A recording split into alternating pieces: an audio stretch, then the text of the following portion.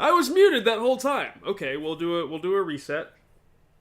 Hey everybody, I'm Kimani O'Kara. I'm the founder of Let Me Out Productions and the showrunner of Press Pass. I'm a cognitive linguist. I'm a filmmaker. I'm a photojournalist, and those are all the fancy titles. I'm just a human being, you know.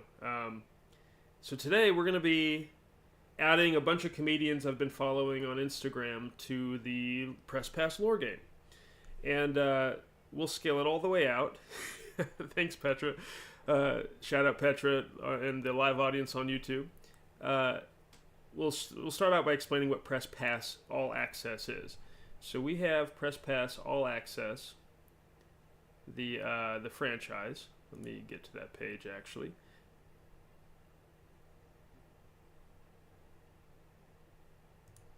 And the franchise is basically a sports mockumentary superworld. The first distributed asset package we're releasing out of the franchise is Press Pass. It's just called Press Pass. It's Press Pass main series. And that one is a sports documentary focused on the sports media circuit, covering the historically worst professional basketball team of all time. So, for reference, as a photojournalist, I covered a professional basketball team here in Sacramento from 2012-13 to 2021, up until the point I retired, which I ventured forth to make fun of sports media instead of contributing to it. So, yeah, we are producing Season 1 of Press Pass through a blockchain model. Don't run off now if you're watching this. I'm not a crypto bro. Don't think of me as a crypto bro or any of that stuff. I'll explain everything there in a second.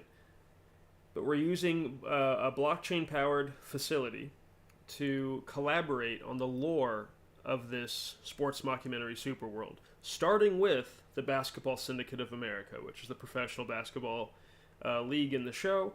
It's a mixed-gender professional basketball league that starts in 1939. And I'll give a rundown on that in a second. But first, before y'all run off, let's discuss blockchain, cryptocurrency, and non-fungible tokens, aka NFTs. Now, I want to be clear, I'm not a crypto bro, and I also want to be clear that the entire thing is not a facility for investment. And I know every influencer out there talks about the blockchain, NFTs, and and cryptocurrency as investment facilities. They are not. And if you go into this technology thinking that you're going to deposit value and do nothing, and that the value that you deposit is going to grow, you're going to get burned. Like, that's just it's not what's happening here. It's just a technology. So blockchain, this isn't that deep, honestly. Blockchain is a public notary service. Okay. It layers transactions in blocks and then records those blocks of transactions in an encrypted chain. Encrypted just means it can't be hacked. It's a peer-to-peer system that maintains this record. It notarizes the record and maintains the record at all times. So it can't be hacked. You'd have to hack the entire network of validators, is what they call them, to change the record in the exact same millisecond. And I'm not going to say it's impossible, but that's not likely going to be possible for a long time. So, now that's blockchain. Again, a notary service, a public notary service that layers transactions in blocks and then records those blocks in an encrypted chain. That's it. It's not that deep. It's nothing to be afraid of. It's literally just a public access information record, and we've needed it our entire existence. For what it's worth, language itself, you could interpret language itself as a form of blockchain. All right. Anyway, so for my entry point to blockchain, I viewed it as a language. I didn't view it as like a investment facility or a financial utility at all. I viewed it as a language, a collaboration on legitimacy in information. So that's how I viewed it. That's what it is. And you shouldn't be shy. You should get involved and explore it. So that's blockchain. Cryptocurrency is very simply the value transfer protocol of any given blockchain. So just in the same way that we have this encrypted chain of blocks of information. The value that we transfer on that chain or in that chain is done with its own value transfer protocol. And these are, we call them coins and cryptocurrencies, coins, all this stuff. Each one is networked for a different purpose, for the most part. Some of them are troll coins, but most of the main ones are networked for a specific purpose. Like the one that we built on in early 2021 is Ethereum, and that's for networking intellectual property. That's for building networks on top of that chain of blocks of information. So that's interesting. It's one of the, that's like, anyway, I won't get lost in the tech. So cryptocurrency, value transfer protocol. It's exactly like PayPal, except for it's local to whatever blockchain you're using. Now, if you store your value in cryptocurrency, the US dollar amount of that value may change because the value of the currency is tied to the overall use of the network. So it pools everybody's value into that hard cap pool and then divides the value by the number of the hard cap. And that's how the price of the coin is determined. So when you put your value into that pool, you are giving the controls over that value to the people who have the most value installed in that pool. So it's not a place to invest money. Now, obviously, you can hit the right day, put your value into one of these pools, and the network sees a lot of heavy use, and there's a lot of people onboarding and adding their value, and then you say, hey, my $200 went up to $500, and you take it out. Well, you just took that from everybody else. So it's supposed to be a collaboration on value in this transfer protocol on the blockchain. It's not supposed to be a investment facility. And the more that these influencers and everybody out there are telling you that it's an investment facility, that it's a bigger disservice to everybody. Blockchain is not an investment facility. It's literally just a public notary service that tracks information. I don't even know how we got that deep. I've been here a long time. And cryptocurrency is the value transfer protocol we use on the blockchain to send each other funds and maintain the ecosystem. So that brings us to NFTs, the bad word. Now, like I said, I've been here a minute. I would never have called them that. I would have just simply called them digital titles because that's what they are. You have a car. Well, I don't have a car right now, so why my PayPal link is pinned to the top of the chat. You have a car. You prove your ownership over the car with a title. Okay, so that's your car. You drive the car. But if you get pulled over and the law enforcement has some sort of question of ownership over the vehicle, you have to produce a title to prove that that's your car. And if you can't prove that that's your car, then the car gets impounded and you likely get arrested. So we are using that same behavioral mechanic for intellectual property now. And I'll tell you, I'm a person that knows a lot about translating my labor into my property as a photojournalist, because I started my work back in the David Stern era where I owned all the rights to everything that I took throughout my entire career there. So I'm able to take my photos. In fact, I was working on one just now, and title them so you, as a customer, can buy a title to one of these photographs and enjoy it as a non-commercial asset.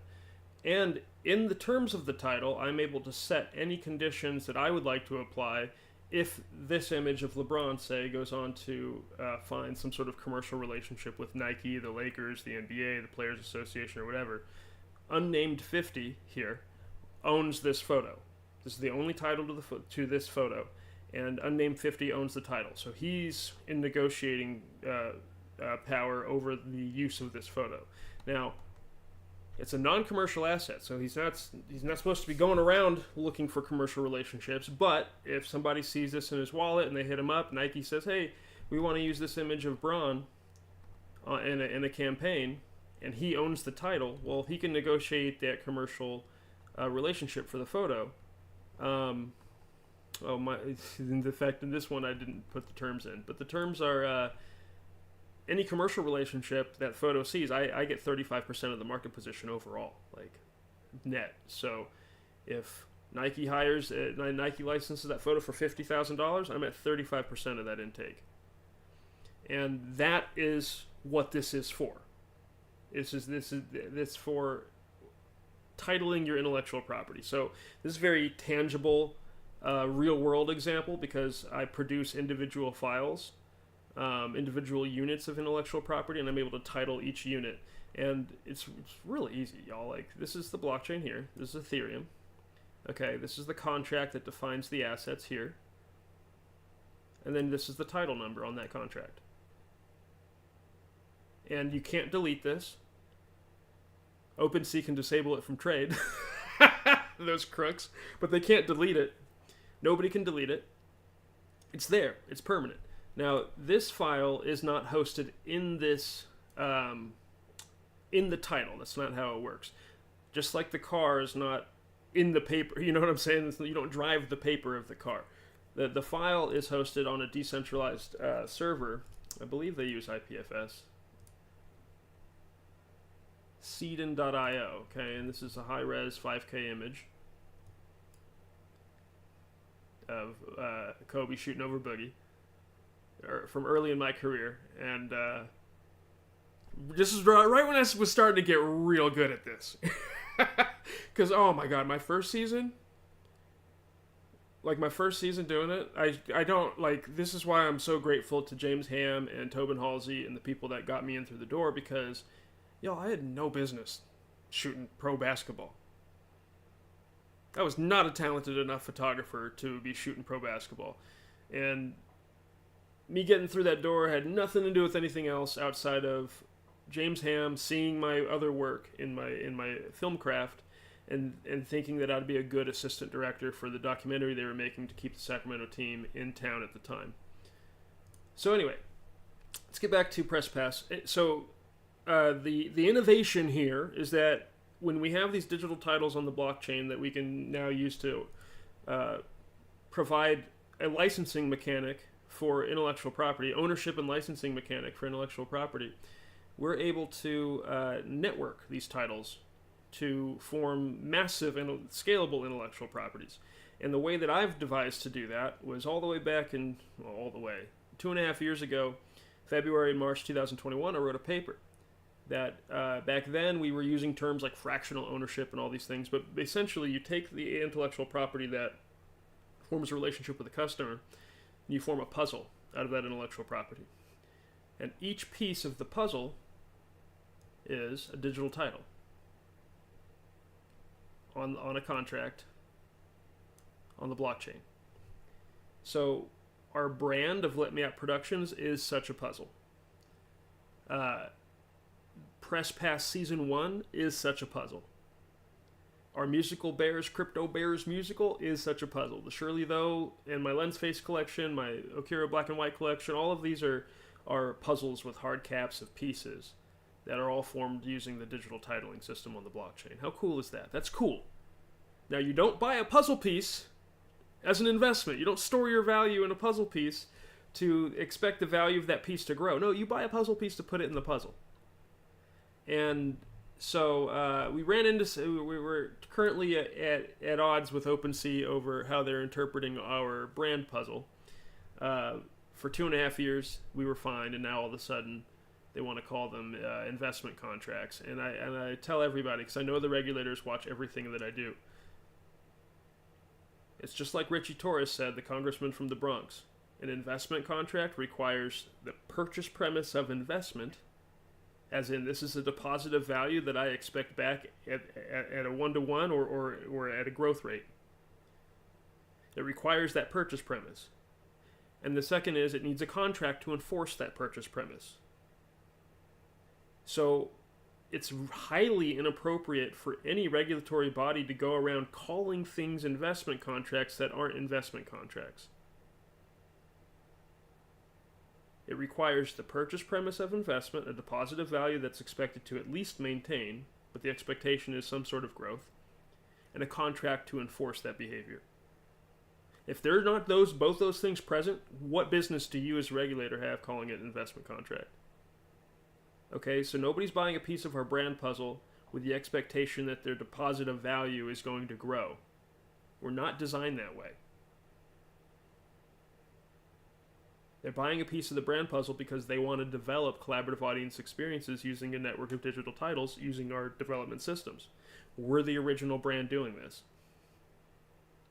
So people that are part owners of the brand have access to our ecosystem to develop their own scalable audience experiences using collaborative networks of titles on the blockchain. It's actually a very thorough customer relationship, and each piece of the puzzle provides a unique angle on that relationship. Now, the objective value of each piece, I don't even want to say because you guys are all up getting all crazy, but it's the combination of the service of a supervising producer, lifetime by the way,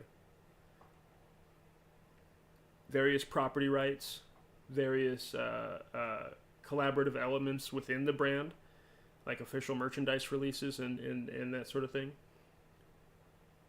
So the objective value of each piece, when you add up the total 15 utilities that come with a company ownership token in our brand, you're talking about over $200,000 worth of stuff. And that's just based off 1 year of supervising producer salary. Now, mind you, the owner of the brand piece can develop as many properties as they want using our ecosystem. They're limited to one at a time with the tools, unless they have at least 177 pieces of the puzzle. But that's the idea. And right now, OpenSea has disabled that product, so we're working on it. If you're looking on stream and you're looking next to my face here, the 3 images to the far left there are all pieces of the brand. And I've got 6 of them sort of flowing in and out. And all of those would be available if OpenSea wasn't unreasonably and illegally restricting our ability to trade collaborative branding when we are the original collaborative brand on this whole titling service.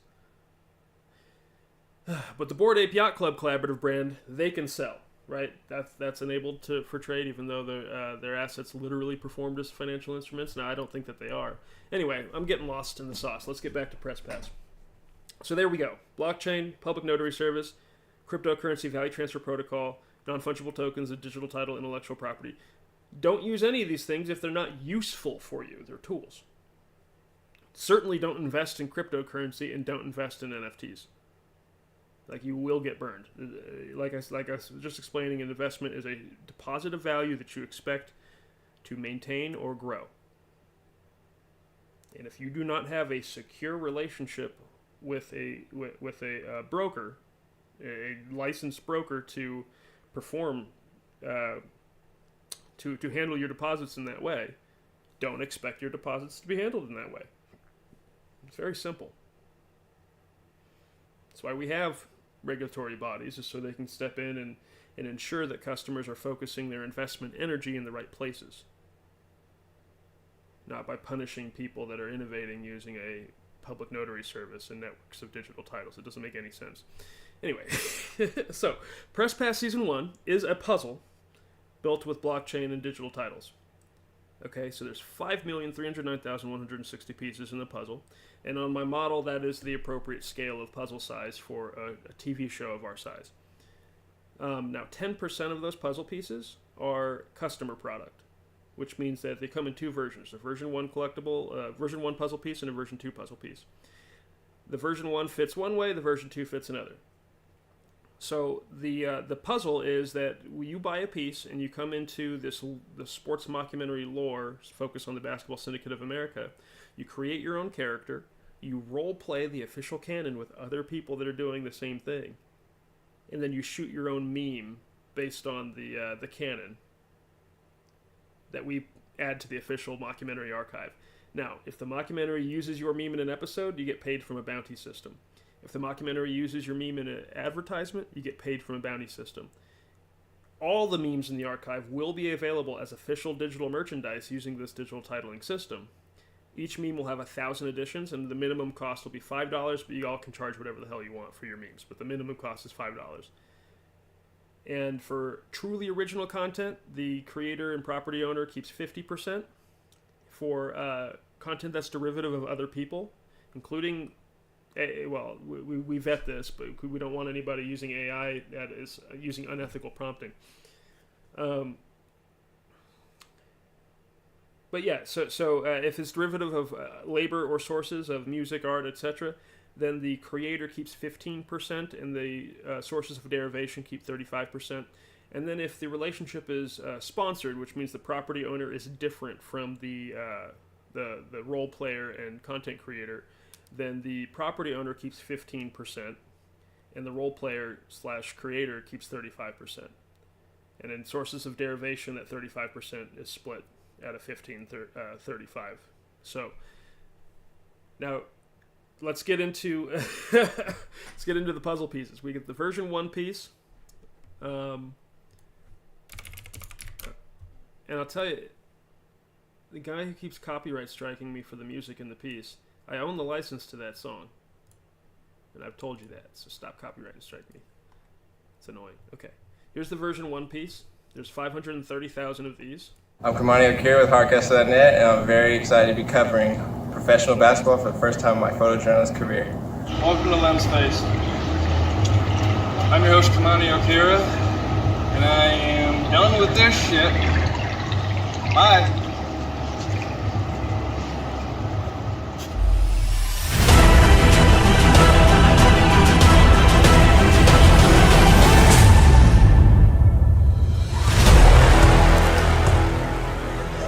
Okay. That is the ticket to that. That is literally 0.00018% of intellectual property ownership over Press Pass Season 1. It's the ticket to the experience. So you buy one of these or several of them, and each edition, there's 530,000 editions. Each edition registers one new character to the lore. It registers one chapter of roleplay, and it registers one meme from the chapter to the archive. So if you're going to do 7 chapters, you'll need 7 pieces. If you're going to do 15 chapters, you're going to need 15 pieces, etc. If you want to lore wrangle, which means that you're guiding an adventure in one of these chapters like a traditional dungeon master in a standard D&D style. I've never played D&D. I don't know how any of those rules work, but I do understand dungeon mastering, so we call them lore wranglers in our experience, and you need to have at least 7 pieces to be a lore wrangler. And you can be a lore master, which means you're planning all of the adventures in the chapter with the help of the lore wranglers, if you have at least 25 pieces. So the other facility that unlocks at 25 is you're able to let other people play with your property for free. So for them, it'll be free. You still own the property, but they're the ones creating the characters, role-playing, and creating memes. And for that facility, you share 35% of the market position of the memes that are created. So that is a direct merited effort by agreeing my labor has value, and then providing the facility to your community. And that relationship starts at 25, and it goes all the way up to 53,091 pieces, which would make you an executive producer of Season 1. 10,000 makes you a co-producer.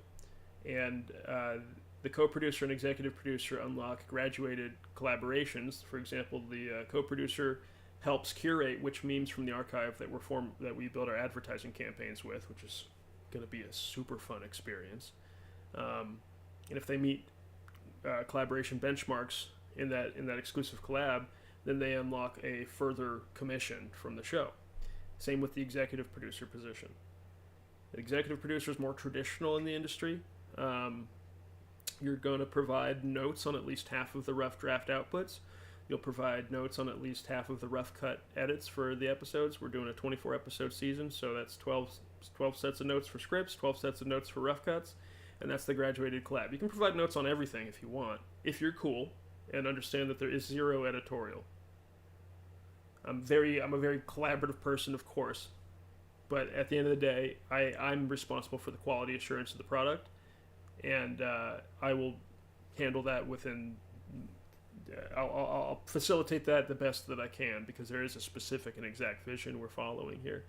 So this is the version 1. The version 2 is a slightly longer clip. Now, for reference, I did what we're talking about, in my career as a photojournalist, I started role-playing as a character called Lensface back in 2016, and I made a meme social media influencer show for 5 years. And the show was meant to mock the culture of elitism in sports media.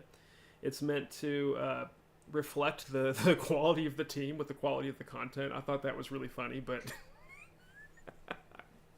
it is what it is. Maybe it's just for me, but at any rate, my character was a sports media influencer that was producing content as bad as the team. That's how I contributed to the lore of professional basketball. And so when I first came up with this character, honestly, like that year, the next spring is when I'm like, this would be a super funny character in a sitcom. Like if you did a workplace style sitcom about working sports media, this would be a super funny like B story character. It wouldn't. So that's I wrote that. That's what Press Pass, the main series, is a sports media circuit covering the worst professional basketball team of all time.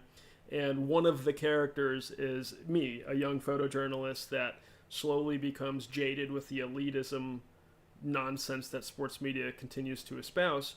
And I start mocking it using influencer content. And nobody cares. Like, it's the other thing. It's like, it's not successful. There's zero audience. Nobody gives a shit. Which, to me, makes it all the more funnier. I think the only thing to do here is to watch the pilot, right? I'll tell you what. We'll watch the pilot and we'll watch one of my favorite episodes. And then we'll start doing the character assignment to comedians.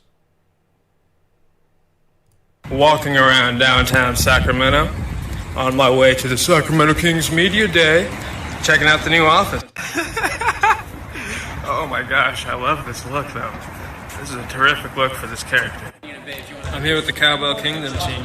We're so happy that they built this whole building for me to take photos in. Absolutely. It's fantastic.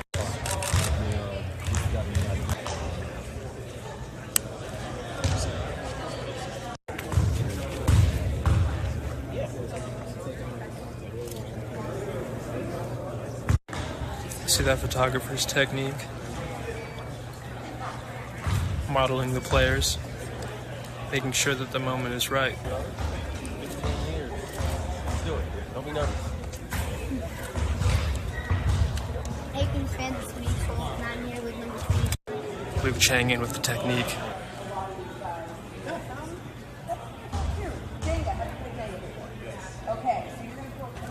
He's doing an interview right now, and he's not paying me any attention. And Rudy's just getting ready on my set. Make sure you pose correctly, Rudy. Yeah, this is good stuff.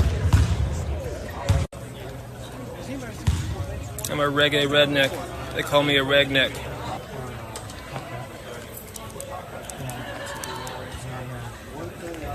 Oh, and actually...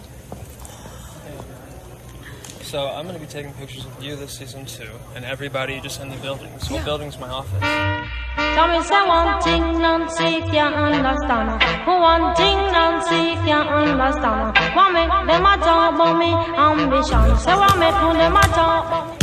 Excited for me to take your photo this season, DeMarcus? What? Excited for me specifically to take your photo this season? Am I excited? Yeah. Bam bam, hey yo. See, Brian May could have been a photojournalist, but he chose to be a sportscaster instead. Brian May shoots more than you realize. Dang it, he's got me beat.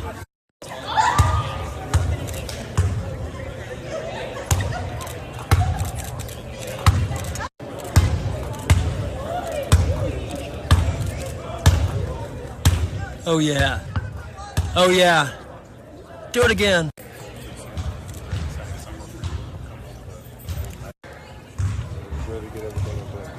In that same line of answer, with the new pieces on this team, what do you like about it? What's impressive?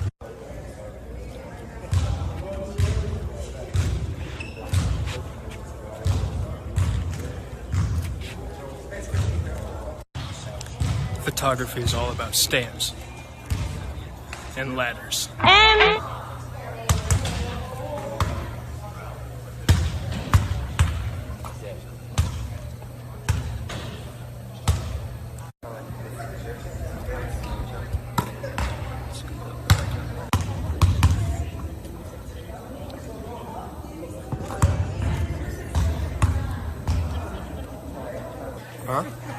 Yeah, you know.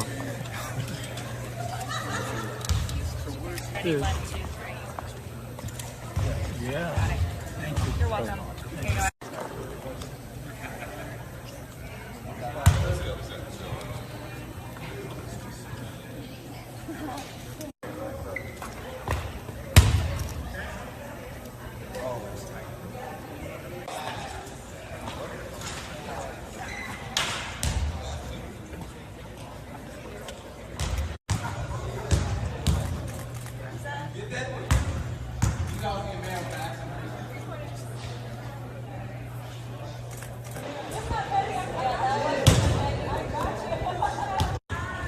I'm here with Rudy Gay.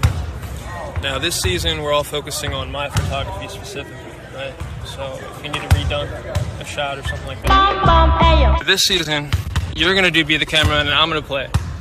I'll be the small forward. Okay, my bad. Hold on. I'm just learning. You gotta teach me though. From the mind and eyes of Rudy Gay. Soon, huh?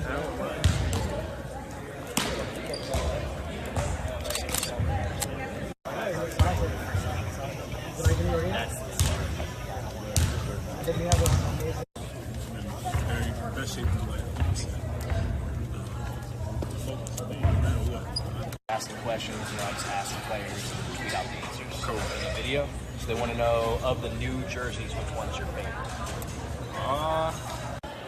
So how does it feel to have your photo taken with a player by such a good photographer? It feels great.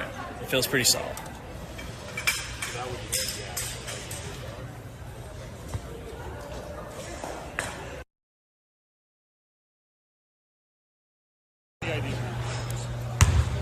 Pass, I'll take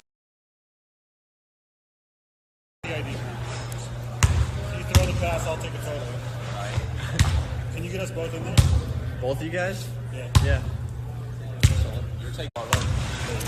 Come the other way. Yeah, that way. Handle with one hand. Oh.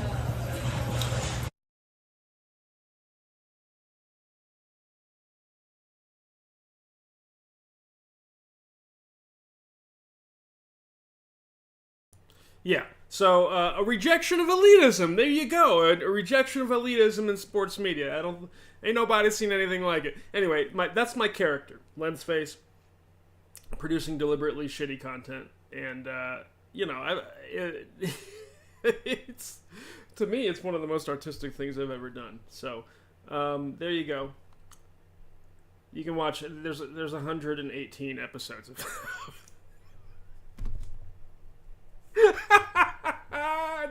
There could be like 20 more. It's all on this old phone that I haven't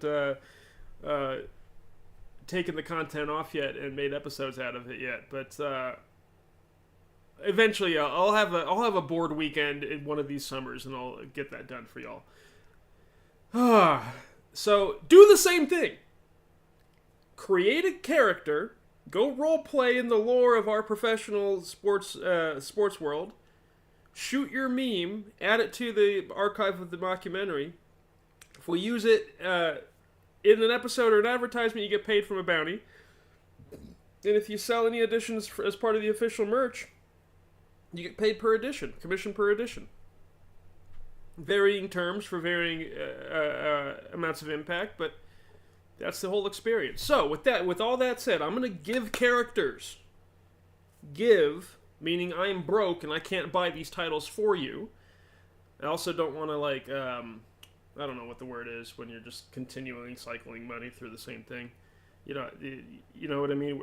We have goals here. We need to reach those goals. So I'm going to go look up these various comedians I've been following on Instagram, and we're going to watch one of their clips, and I'm going to make a character for them. And that'll be the rest of the show today. We'll do this for maybe 30 minutes, and then I'll end the stream. Cool? Alright. Adding comedians to the lore game. We're finally at the point, 30 minutes into the stream. And if you made it here, if you're one of the 5 people that watch anything that I do, I love you so much. It does mean the world. I just refuse to manipulate people in an attention economy and try to build hype. You know, like this is the easiest to hype product in the world. But I honestly don't I don't want to be a big deal. I don't want to be the guy. I'm perfectly happy just being a completely normal, non-elite person. That's where I want to be. That's where I want to stay. And it just so happens my idea for these intellectual property puzzles are definitely going to challenge that in my future. So, but certainly, right now, we're going to begin that process. So, first things we're going to add. I'm the lore master of the 1939 Boston Potatoes, and they're an interesting team with an interesting history.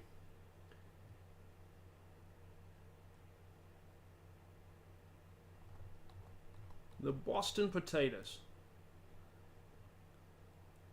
Founded in the middle of 1938, the Boston Potatoes basketball franchise started under the presidential stewardship owned by the National Housewives League of America. Their basketball god is Capricorn, and their power element is Earth. The BSofA calls majority team owners presidents and minority owners governors. The Potatoes set the standard with a fully decentralized syndicate franchise, with all 100 Genesis governors being made up of founding members of the National Housewives League of America. One housewife from each of the 48 American states were provided governor roles in a lottery system. The inaugural head coach, Allison Narling, was hired from the Housewives League due to her expertise in situational strategy and training of the mind. This is the Boston Potatoes logo from 1939 to 1967. I designed all the original logos. Just like Lensface, there's an element of me trying to make things I tried to make this look like a 1939 logo, but I also, these, if you ever have kept potatoes for too long, they get these things that grow out of them. That's what this is. So there's elements of just pure, for lack of a better word, pure shittiness that I cherish. I love it. So I'm a bit like Moist Critical in that I do love me some cringe content. And don't get me wrong, I produce a lot of art films and a lot of high quality attention-grabbing stuff as well, and I have throughout my career, but here we go. Here's the Boston Potatoes logo, 1939 to 1967. When we get to 1967 in the lore game, one of you artists out there can update the logo. We'll do a whole community thing on it. It'll be great. In fact, all the logos, the only thing that's set in stone are the team names and the name changes and the colorway, because I don't want to do a whole thing of getting into any dispute with any real professional sports franchises over anything. So those details are set in stone because we just don't want to get in disputes with other we want to be this huge collaborative ecosystem that welcomes in other professional sports in real life into these experiences. So so there you go. There's Boston Potatoes logo. Their basketball god is Capricorn. That's right. Each team in the Press Pass All Access Super World, each professional sports team, no matter what the sport, has an affiliated god. And there might be some sport gods that double dip. They might have more than one franchise under their wing, but for the most part, each one's going to be an exclusive thing. But the zodiac signs, these guys are all probably going to have multiple teams. So here's Capricorn in his potato colorway. He's ready to pass that rock. There he is. I forget the exact prompt that I used for these, but it's on Dolly, and I can actually show you guys.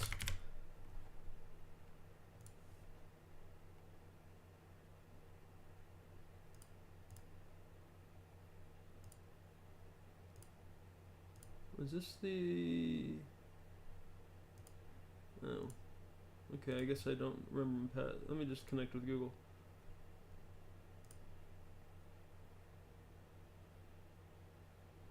Okay.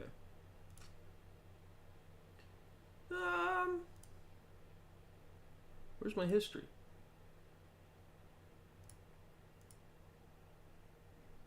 Oh. There's a tab that says history.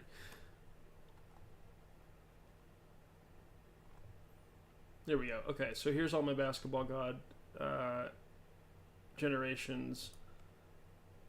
Futuristic neon lit basketball god based on the zodiac sign of Libra. Any gender, no text whatsoever. Renaissance painting, masterpiece, digital art. Yeah, that's wasn't great. I didn't use that one. Where's Capricorn? That's Taurus. Come on, Capricorn, where you at? Ah, there he is.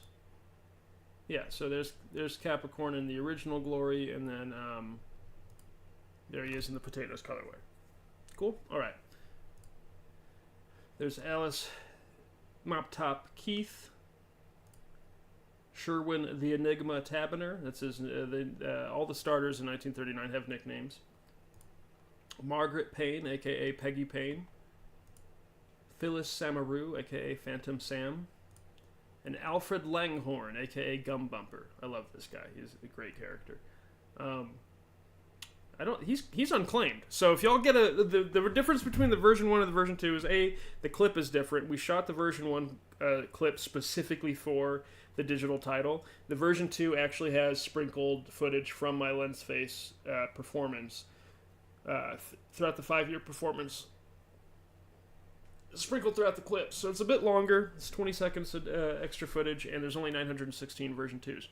You need a version 2 to claim a player or a coach, and only claims are available for the 1939 chapter.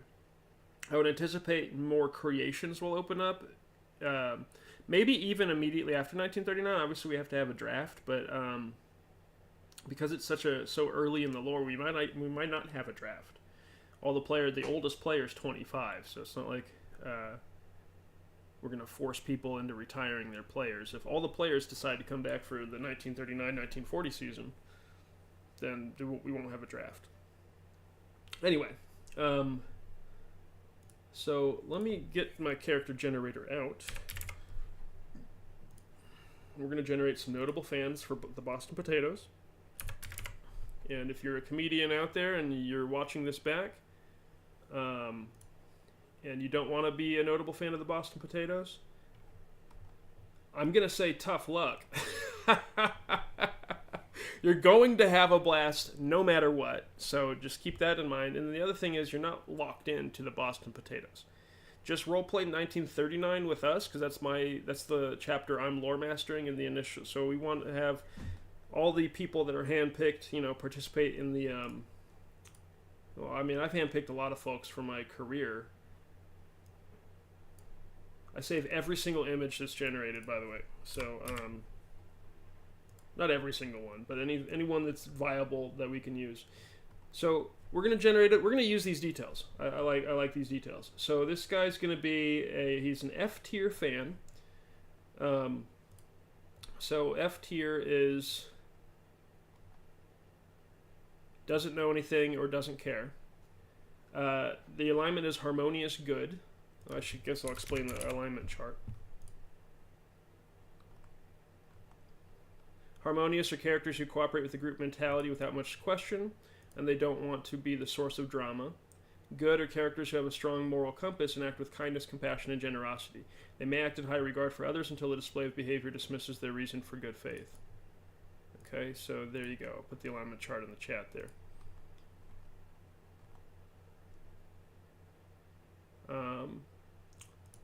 So he's harmonious good. His first fan commitment is good fiber. They always sit in the lower bowl. And his second fan commitment is soul food.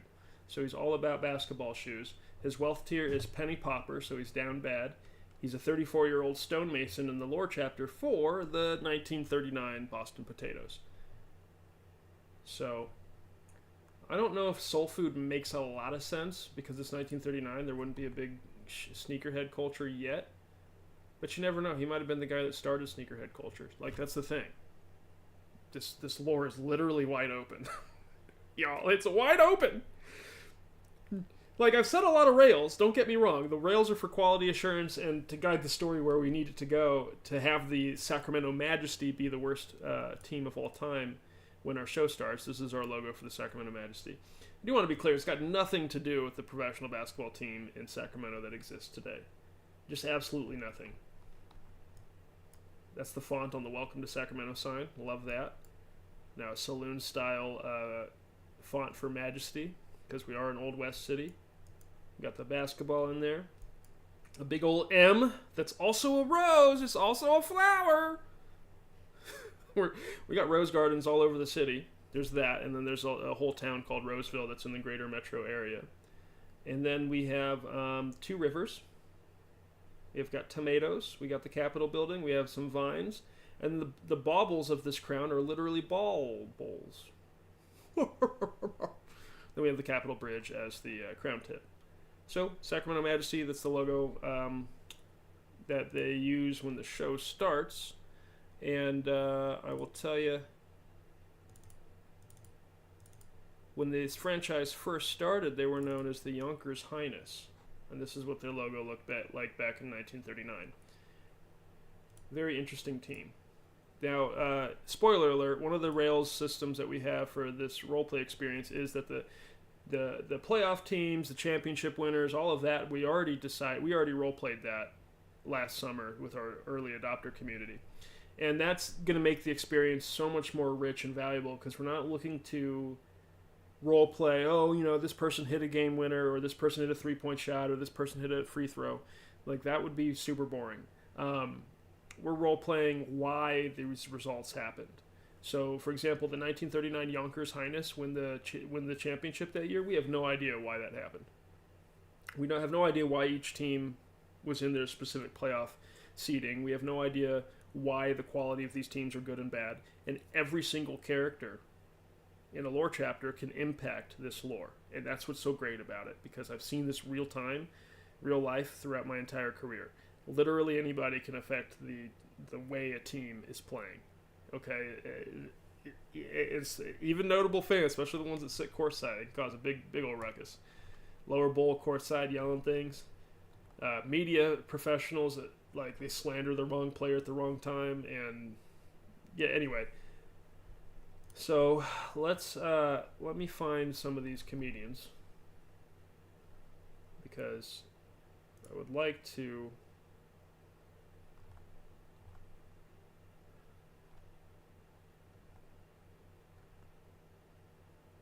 See, all these are people I know. And I wish it would do it in reverse order because I've been following them for a minute.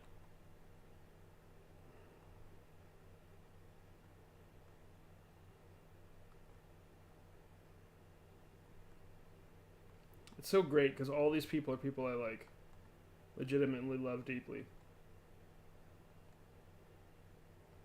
So scrolling too slow here.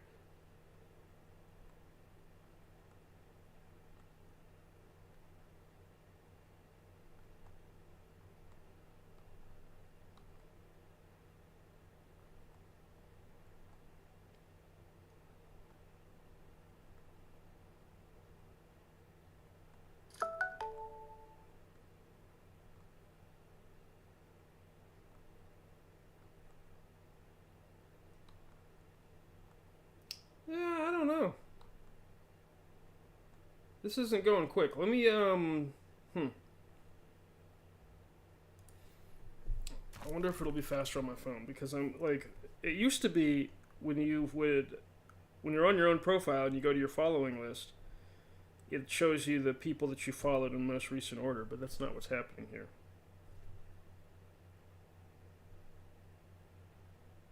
Oh. Wait, can I do that on here? No. Okay. Whatever. Be a little longer, but we can do this on. Perfect. Okay, so let's go with Emerald, friend of star of the show, Johnny Taylor. There.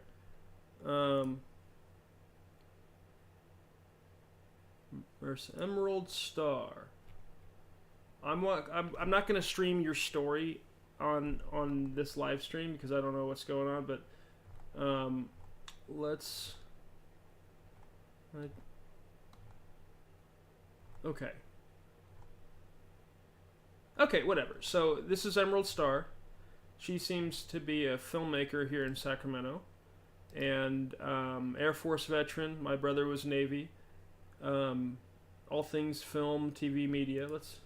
By the way, this isn't like a vetting process. You got the character regardless. I guess I'll go to LinkedIn. IMDb's okay, but send you that connection note. Oh, great. Okay, so she's a She's just a filmmaker. That's what she does. Awesome. Oh, perfect. Okay.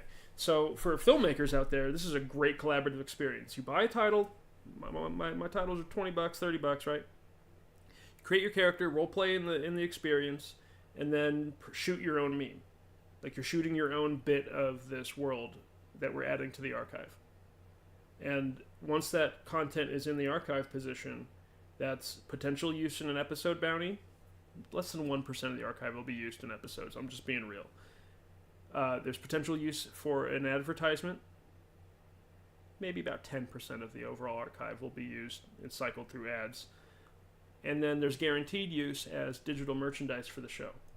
So it'll be listed just like our collectibles on a blockchain marketplace where people can buy them officially from Let Me Out Productions. And this is the longer 50. So yeah, the version 2 is $40, 40, let's call it round up to 42. The version 1 is $19, we'll round up. Okay, you don't need to buy cryptocurrency at all. All you need to do is have a Salmon wallet, and I'll go there and show y'all. salmonwallet.io. Okay. This is a these are our official wallet partners, but it's not a paid relationship. Put that in the chat there. salmonwallet.io. Go to Access Web Wallet. You know what? I'll do it in a new browser so I can show you guys.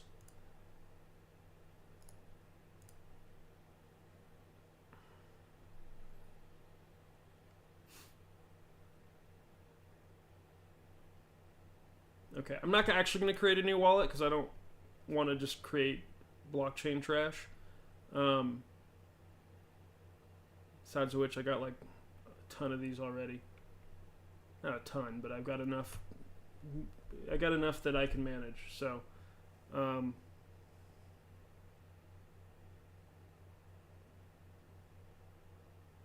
on. Okay. So you're at Salmon Wallet. You're going to hit Access Web Wallet. Okay.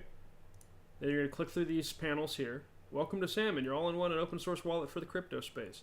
Now, think of this as an intellectual property license and a wallet, and it works in the security terms just like a safe. So when you buy a safe, they have a combination. You might be able to set it. It might come with a combination, but it has a combination of numbers. You click into a specific order in a specific direction that then unlocks the safe. So you don't give anybody your safe combination that you don't want to have access to the safe. Same thing here. Okay, so you go through this panel, etc., etc., and then you say create account, keep your seed phrase keep your seed phrase safe, and just to make sure that I'm not. Okay, yeah, that was going to show me a seed phrase. Okay, so then you just hit start, and then the immediate next screen after this is your seed phrase. Screenshot it, and stick that screenshot deep in your secure cloud somewhere. And I say screenshot, don't copy and paste the text, because you never know who's going to be in your cloud software with a text crawler trying to look for that for that information. So keep a screenshot of it, and then also physically write it down on a piece of paper or in a comp book somewhere. Stick it in your closet. Maybe do that in a couple places, and that way you'll never lose access to your seed phrase. Your seed phrase unlocks the intellectual property license. So once you're in the interface, and now that I have explained it, that's honestly it. You do the seed phrase, you verify the seed phrase, and then you're in. So once you're in,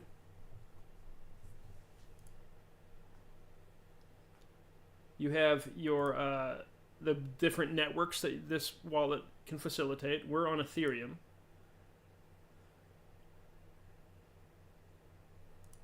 I don't know. There's nothing in this wallet anyway. But up here you have your blockchain address. This is your right here, your intellectual property license. So you just hit the copy button. I'll show you the full license up here. Okay, so this is the full license code for that wallet. And this is what you send me. You send this to me via DM. Just literally just DM me on the Comonsta on Instagram. Send me your wallet address, and then send me the money for the title with a slight markup, because I don't know. Is it gonna? No, I need to log in. Let's see if I'm logged in on another thing.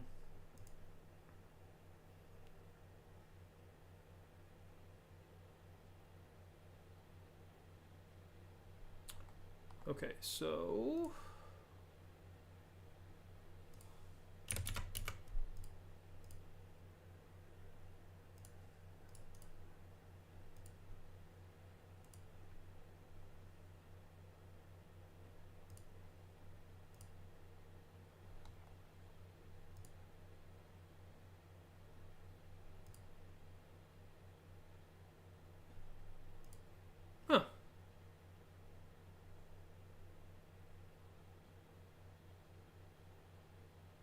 come on.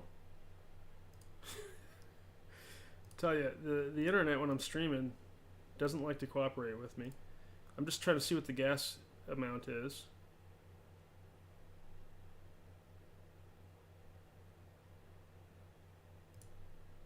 Maybe I have to do that from a different collection. Who knows?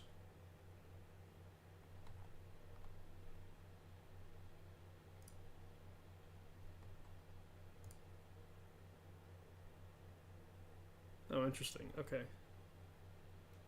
What is the gas? So, when you're buying things on block... Oh, it's actually very... It's not bad at all. When you're buying a digital title on blockchain, you're paying the notaries to validate the custody transfer of that title into your license or into your wallet. So what we pay the notaries is called gas, and that's entirely based on the use rate of the network. So right now, I have a crypto bear loaded up in the storefront. You don't need to send me money PayPal at all. Like, basically, my point is you don't have to buy cryptocurrency. All you need is the Salmon wallet, and you're good. You don't need to get involved in cryptocurrency and transfer value that way. So, first of all, the marketplace that we're on, OpenSea, they do have a credit card facility. So you can see here, this is a crypto bear number 22, Igloo Rave Bear. It's actually a $7 bear, $7.26, but the network fee right now is based on the use of Ethereum, and that's actually close to $18 that you're paying to notaries to take that bear into your custody. The processing fee is paid to MoonPay. That's just their credit card service fee, so that's a 50-cent fee. So it's really not different than anything else you're buying, except for this network fee can get out of hand. For a $7 title, I probably am not going to be paying a $20 network fee, and it's just the middle of the day right now. It's 12:30 p.m. Pacific time, and that network fee is based on the use rate of the network. So if I wait till like midnight, that could be $2, $3, $4. You can also set it yourself, but just go with what the marketplace recommends. I've had way too many transactions burned because I've tried to save money on a fee by lowering it by $2 or $3, and then the validators don't prioritize your transaction in the block, and you can get left out. So just pay the marketplace suggested fee. So there you go. There's let me close that. Sure. So you buy your title. You basically you get your Salmon wallet. You send me the value if you don't want to go through the whole marketplace, or you can just get it directly from the marketplace. When you have your wallet, you can go to Coinbase and exchange, buy Ethereum there, send the Ethereum from Coinbase to your wallet, and then go interact with the marketplace and buy titles that way. That's fine. If you know you're going to be doing that, that's probably the best way to do it. If you're just going to be doing it to get involved with what PressPass is doing, you don't anticipate buying a lot of digital titles elsewhere, then I would say just make sure that you have the security protocols down for your wallet. Make sure that your seed phrase is in a safe location, and don't give your seed phrase to anybody. And then once you're in your wallet, they have something called a private key. It's another way you can unlock your wallet. Don't give that to anybody, and don't let anybody get into your wallet, including your kids. Okay? You have no idea what your collaborations might produce for your personal economy, and if it does really well, you don't want to have anybody else accessing your wallet to access the commissions that you've earned from your collaborations. So that's what this is. So you buy a title, now you have a piece of the intellectual property for Season 1, and you're going to collaborate in that IP by role-playing a character into the canon, shooting your own memes based on the canon, and then enjoying the market position that you've created from shooting your own meme. And that you can buy that for yourself, or you can facilitate that for a community of users if you have at least 25 pieces. We have a standard mechanic that we suggest for that facility where each of your sponsored players would form one main character with 4 side characters. They'd role-play their main character through 5 lore chapters in sequence, and they'd be able to submit 5 memes to the archive. And their memes, because you have at least 25 pieces, can be up to 5 minutes per meme. So, for those who are tracking out there, you grab 25 pieces of this, you role-play your characters into the canon, and then you have 5 people going out and shooting 5-minute clips each. It's a lot of 5s. That's a feature-length film. It's a feature-length film worth of content that you're producing from the lore that you're creating in this collaboration. Now, as far as packaging that and distributing that and monetizing that separate from our ecosystem, we're totally open for that. Totally open. We just want to have the discussion every time.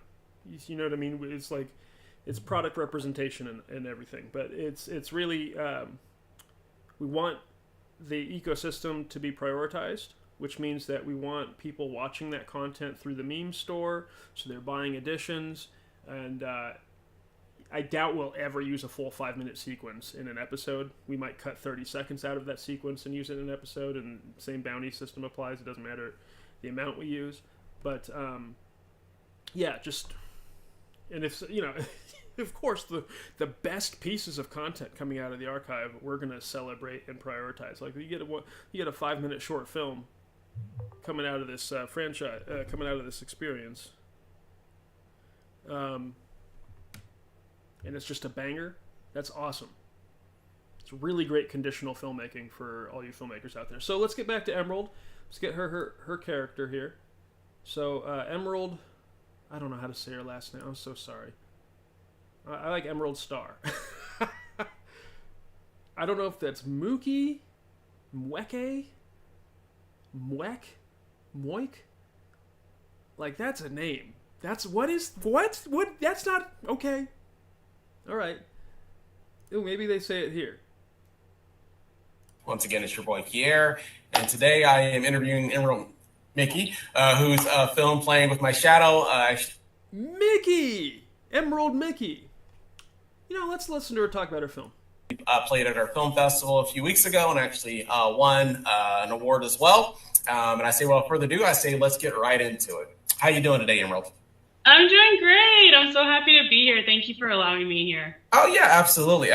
So so we really enjoyed your film, Playing My Shadow. It was actually the shortest film of the film festival. At like 2 minutes and 57 seconds, I believe. Yeah, it's like just under 3 minutes. Yeah, just under 3 minutes. So yeah, just really quick. So just kind of break down the process for the film, what inspired you to make it, why did you make the film? Just kind of go, let us know kind of what inspired you to make the film in the first place.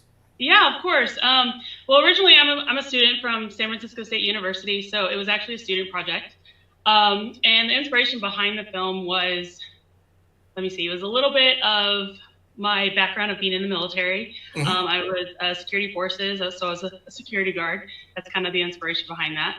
And then, what else? A little bit was about the story of Peter Pan, of how his shadow isn't necessarily a piece of him. It's kind of a separate entity that kind of was made up in Neverland and just kind of formed to him. Right. And then the script was a little bit about desperation as also. Absolutely. And then, so I know it's for a class. How long, were you given time to shoot it? Did they give you a budget? Did you have to, use your own equipment or use equipment at the college? How did all that transpire, I guess? So all the equipment was used at the school, which is great because, San Francisco State has a wonderful cinema program. And so kind of how it worked was you had to write your own script. It had to stay within the guidelines between 3 to 4 minutes. And you kind of have free reign. free roam. You could do whatever, genre, theme, whatever. It just had to stay in that 3 to 4 minute kind of guideline. And then, originally I had one script written and I couldn't find actors. And so this Playing with My Shadow just kind of came about literally within 2 hours of writing and, literally at the 11th hour of just not being able to find actors. So, yeah. Where did you find the main gentleman? I forget his name, the main gentleman that's in the film. Was he a student there or what? So Arturo Ganabi, which shout out to him because he's amazing. I actually met him as on the first set I ever worked on as a PA, a little PA, and so I knew of his work. And but he actually was in the class with me, and he was supposed to be my sound mixer for the day. And because I couldn't find anyone to act for my film, I asked him literally out of that desperation. I was like, please, can you do this? I know you're taking this class because, you're trying to get the crew experience and not necessarily the acting experience, but please do this, please. And he's like, of course, hands down, I love to act. This is what I want to do. Like, of course I'll do it. And, sure. And it worked out so well in the end. Well, that's great. That's awesome. So now, obviously you directed this film. Is that? I'm going to cut you off there, Emerald. I got to use the restroom, so I will be back. But what I'll do is I'll put on another episode of Lensface, and and also if you're out there and you're a filmmaker, we are all filmmakers. We have specific roles on set to reach specific goals, but you have don't just pigeonhole into one thing. Even if you say, oh, I'm a lighting guy, oh, I'm a sound guy, whatever. Every troupe I've been a part of, we all do everything. Smosh included, right? Young Turks included. Everybody does everything. And everybody's specialized. We all have a specific impact we're there to create, but just in case something doesn't happen right or, there's a quick movement that needs to be made or a quick decision, you step up and you're able to take care of it. That's how it's been at every single theatrical troupe I've ever been a part of. And I consider all studios and cinema craft, anybody producing that, a theatrical troupe. So if you're a crew, if you think, oh, I'm going to be career crew, try to get on camera at least a few times. Not just so you can put yourself in the perspective of the performer, because to find the character and to perform as that character, that's a sacred process. That is a tough process. So put yourself in that process so you can respect what that is, and that way we understand the boundaries that we maintain on a film set and why certain sets you don't have talent talk to crew. I don't love that, but I've worked on a lot of unscripted reality series and sketch comedy and things like that, so it doesn't really make sense to have that boundary. But in very serious works, where the performer has to go somewhere to find that character and bring them out, we don't want to, nobody cares about the game last night, you know what I mean? That's the reality we're in. So we have to diversify our own experiences and make sure that we are, as crew, putting ourselves on camera, or we are, as performers, helping with a light setup and understanding the tones and textures that are produced from certain from various lighting setups. It'll help you understand how to negotiate your own choreography and your blocking. It's very important to be omnipresent about what's happening on a film set. I've always been this way, and I've had to be as line producer and assistant director, but that would be if you get the opportunity, take it. You can specialize. Definitely try to specialize, because that's the main industry hires specialists. And they're all unionized. So if you're a sound guy, you're certainly not setting up a light. But if it's a non-union or smaller project, and the team, we benefit from having everybody being able to do everything. So with that in mind, I'm going to put on episode 2 of Lens. Let's make sure it's on the playlist, just in case my bathroom trip takes a little too long. Well,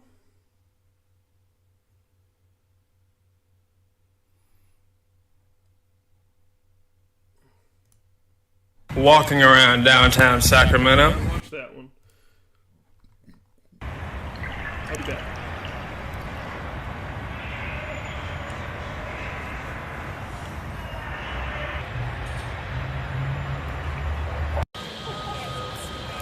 Golden One Center for the first time, Media Day Part 2. Lensface, let's go. The media is all just waiting around for Vivek to come out, but they don't realize I haven't asked for him yet. I'm not ready.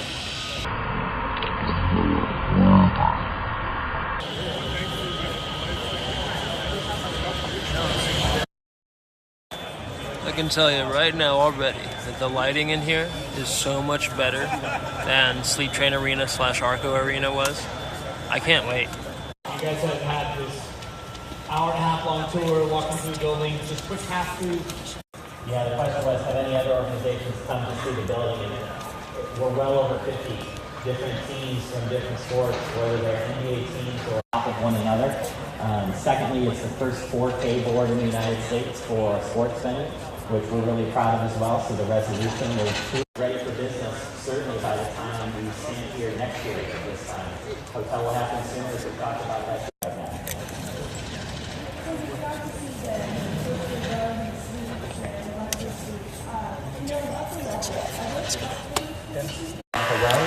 So we don't have any options for cup holders up there, but again, we didn't have cup holders in the first 3 rows of the building either.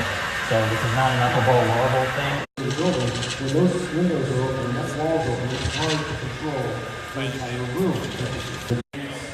Owner and chairman of Sacramento Kings, Ron D-Wave, back in stage. Blake showed up at my invite. Where we can put even more cables in. So even though we have 200 gig pipes coming in, and even though we have a lot of sensors, we have the city of the future. Yeah, on a personal level, where did you find the inspiration to approach this from a place of imagination? And thanks for Matt for kind of introducing and welcome to the Golden One Center today. They did this for my birthday. You know that him? It's my birthday on Friday, so they set this lunch up for me. All for your. I'm here with the stars of the Do Some Mo podcast. Hey guys! And, fun fact about the Golden One Center. The Golden One they're referring to is me. Happy birthday to me. Happy birthday to me. Happy birthday. When I was growing up, I used to be uncomfortable in these super bougie situations, but now that it's all for me, you know, you gotta just roll with the celebration.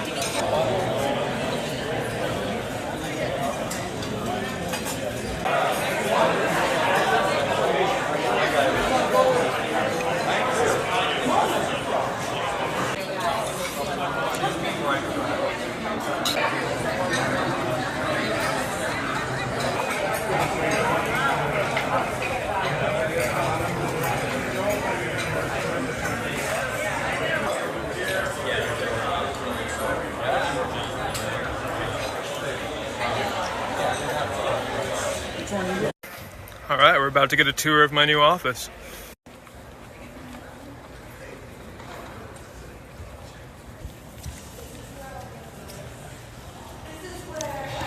We are at the Big Cheese Doghouse.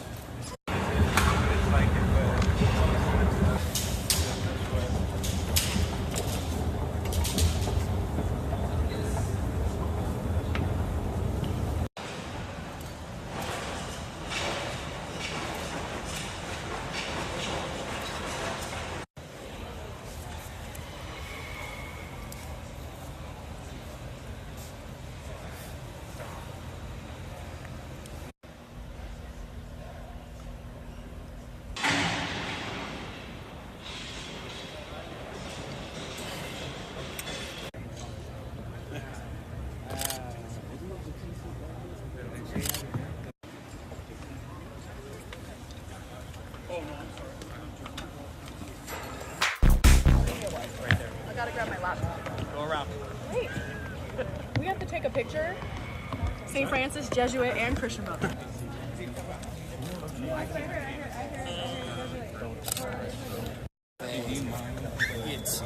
It's built into the building and part of the environment. One of the. Oh, about the locker room? Okay, yeah. If you have time. If you don't, we'll do it tomorrow.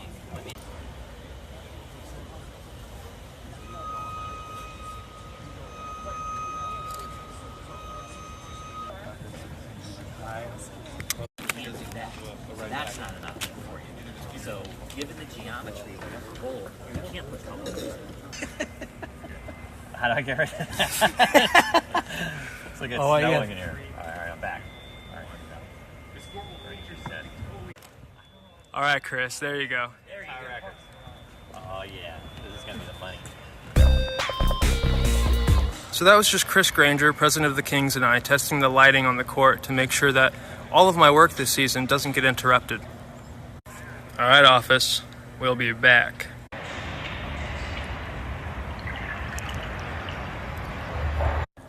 I left my monopod in the arena. Shame on me.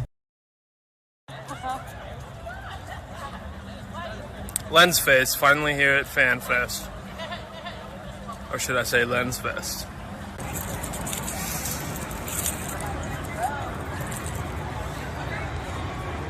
What? How'd he do that?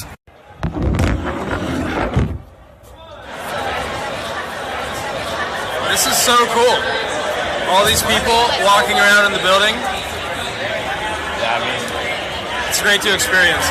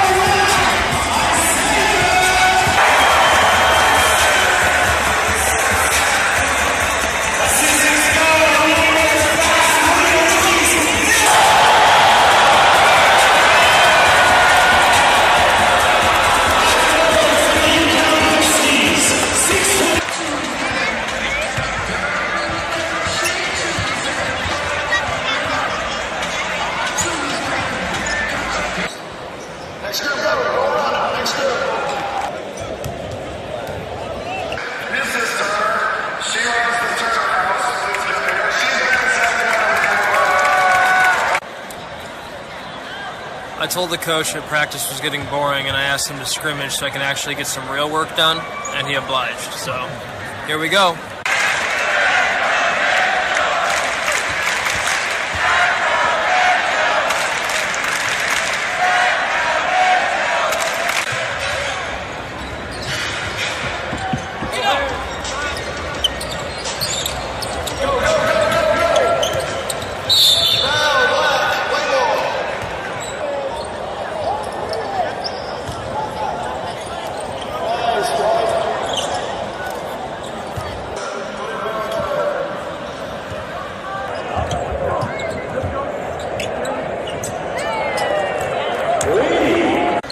The number one thing about being a great NBA photographer is always paying attention when the action's happening.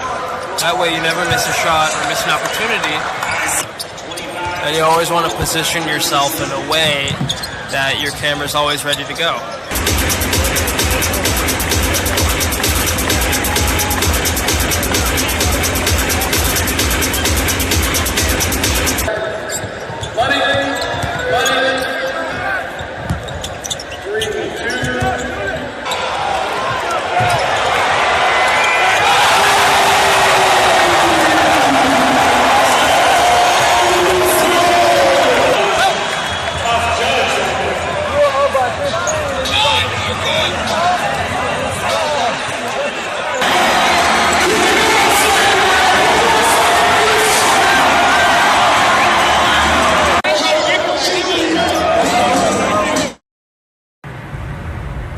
Lensface rides again.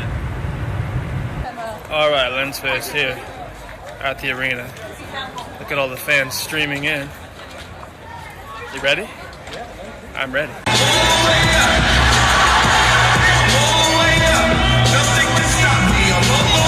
Let's go! Let's crank up the volume!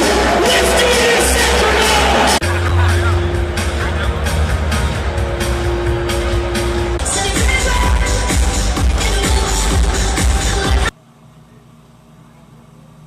It's interesting from shooting at the suite level of this arena.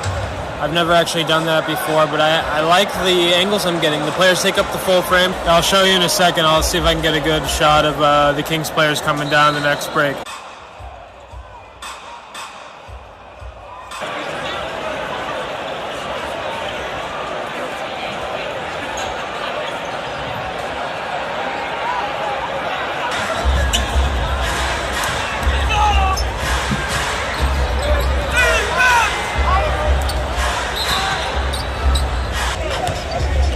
Weird, isn't it? This is pretty cool. Yeah.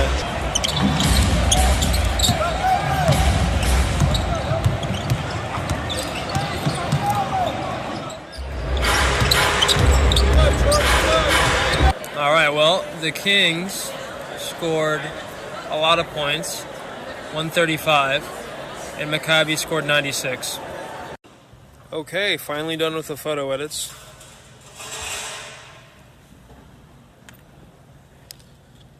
You can check them out.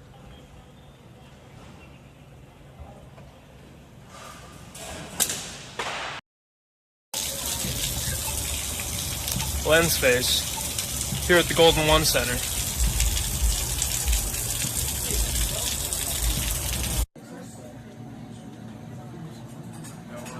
My hair leveled up. When the Kings first moved to Sacramento, a lot of the fans went to the first game wearing tuxedos because they wanted to celebrate such a big thing happening.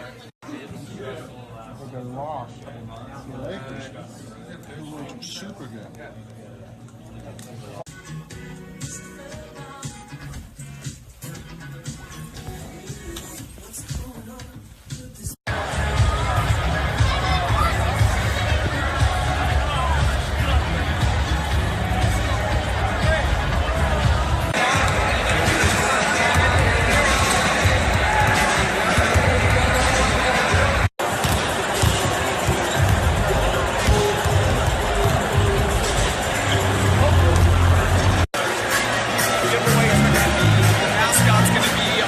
Golden One Center is packed.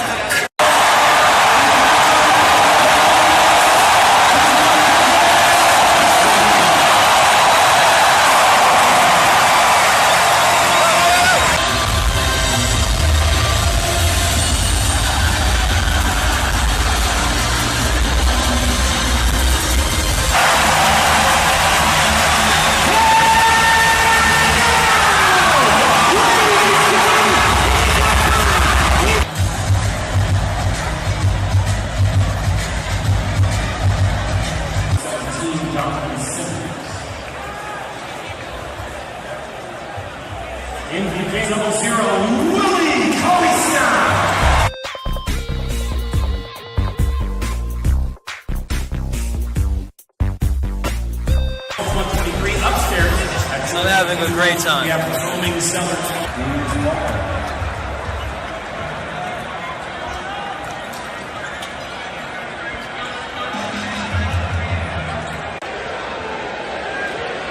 When you're a beast on the shutter.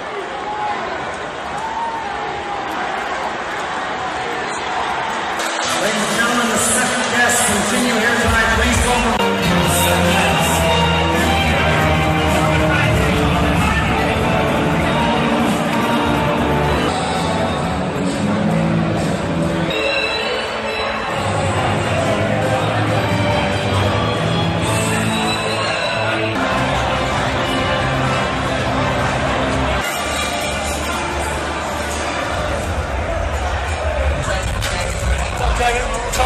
Tony? Oh, nice to meet you. Yeah. How was the trip? Up morning. And we're leaving tomorrow. So, we're taking it. It's been a long trip. We're talking. Go back home. Oh,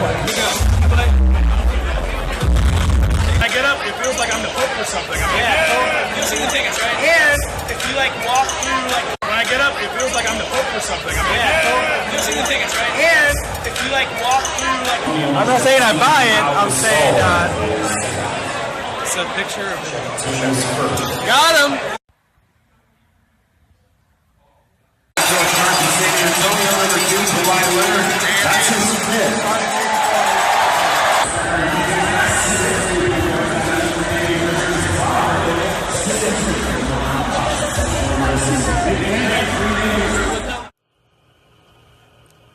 dressing up the Raws. Not bad for the home opener.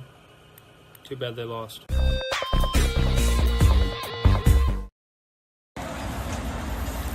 Lensface.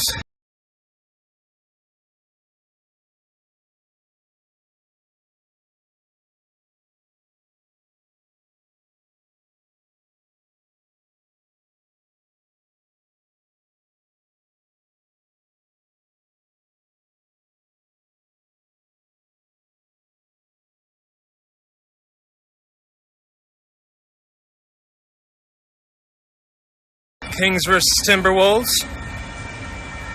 Y'all ready? It's not even Halloween yet. Golden One Center.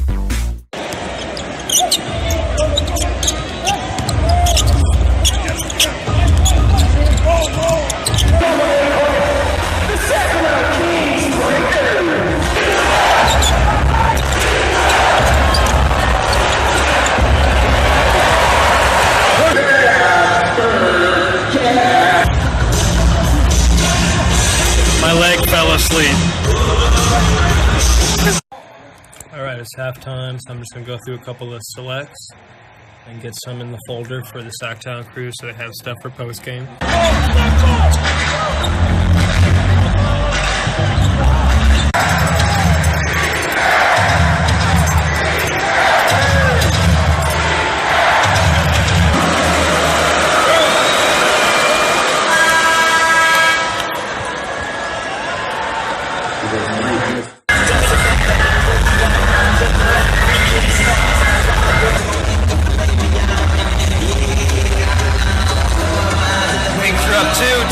Left in the fourth quarter.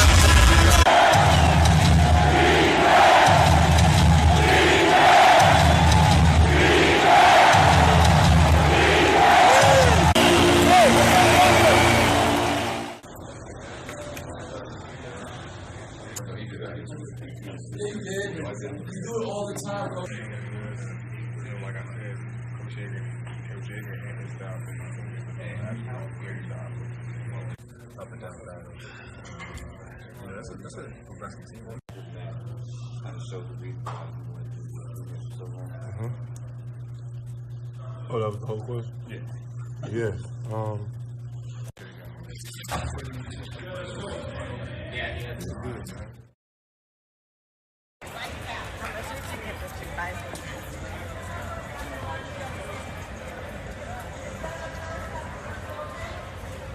All right, here you are, guys. We're gonna pause up here.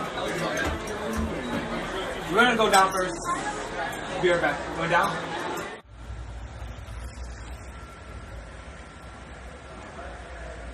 They really need to put some art up on the walls down here.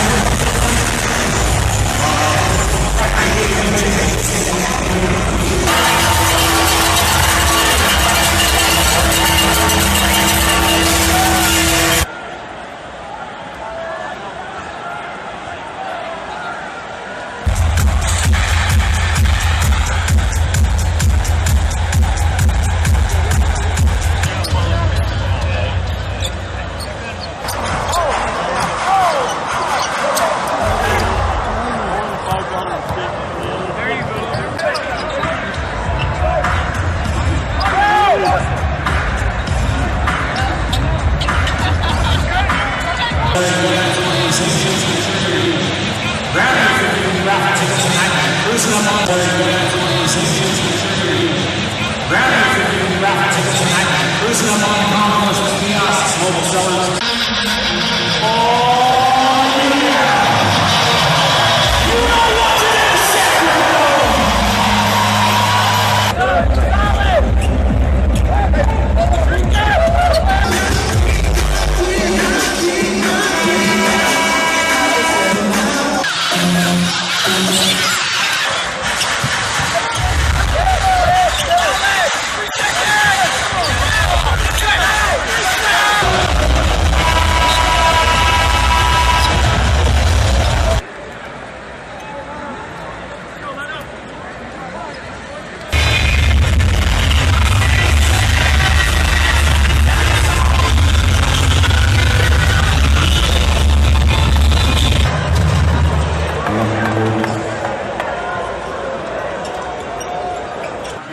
Alright, Lensface signing off.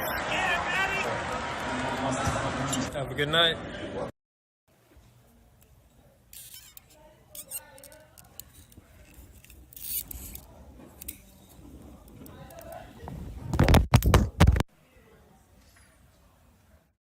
Lensface.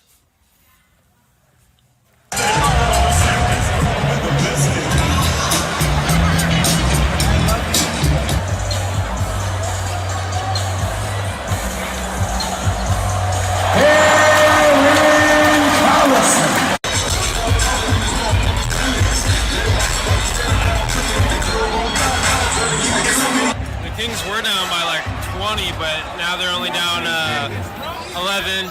Clips just scored 13 with 9 minutes left in the game, so we'll see. Alright, well, let's see if I can get a floor spot in the last few minutes of the fourth quarter.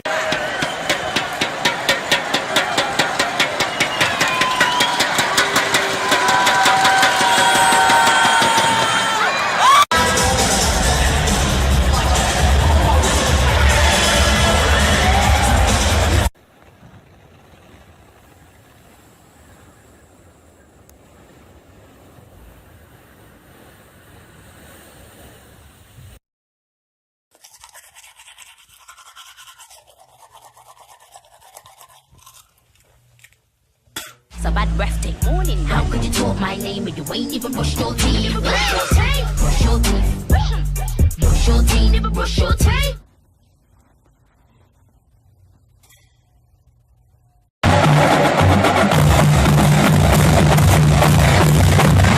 The timeout, Toronto.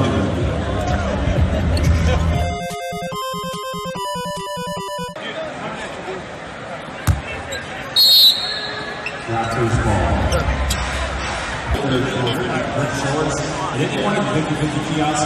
200mm prime. That's how you gotta roll.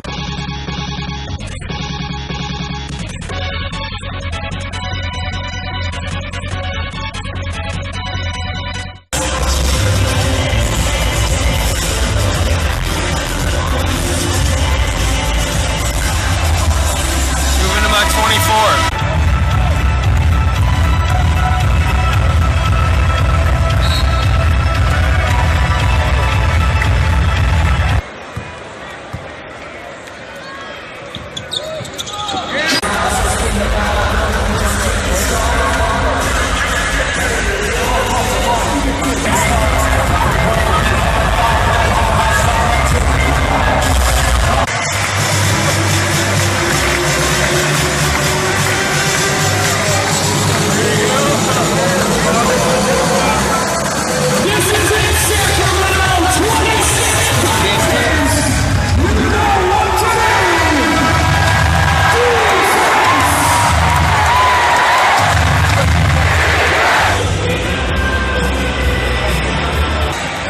Ross just hit an impossible 3 to tie the game.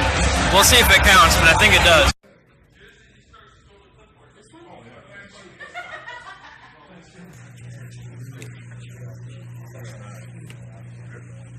You know, you took that ball, but that being said, how surprised were you to know that was going into the end of the game?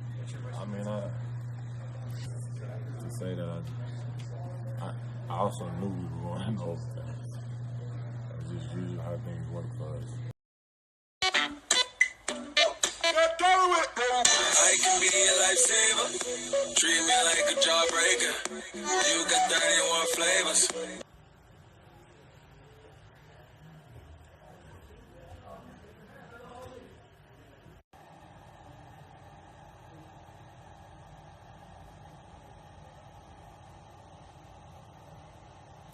Lensface.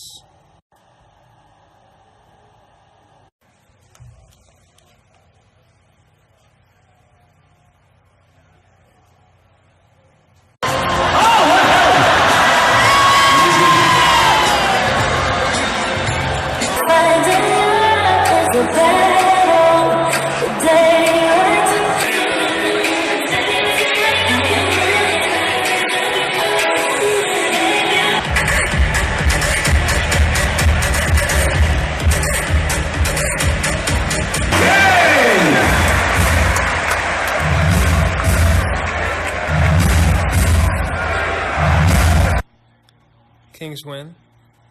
Sacramento, 116. Oklahoma City, 101.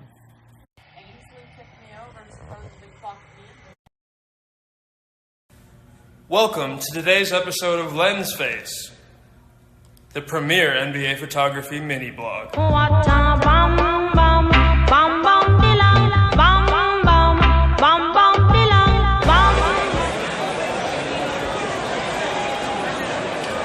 Into a line for the Kings, number 8, Rudy Gay.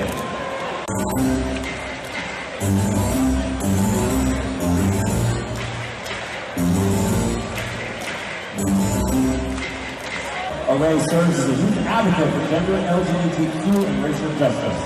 Array aspires to become a youth organizer and continue to support youth in her community goals. I guess you have to take section.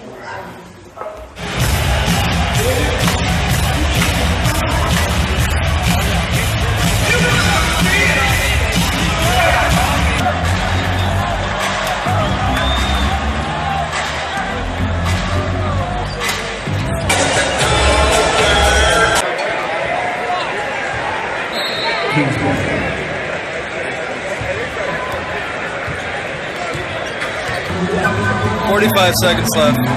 Doesn't really look like the Kings are going to pull this one out. It's unfortunate.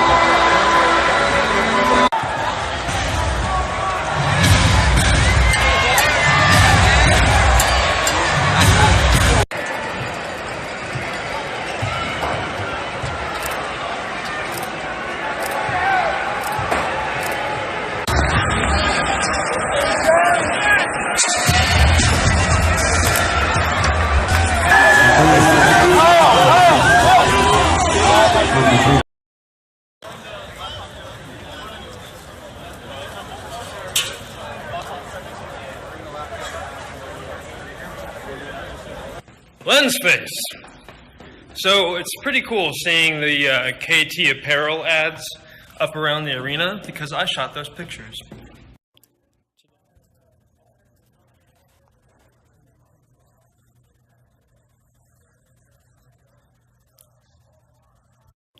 Today is a very special episode of Lensface.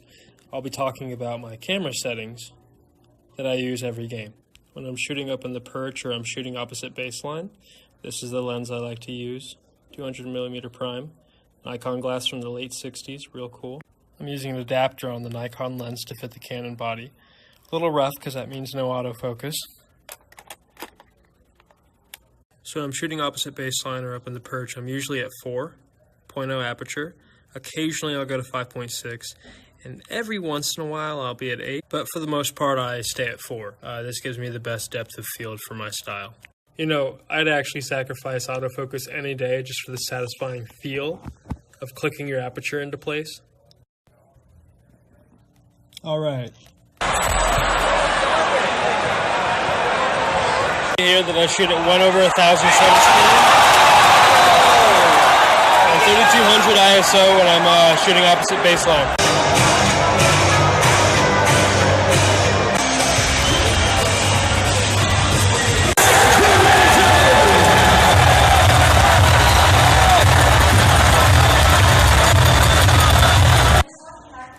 Super rough game. Looks like the Kings are going to lose a close one. But, fun episode to record, so. Golden One Center. I came as soon as I heard. But it's okay. I know the Lakers are here, but your boy Lensface is in town to save the day. I got this. We got this. We're good to go.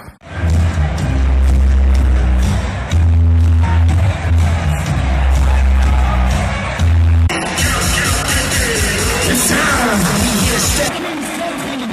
Presented by John.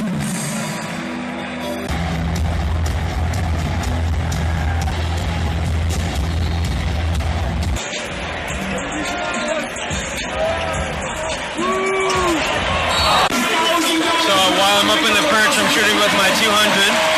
If I can get down to the court today, then I'll pull out the 24.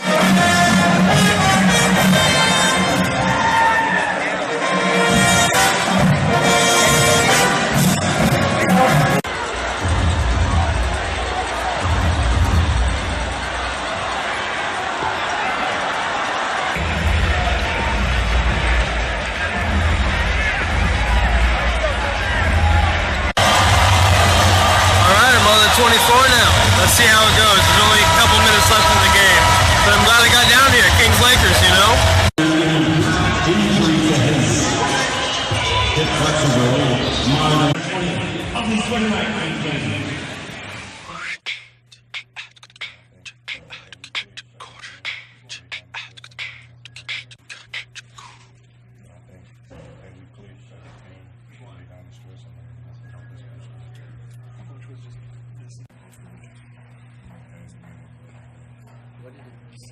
Why did it seem like it's so much space to work with there?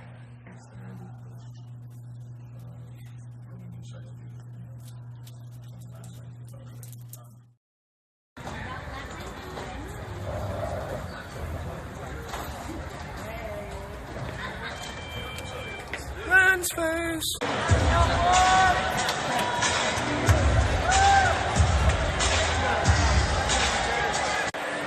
We have that company.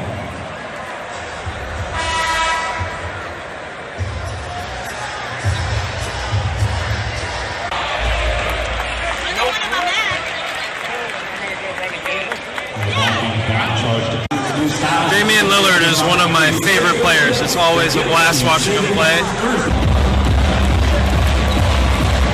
This never happens to me.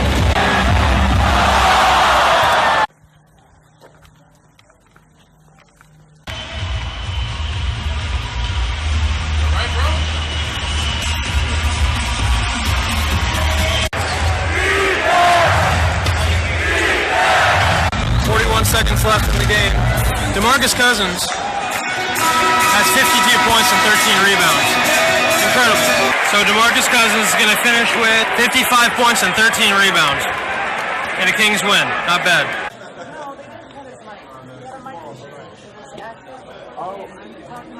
Man, I miss you guys. How you guys doing today? All right, let's do it.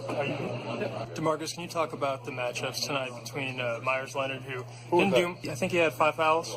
Oh, that guy? Yeah. He reacted quickly and caught a technical, but then got more information and found out that it flew out of his mouth. Flew out of his mouth. Flew out of his mouth. Flew out of his mouth.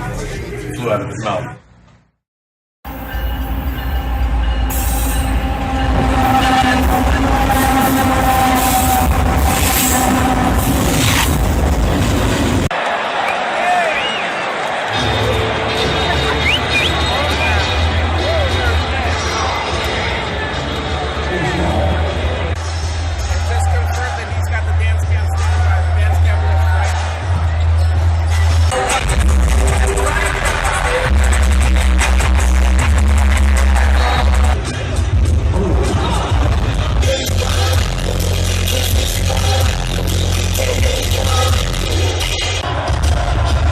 Before the timeout, we had a double technical foul. One charged to Kings, number 41 close to Kupis, the other on the center.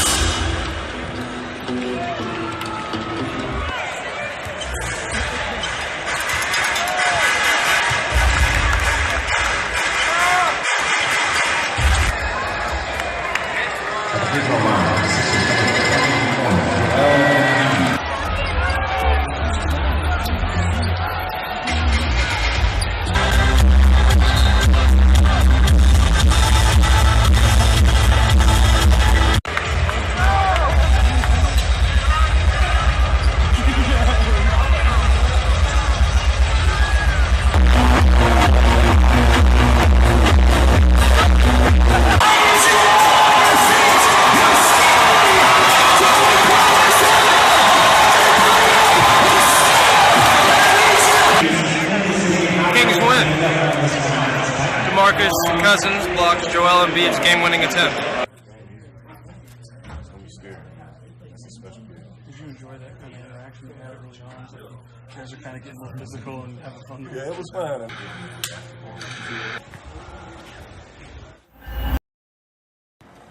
Welcome to Lensface. I don't have any lenses on my face, but stay tuned. Problem solved.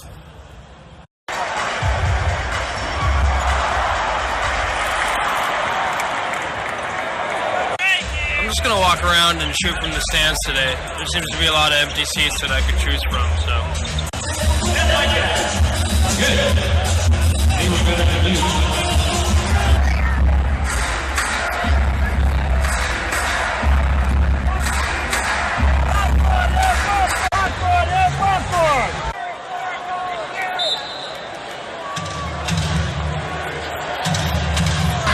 Alright, y'all, it's a close game.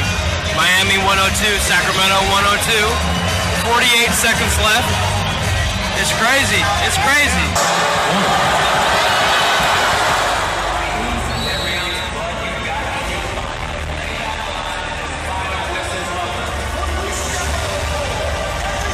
By the way, there's never any endgame footage that's going to be on Lensface because I have to shoot the moments. I have to have my camera up.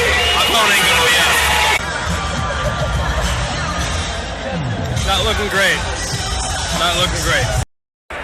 Welcome to Lensface. Today we're going to be talking about the rule of thirds in live action.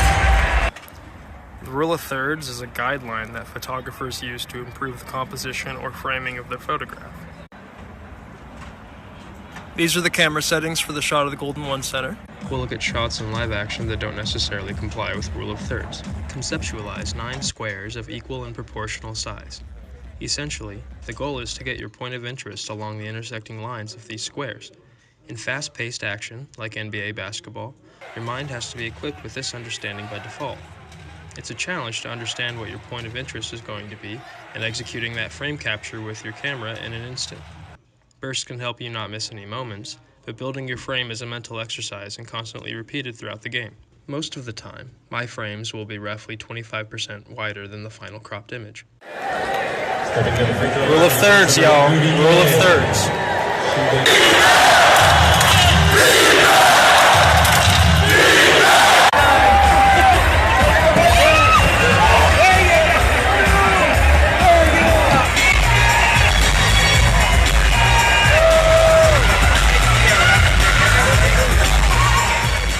It forces you to not use your lens as gun sight. Where you put everything in the center. You look at the thirds and you try to have some element in it in each of the parts of the frame. So you have something, everything in a frame of your picture should be there for a reason. And so this way you could position things in it that way. And that's what I try to do is as I'm shooting, I try to make sure everything's kind of positioned so there's a flow in the picture. A flow so the person looks at it and they'll see a certain flow through it.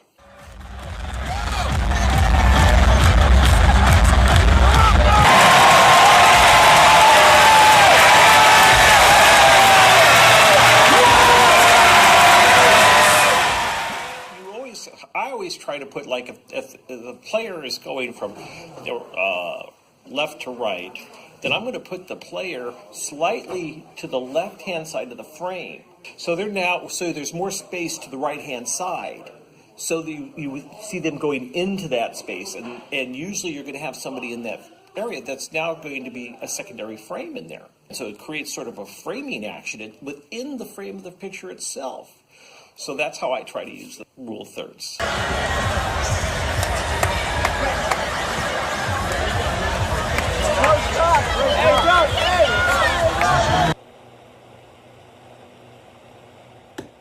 In my opinion, the rule of thirds is a great guideline to operate in to manage your negative space.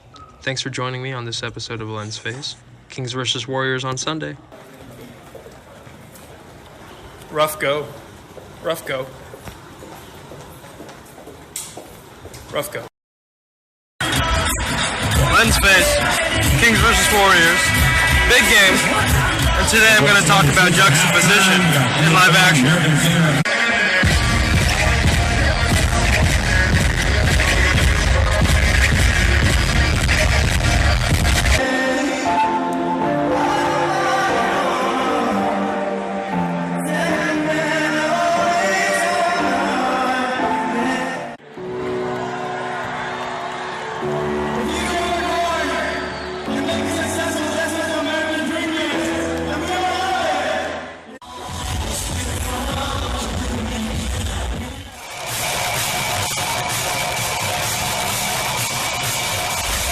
Juxtaposed, used here, means to place next to. And in the NBA, it's one of the best ways to tell a story. What a fitting game. The Warriors have been juxtaposed to the Kings. What? What a fitting game. The Warriors and the Kings have been juxtaposed to each other for a long time. Go 30! Open your eyes! You couldn't be dumber! Come on, 30! 30! Look at me! When you are juxtaposed, kid. Kid. Garrett Temple just juxtaposed Klay Thompson's shot. I'm cautious of juxtaposition on and around the court, but I'm not perfect. Tonight my challenge is to get as many juxtapositions as I can. This is a good set of teams to do it with, so stay tuned. 54 seconds left. 112 to 102. Welcome to Lensface. Today we're going to be talking about depth of field. Depth of field refers to the range of distance that the focus appears. Most people refer to it. Okay, I'm back. It takes me, it's probably TMI, but I am a morbidly disabled person, as you can see. And it takes quite a bit out of me to use the restroom at all. So it takes a bit of time and it takes a lot of effort.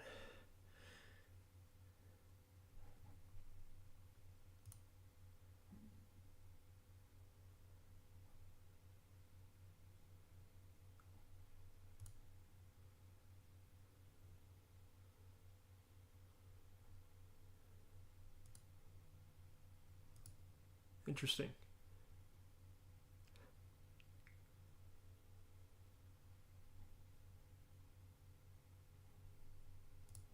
Okay, whatever. It says some users may experience buffering. I don't know what's going on. I do know that while I was in there, I grabbed a bite.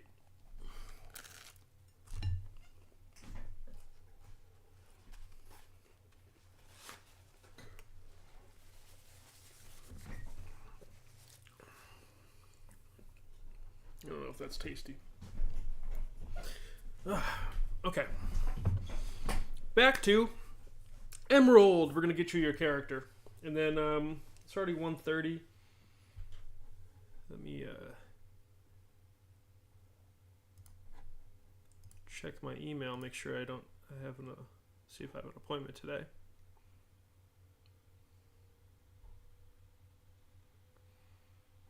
$4 p.m. Okay.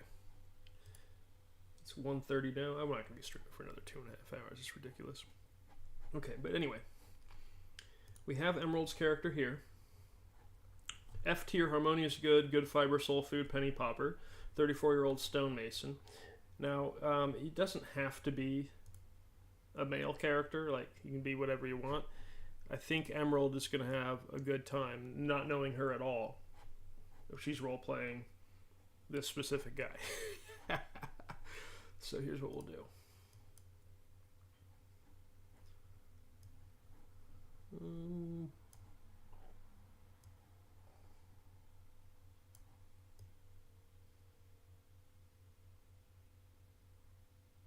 I'll use up my entire space here.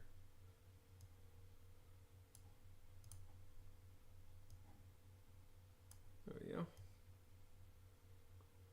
Look at that. Looking good. Okay.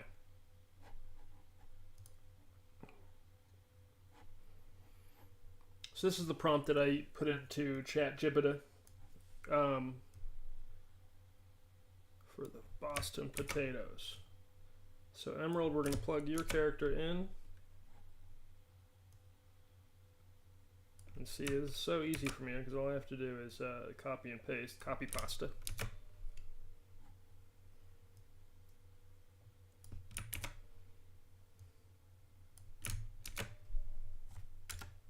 Now, this prompt is interesting because I had to train GPT to know how to use this prompt. like if you just put it into your ChatGPT, you'd actually have to go through and spend maybe a few hours training it to spit out the sports article style biographies, like the way I've trained it to spit out. I also fed it a ton of my own writing from back in. Yeah, a lot of people don't know this, but I actually started my sports media career in 2005. I used to write pregame and postgame intros, and postgame summaries for a website called kingsfans.com. So I had a quite an early start in my sports media career. Thank you all for, I don't know how deep we got into that Lensface. Episode 19. Thank you for watching 18 episodes of Lensface while I had to go manage my health issue. So, we're going back here. Penny Popper, down bad.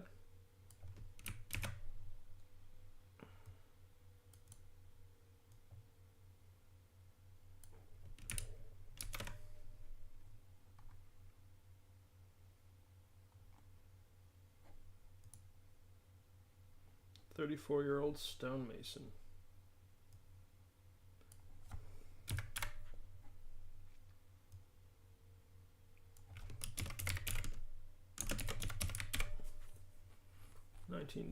$39 Boston potatoes. That's right, Emerald. We'll see you in there. 34. Let's go 1939 minus 34, and then we move it 1 year, 1905. So she was born in 1904. And we're gonna put you in. Let's get a random number for 1 through 12. This will be the month that you're born in. Okay, July 15th.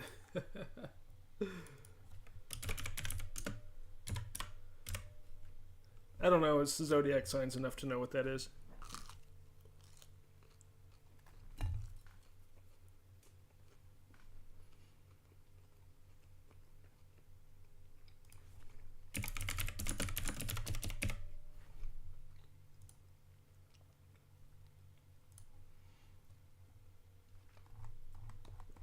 Pick a random one here.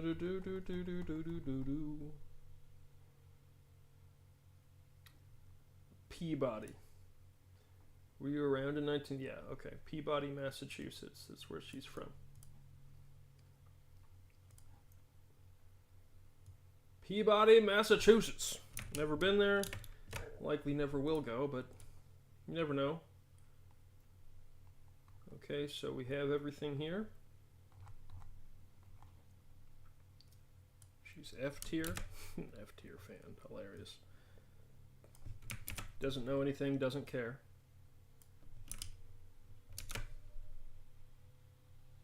Of the 1939 Boston potatoes.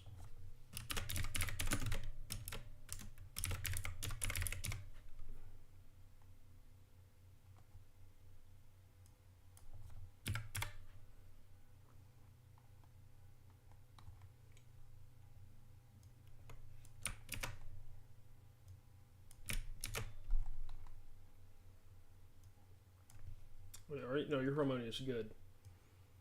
Yeah, there's not a lot of opportunity for harmonious good characters to cause controversy, but they can seriously impact the lore in really sneaky ways.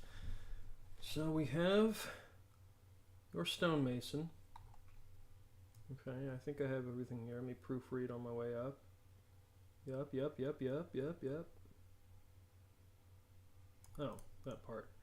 I don't know. What should we name this person? What's this 34-year-old? If you're watching this right now and you're here, what should we name this 34-year-old stonemason? Stonemason.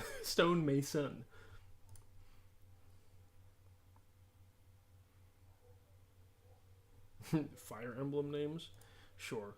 Let's go to Fire Emblem names and see what happens.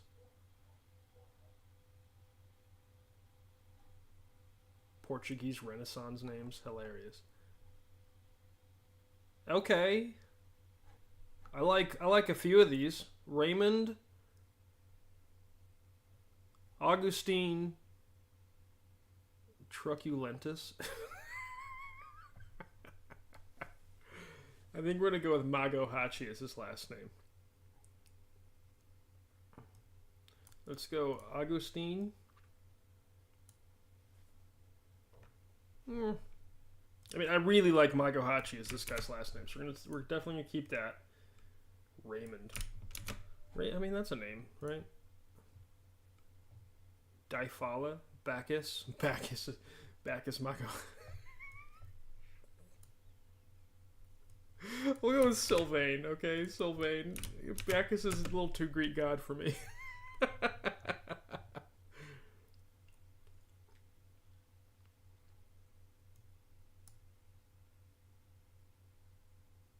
That's a weird name, but I like it. Okay, here you go. Emerald, your character's name is Sylvain Takeshi Magohachi, 34-year-old stonemason in the 1939 Boston Potatoes, born in Peabody, Massachusetts. I'm assuming they're probably of some sort of Japanese descent, but you never know.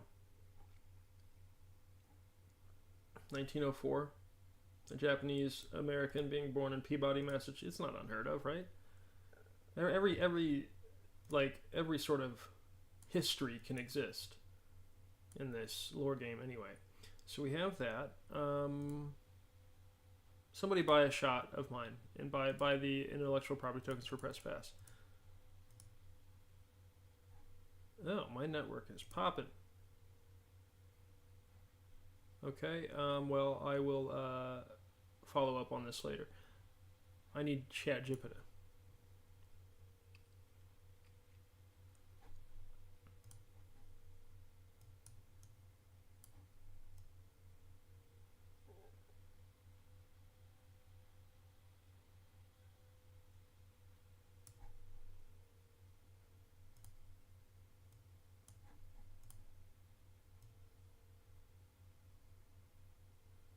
There we go, okay.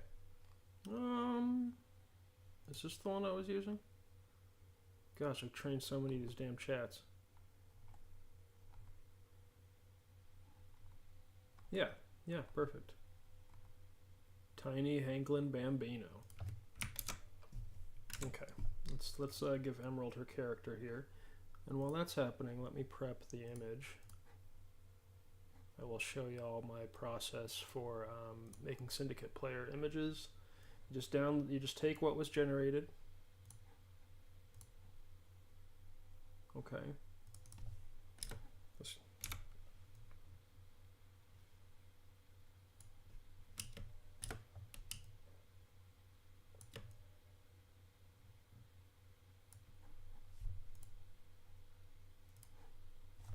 Blow it up to 1,000 by 1,000. Make sure the resample's on Preserve Details 2.0. It'll try and upscale the image for you if you're using Photoshop. I don't know how to do that on GIMP, but okay. So there we go. Now I'm going to posterize this bad boy. I like to do 20 to 28. Okay, so we posterized it. We're going to make 2 copies here. Normally I do shortcuts, but I'll just show you guys. Here's the black and white. We do a green filter, and then we mess with skin tone so it actually comes through.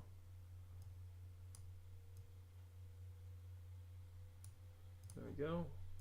Then we take the original copy, and we're going to gradient map this to Boston Potatoes colors. Okay, so all right. Now I can move this around. Make sure this is true white.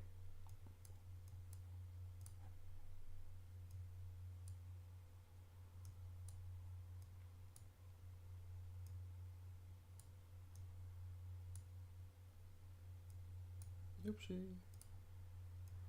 I add a little richness to this just by kind of lowering the base colors and ensuring that there's a little bit more balance here. So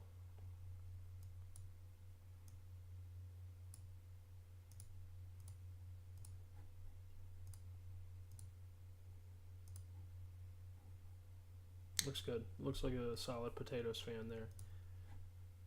Okay, and we're gonna place, because I always forget to do this, so let me just remember to do this. Wait a minute. is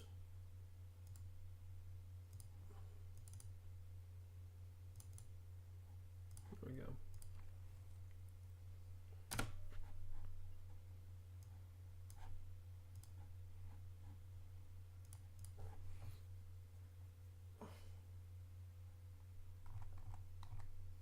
Cool. Yeah. Okay, so we need there's a thing that I do here that make it look like it's part of the official thing. Let's go 5.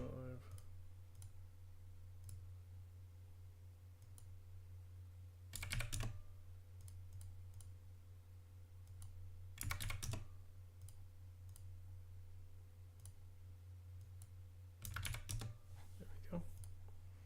Boston Potatoes fan. Well, why are you always set to 6? Go for come on now. All right.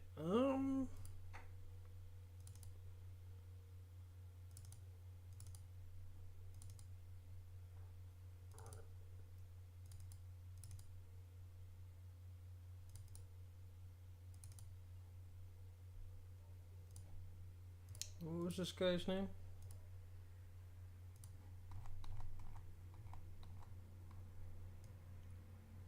Sylvain Takeshi Magahachi.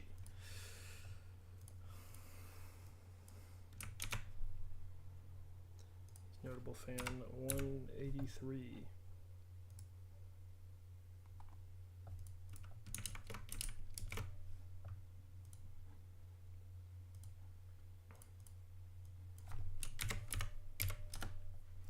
If you end up doing this yourself, always make sure to keep a black and white image, because if you end up changing your team affiliation in the future, we can very easily make the color adjustment.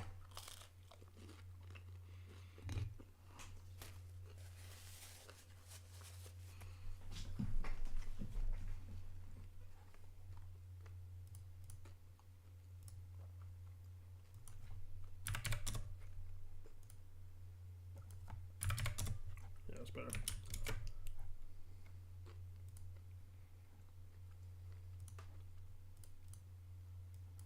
All right, so Sylvain is ready.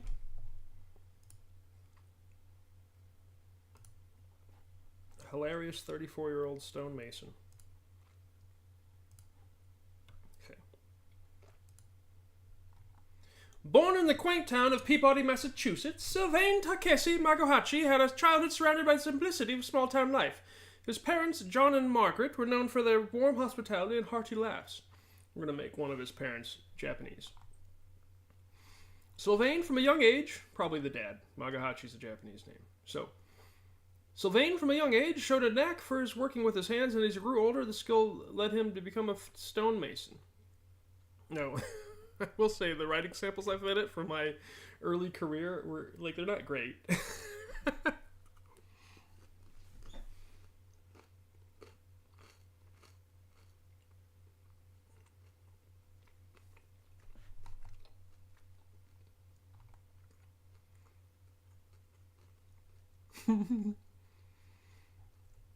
Sylvain Magahachi, the harmonious good stonemason, brings a touch of simplicity and warmth to the fan base of the Boston Potatoes. His unwavering support, even in the face of limited basketball knowledge, adds to the collective harmony among the fans.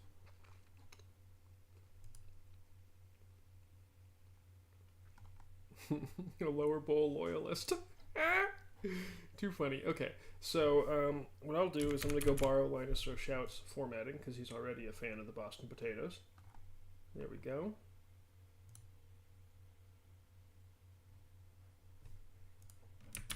Shout out to Brennan Migsy.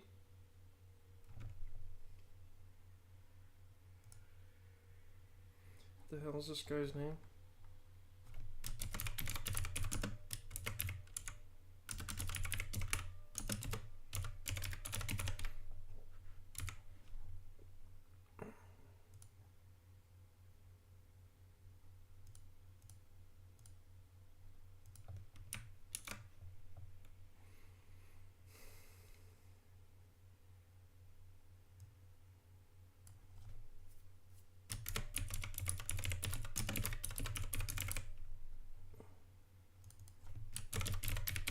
changing all the category details on the fandom page, so I always remember to do that.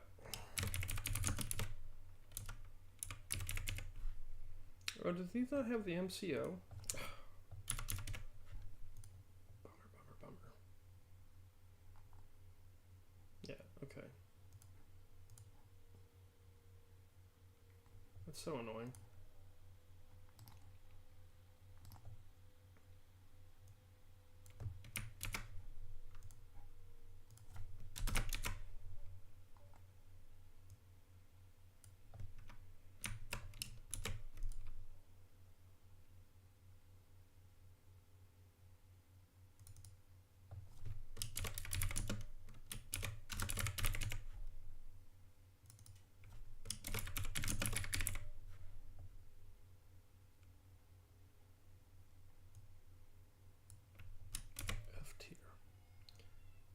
Okay, Sylvain, you're ready.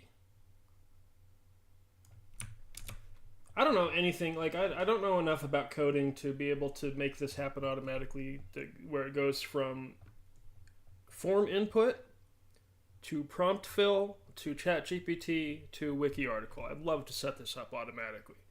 However, every single thing ChatGPT spits out needs proofreading, so I still want there to be a step of human interaction.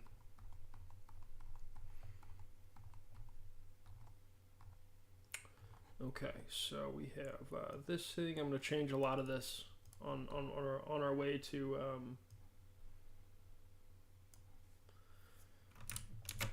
forming this character. Born in the quaint town of Peabody, Massachusetts, Sylvain Takeshi Magohachi had a childhood surrounded by the simplicity of small town life. His parents, John...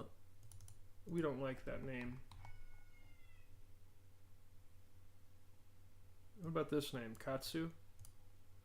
Katsuyoshi. Yeah, let's just do that.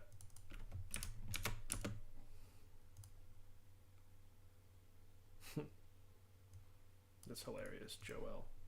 She's so... this dude's definitely like French-Japanese.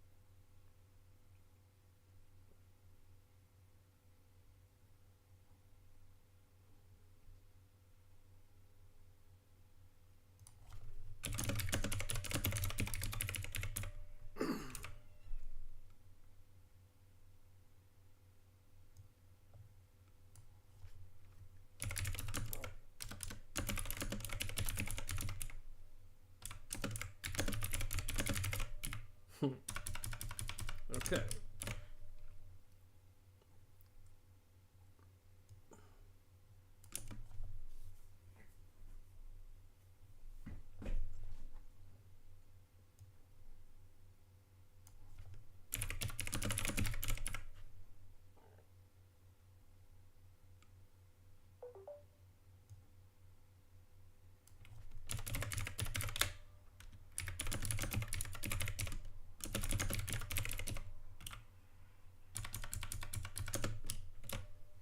Okay, there we go. Sylvain's ready. I mean, it's pretty generic. You know, it's pretty generic. So, favorite food. Get back over here.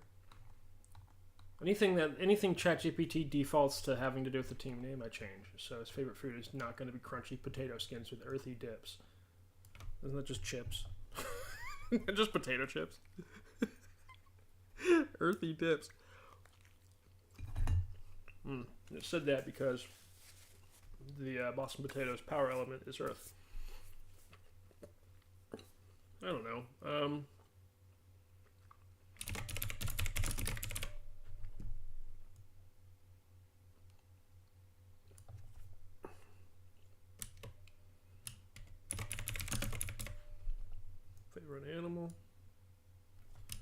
earthworm. That's interesting. Fashion sense, vintage overalls with a touch of...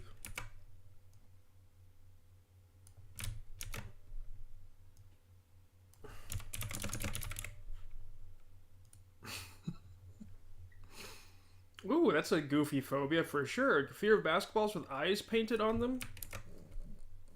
Yeah, well, I'll say fear of sporting equipment.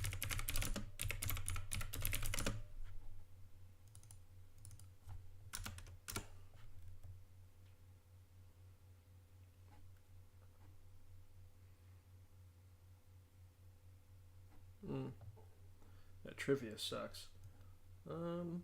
He's a stonemason.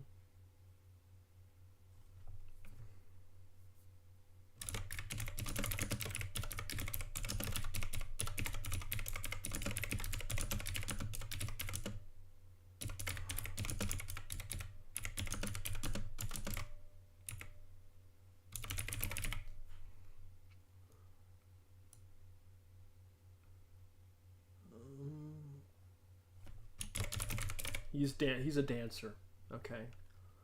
Pop culture interest, upbeat jazz tunes, classic basketball anthems. No, we'll just change that. And the team mascot is not a spud named Spuddy. It's actually a mix between a bison and a pig called Bison Spud Pig. You heard that right.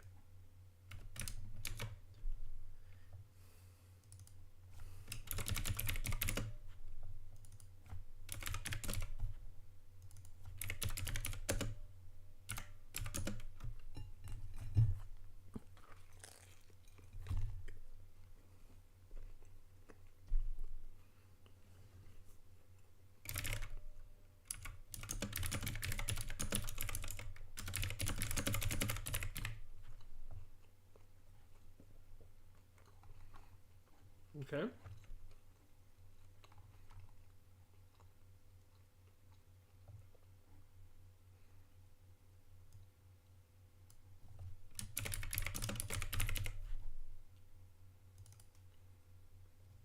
Good fiber and soul food.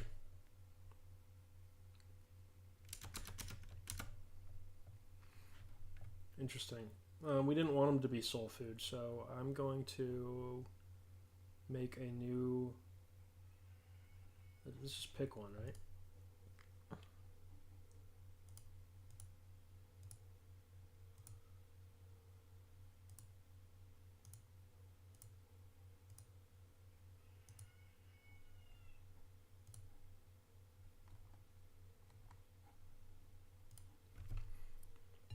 If it's not a soul food commitment, let me just go up and down, up and down, up and down. Okay, cool. I'm going to make him a festival Melvin.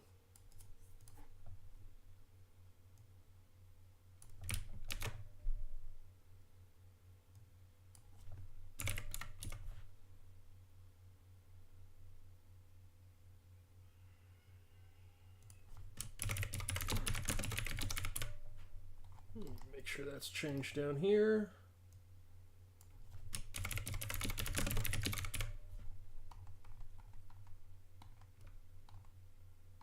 That's named after my uncle Melvin Stewart, who's passed in April 2022, and he was a big tailgating guy.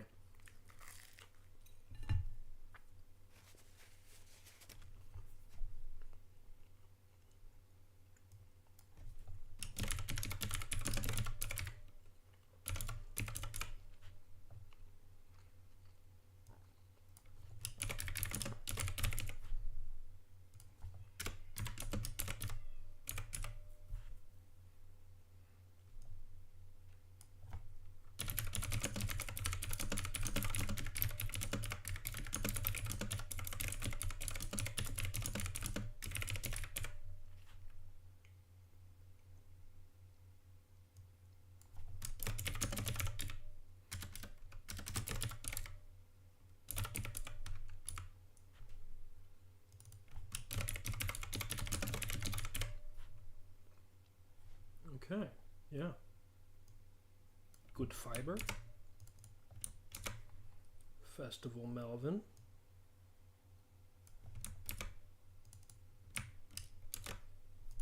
stonemason.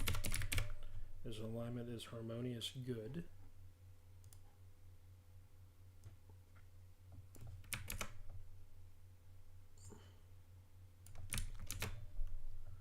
You know, actually, I probably will take some time in a minute and do some formatting because I don't want to do the formatting every single time. Oh, sorry. Yada yada yada yada yada.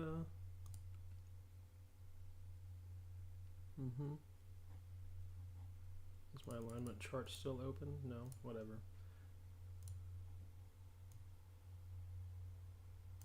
That freaked me out. I thought somebody was on the document for a second. I'm like, what the heck? Who the hell is on the document with me? I don't share that prompt with anybody. Okay. I may as well do the formatting that needs to be done in this article so I can add about 10 more before I close this stream up. Okay, so we have notable fan. He's F tier.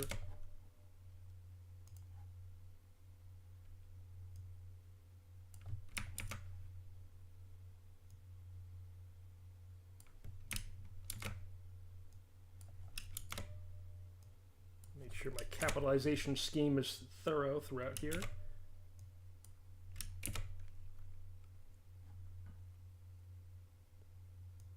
A penny popper fan, huh?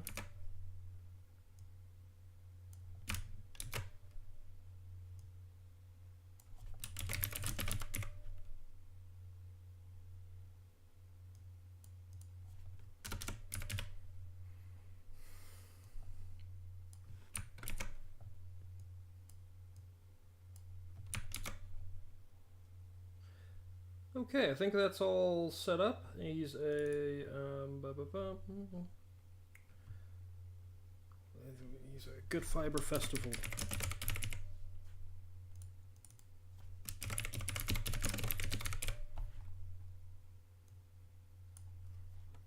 "34-year-old stonemason.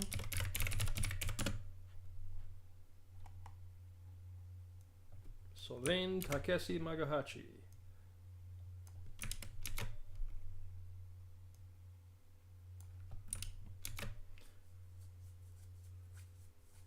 This is where we will put, I need a soft registration page, so let's go to Simon.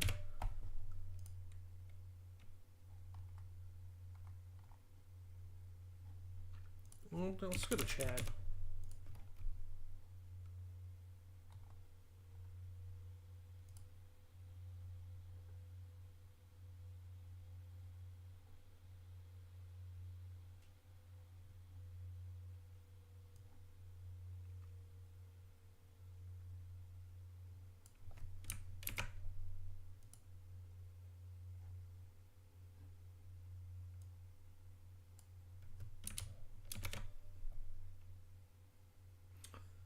Okay, and Emerald, you still open?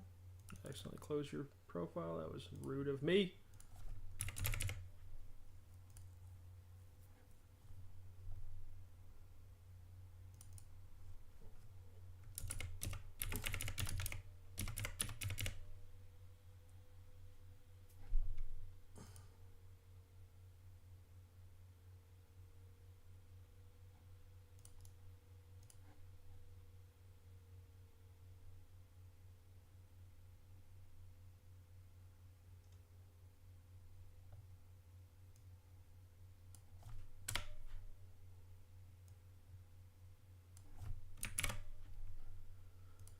Okay, there we go.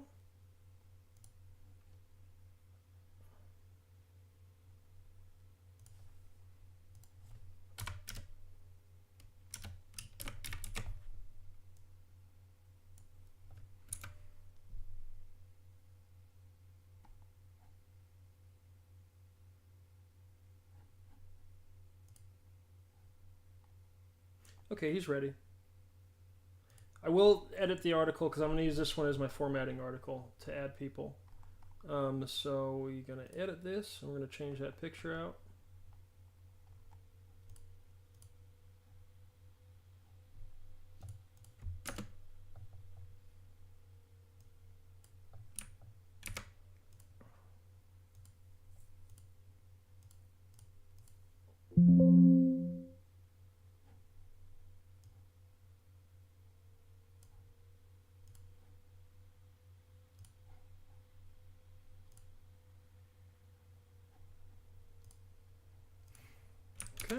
There we go. I think we can change these descriptions and update them as time goes on. I don't want that to become too tedious of a process for our wiki management team. All right, there's Sylvain.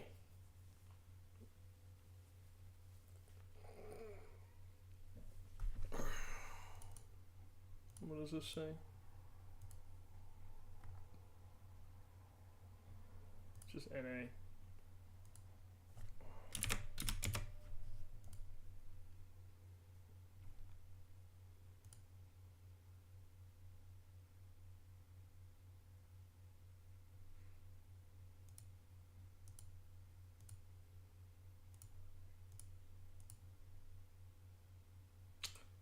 I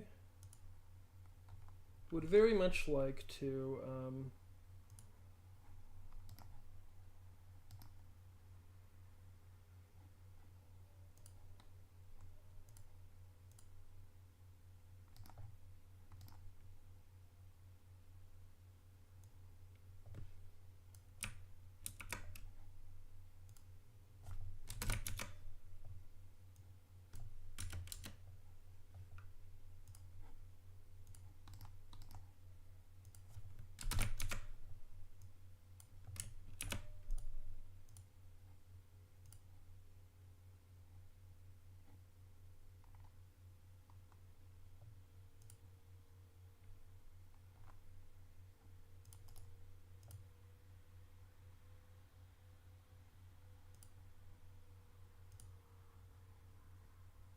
Okay, so great. Now I'm going to start the formatting process because this is going to be my copy pasta for all the other characters I want to do today.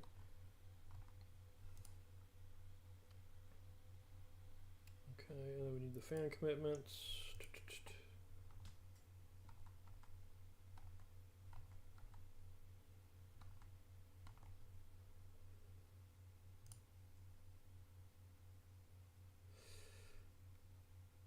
Yeah, I guess so, huh? Alright, we need the alignment.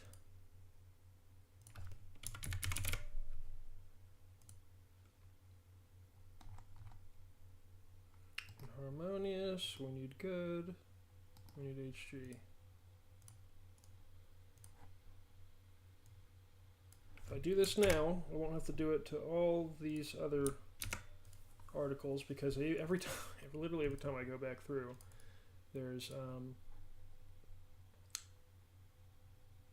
new stuff to add, and every time there's new stuff to add, you got to do it to all the existing pages for characters.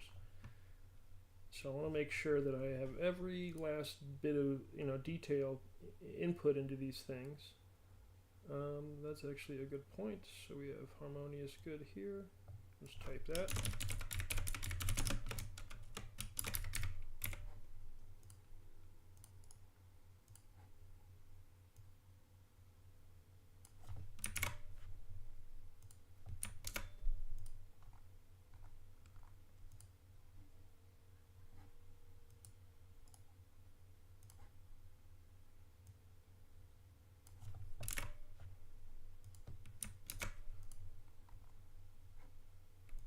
Yeah, once all this work is done, this is going to be such a click hole. Like you'll be lost on the Press Pass wiki for hours, reading our lore that we're generating together.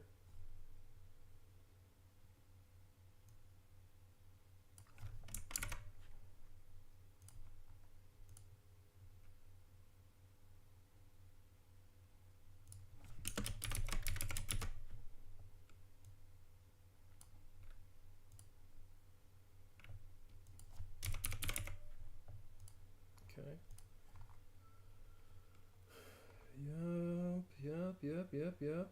The fan commitments need to be linked as well, but I have to pull their the category pages for that. So we'll do that and that. I'll edit again. And then I'm going to make sure these are linked in here.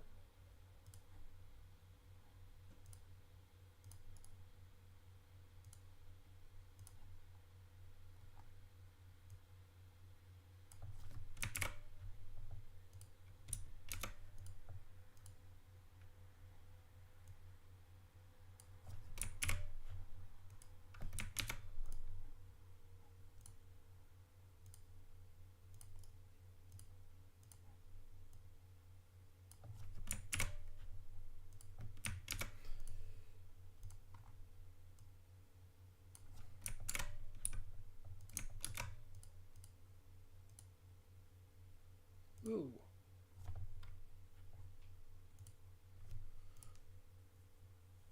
Modern country of origin. Why are you all messed up?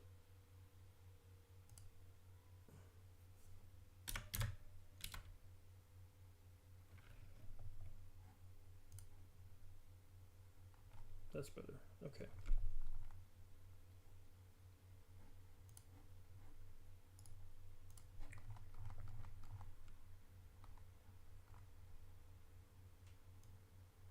Is that an order? I think they are. Real easy fix.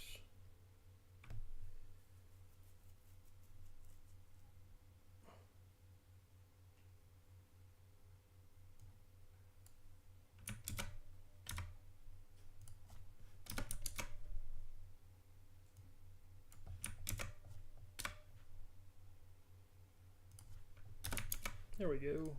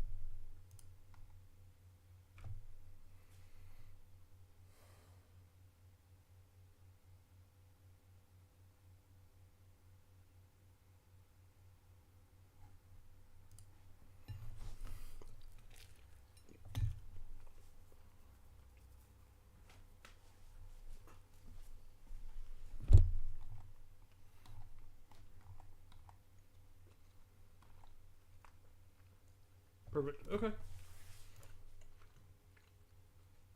Well, welcome to the lore game, Miss Emerald. Hilarious. So, 34-year-old stonemason with good fiber / Festival of Melbourne fan commitments. Yes. You know what? I'm gonna make Johnny a character too. Let's do Johnny's character because he doesn't have. He's playing a main character in the show, but he doesn't have anything to roleplay with back in 1939. And frankly, if our entire cast was, do I make him a fan? I think we make him an ecosystem professional, but I'll tell you what. We'll do Johnny last. I'm going to do... Yeah.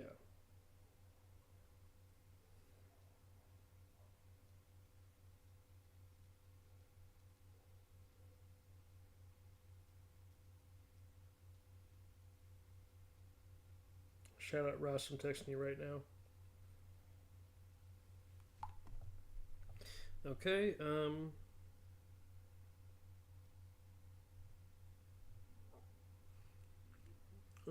need to go back to my Instagram here.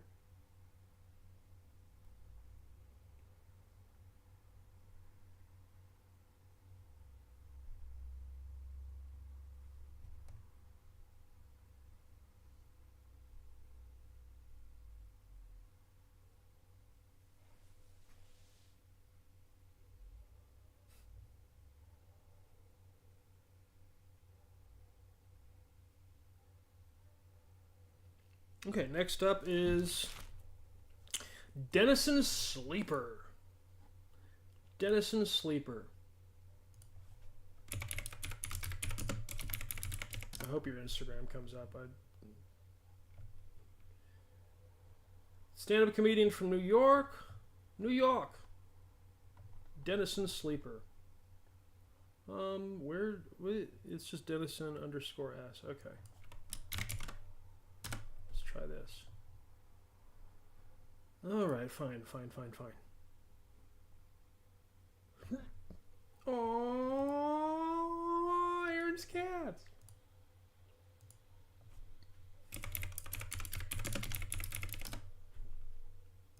There you are. Okay. Once again, a bit of this guy's a stand-up comedian out of New York City. He runs a podcast with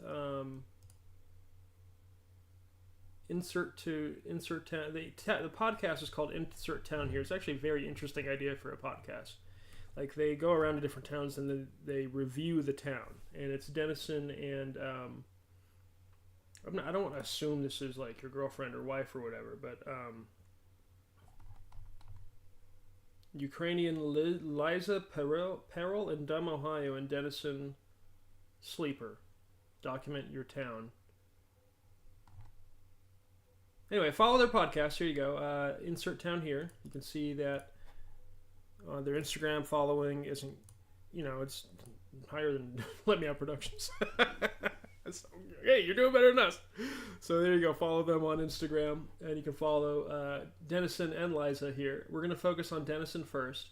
So Denison, we're going to stick on the notable fan train, just because I have that. That's the prompt I have prepared. And I guess we'll give this a shot. And sticks in real life. You mean that you didn't want there? At the beaches, on the rocks, a lot of the rocks. The rocks? Like, just like a lot of rocks that people go to. There's just piles of rocks that men sit and pull their dick out? It is known, but at There's the time... a specific pile of rocks where men are like... It's a very that's extended pile of rocks. You have a group of hairy, jobless Grecians sitting on a pile of rocks. And then you guys all come down, and they're just like playing with their dicks. And then you're like, ew! And they're like, go somewhere else. All the unsolicited dicks you saw were in Greece at nude beaches and rocks, where a suspiciously large amount of men would all go to masturbate together. Pretty much. Great. Is this why Greece is a failed economy because men spend their time leaving their wives to go jack off on rocks by the ocean? I think that's what it is. I've seen too many men.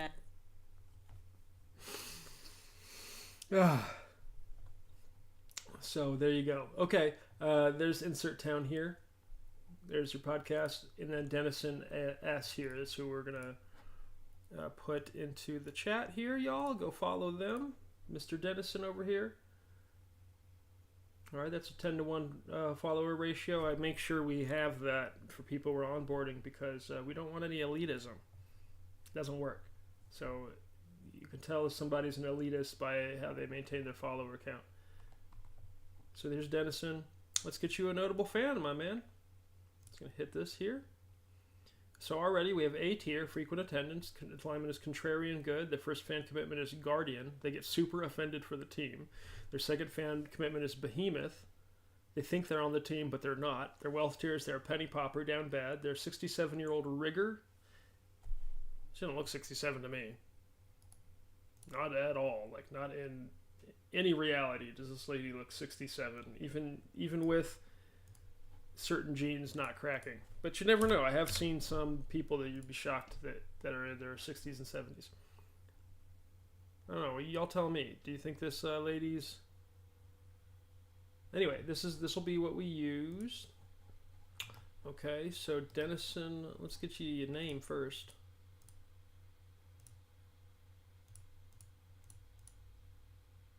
Oh, let's get Emerald's link in here too. Follow Emerald on Instagram. Okay, and then I need a name generator. Sinbad.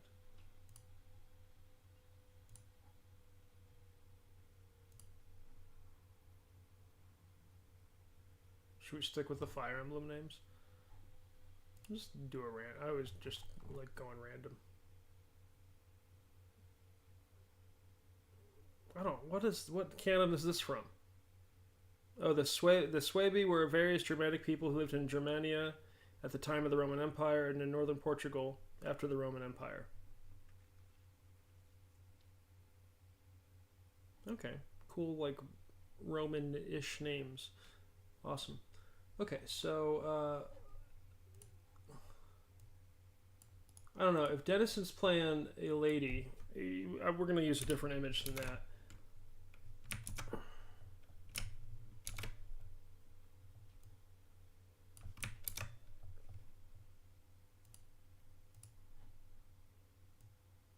Contrarian good. That'll be fun for any comedian. Guardian.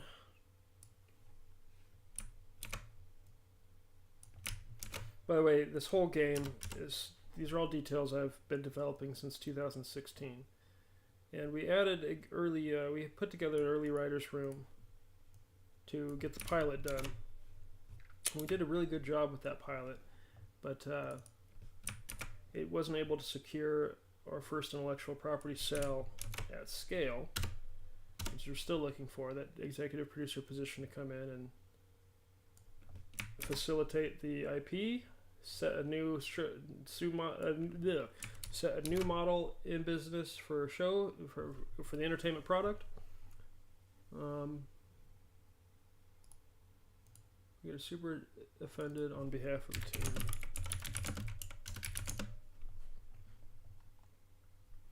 What, a rigger? Like a person who works on a ship? Is that? Am I thinking that? Like, what's a rigger? One that rigs. Okay, yeah, I knew that. What does a rigger do?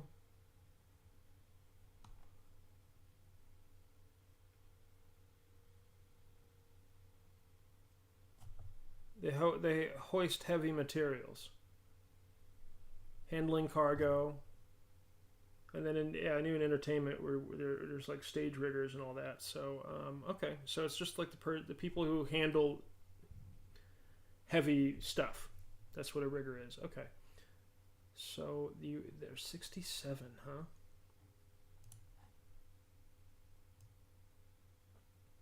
Yeah, we can go 67.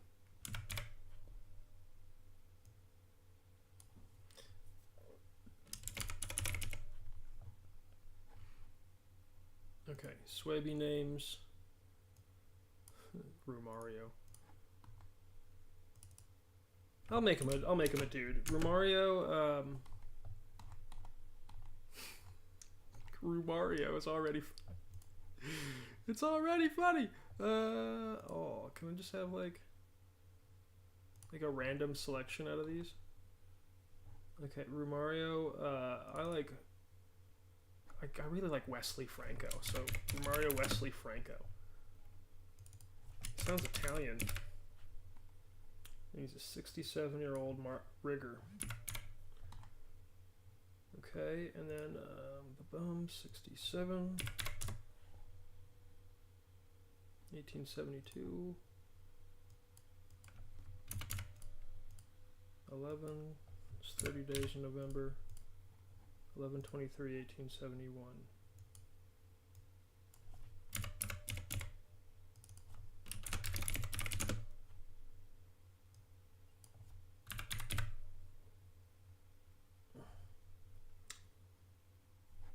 Yeah, let's make them from Italy. Shit.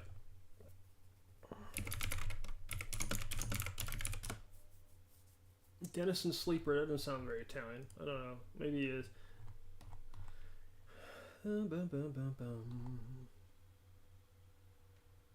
Go Massa in Tuscany.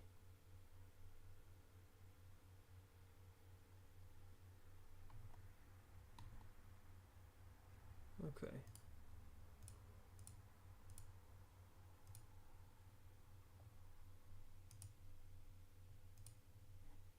A prompt go. Oh. Massa.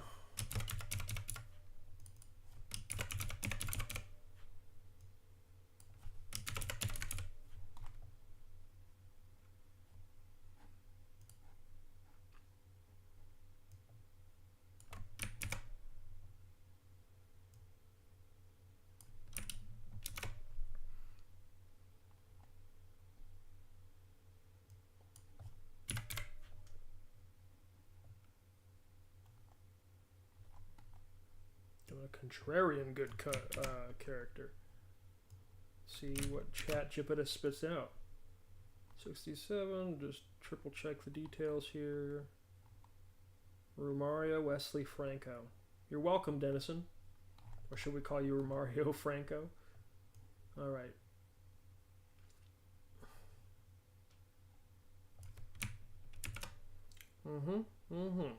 Denison Sleeper. What a great name. That's just objectively a cool name. Okay. And while that's happening, let's get his image prepped Nah, we don't need to save that. I'm prepping an Instagram post for this Dwight Howard image.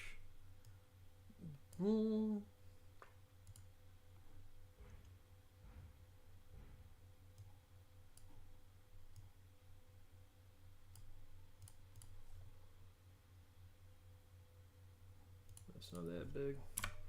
Alright, where's Romario? Let's see. Romario Franco. Where are you?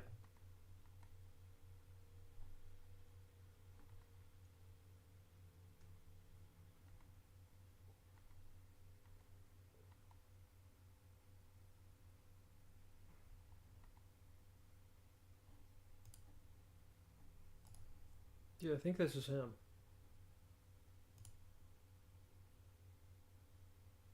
I think that's Romario Franco right there. Okay, so, alright, Romario.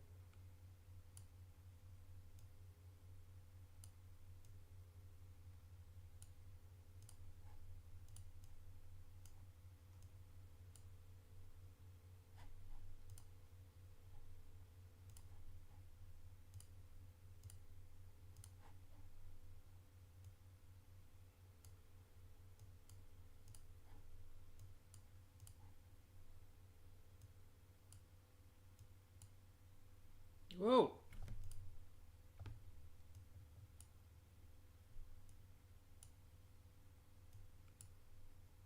Oh yeah, that's healthier there. And then here we want the darkness to show up. Yeah, that looks pretty good. Maybe the brown can be...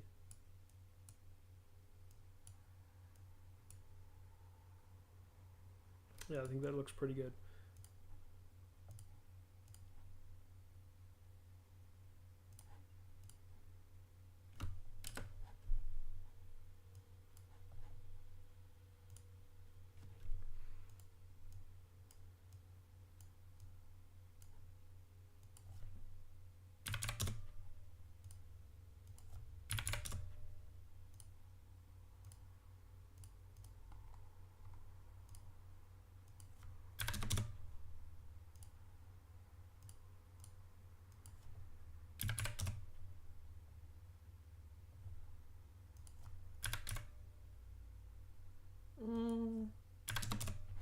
Happy middle ground. There's Romario. What's up, Romario?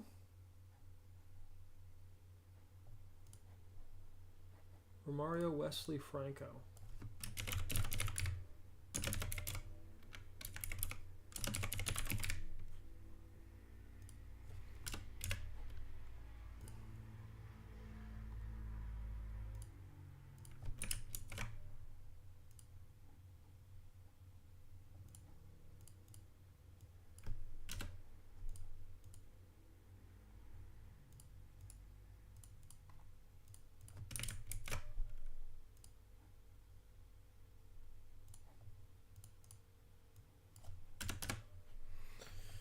Romario! Alright, so Romario's image is ready. You can see this takes me a minute, but even manually it doesn't actually take all that long. Once we get our team together, onboarding will be really quick. And like I said, we do want to read these bios and make sure that it, you know, I made a ton of changes to Sylvain's to give you guys an example of how these things are, how this actually goes. So, Sylvain.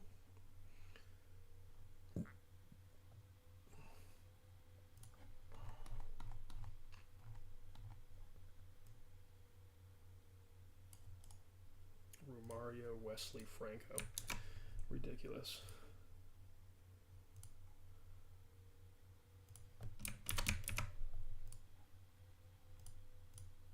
Don't click on the read. Don't do that. I don't want to read the user guide. I probably should learn how to do those little info boxes that appear under the image. Who cares? It's all readable. So he's A tier. He's also a penny popper. Contrarian good, which is a Koji, and then his MCO is Italy. Okay.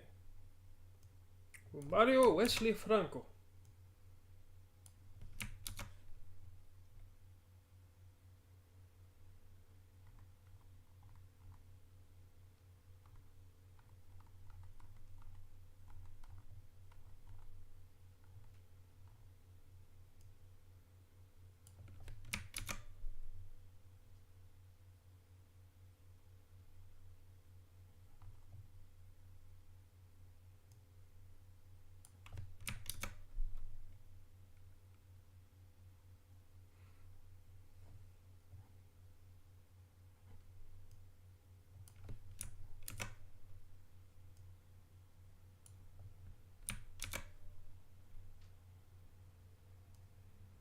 Hmm, 67 and down bad. That's like a lot of my family members, man. This is what I'm trying to get this product to get going. We got to stabilize people. We got to stabilize our families and our communities.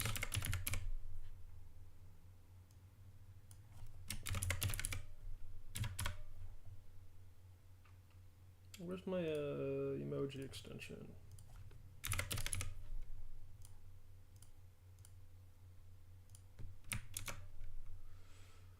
Okay, 67, that looks good.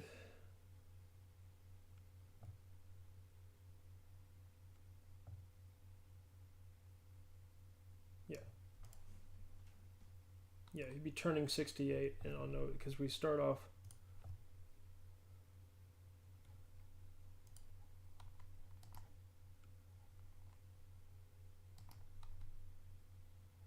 That's what I thought, okay.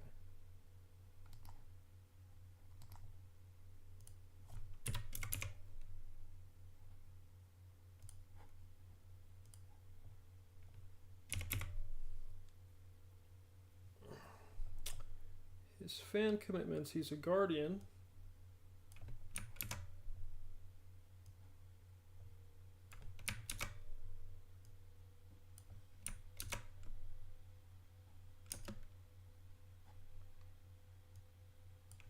And a behemoth.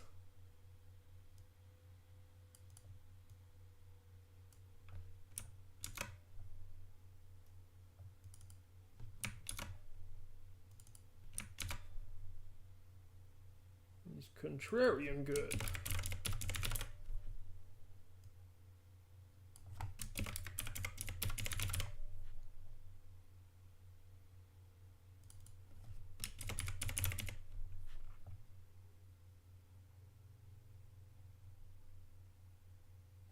We're going to call him specifically a cargo rigger because I don't want other people to be confused like I was.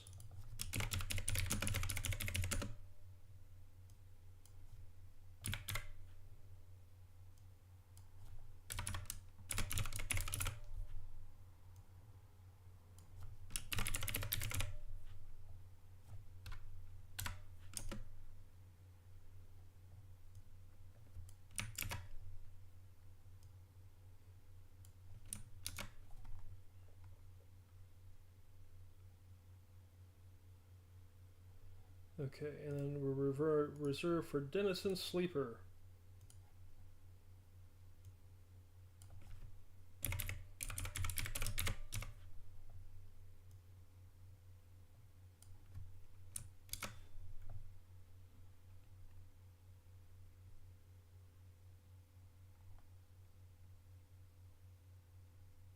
By the way, if you are soft registered a character and if let's say you don't buy the meme or whatever, you can still like talk about it, stream about it, all these things. Just buy the meme and register the character. All right. It's one way of supporting the build because this is my livelihood, you know.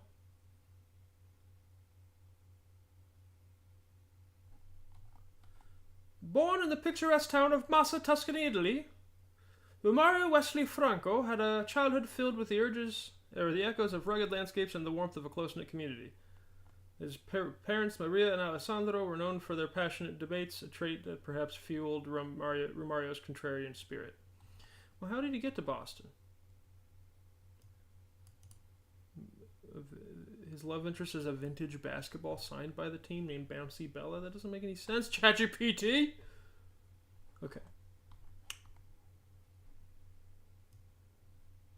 All right. We will take this bio. This is what I always do. I take the crappy bio it gives me because it does touch on all the key points of what we want.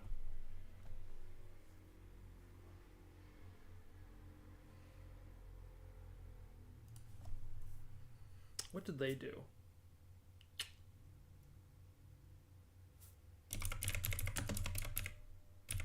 They're both street sweepers known for their passionate debates.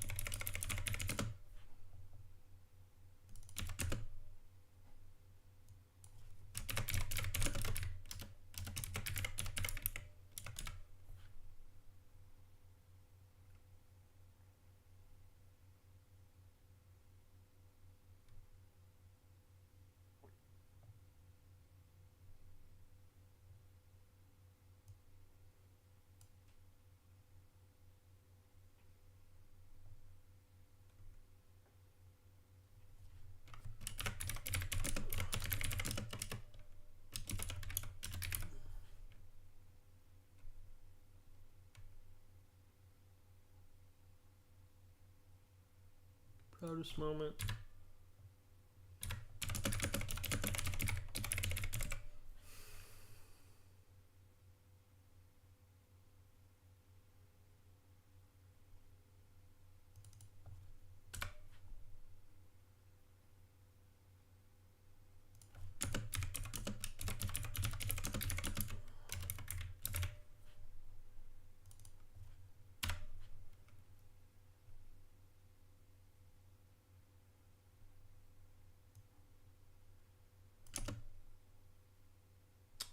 Okay, perfect. Tuscan truffles is fine. So it's a good.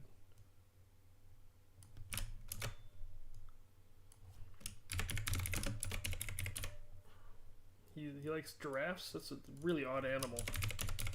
Normally, because GPT is so predictable, like it would pick something from Italy, but I like the giraffe. Vintage capes with team colors.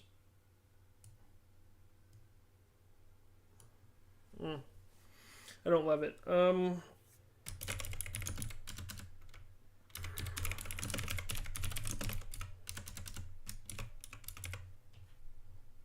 wears a three-piece Italian suit.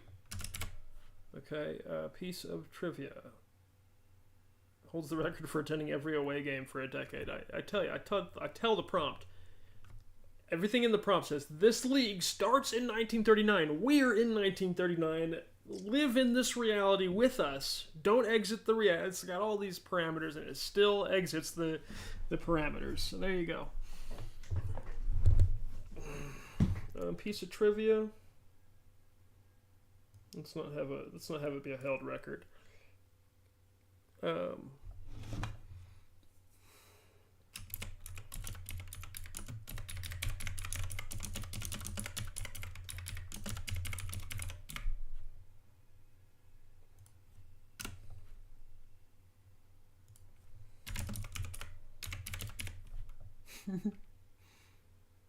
He crafts miniature team banners? That's actually kind of cute. Crafting miniature team banners. Okay, so he has a phobia of deflated.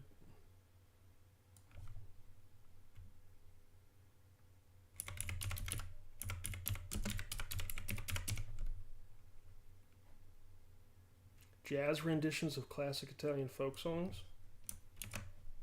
Okay.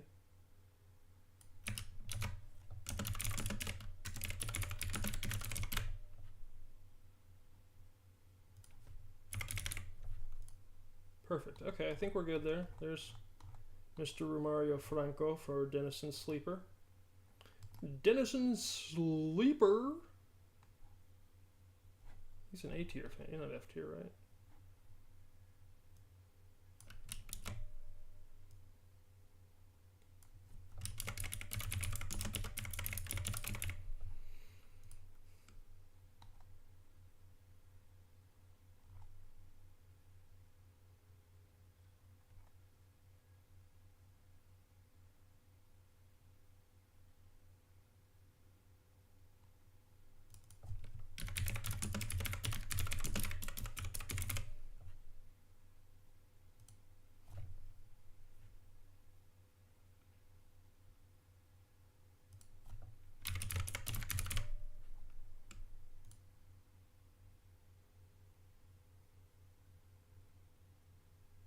Okay, I think we're good there. Yeah.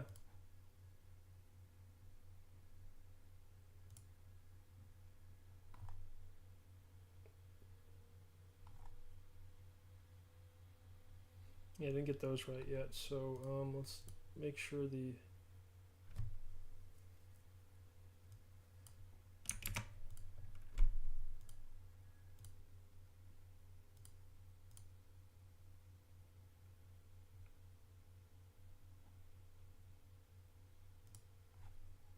crap, did I not save a black and white version of this?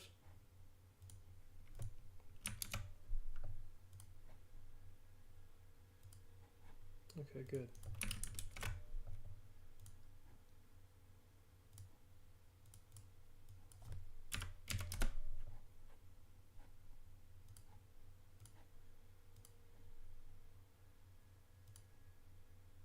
Come on. There we go. Mario Wesley Franco.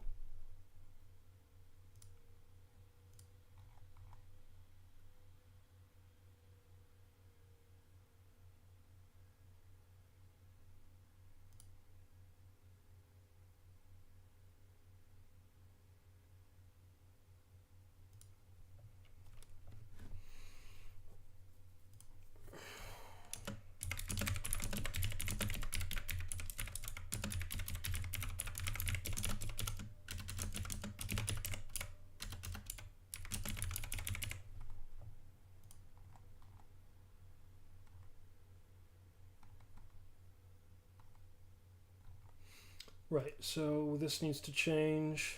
He is a guardian. Let's do this in source editing.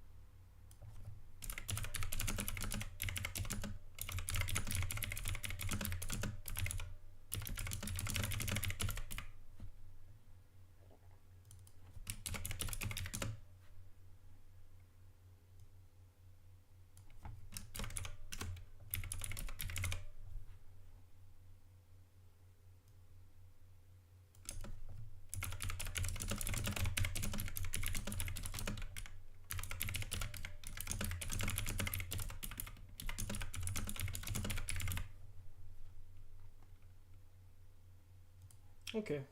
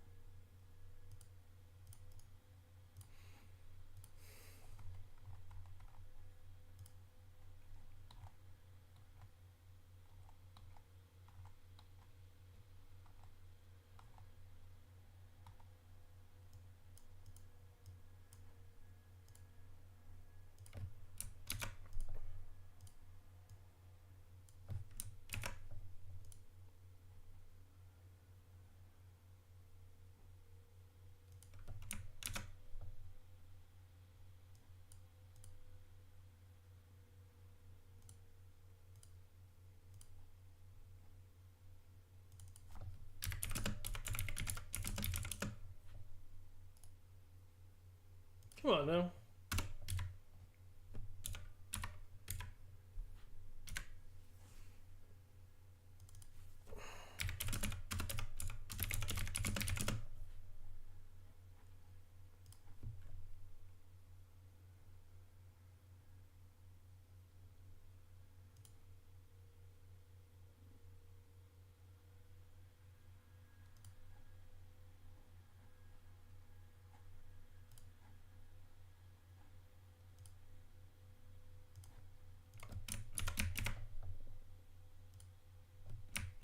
I need to be making these category pages as I go along too. I know it's a little boring, but geez, if I don't, I forget.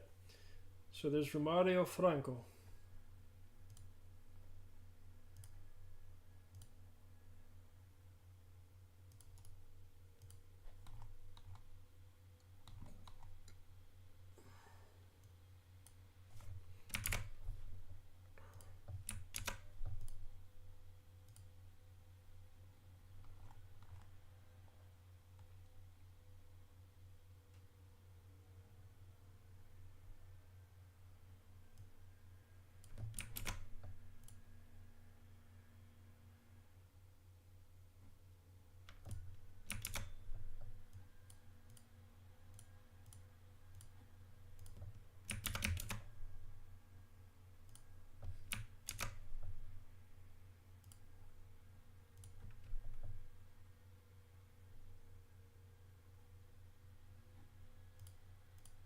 Okay, there's Romario Franco.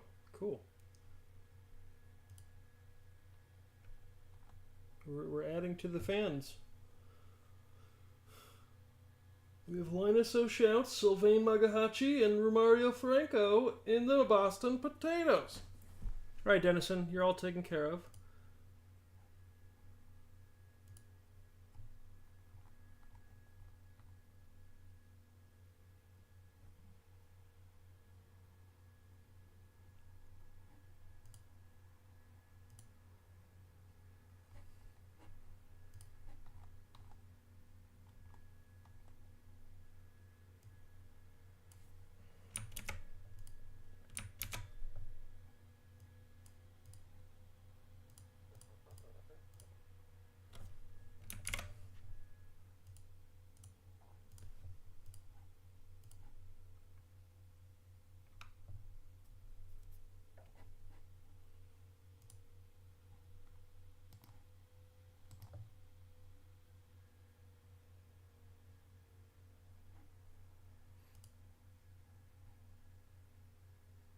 Okay, let's get something in here for lizaperil.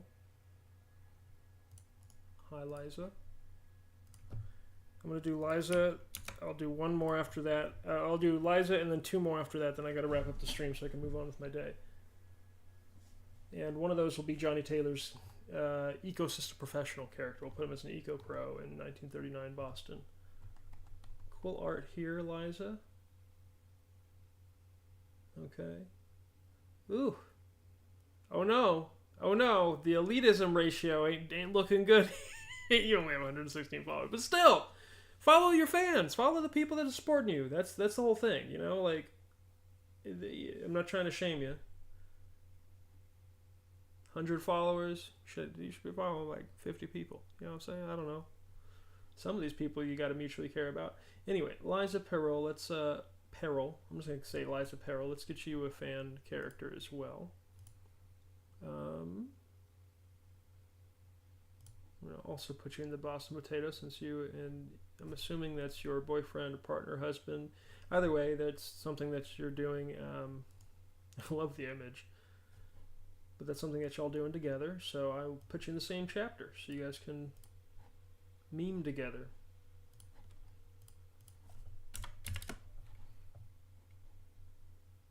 Love it. Okay, so we have a C-tier fan whose lawful innocence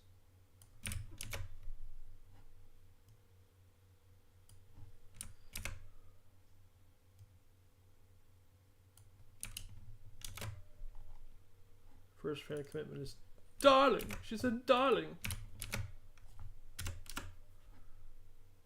I've always always got a shady motive, this one. Second fan commitment is ooh, that's an interesting dynamic, Dennis and Liza. Players are under more scrutiny from them like they're the arbiter of something, but they're not. So that's interesting because he got a guardian commitment. So he's going to defend them from scrutiny, and she's got the candid commitment. So, ooh. She earns more money than Mr. Romario. 44-year-old transportation worker.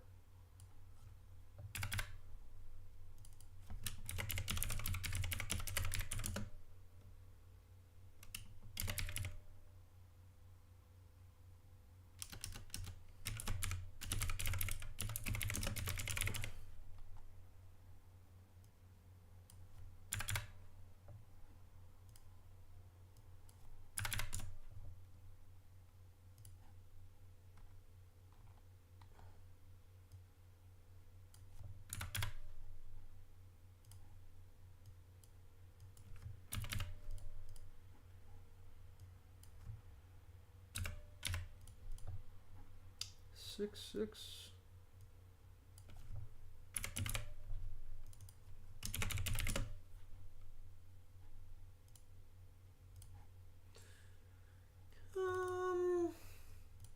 Make you from a random place in fucking New Hampshire.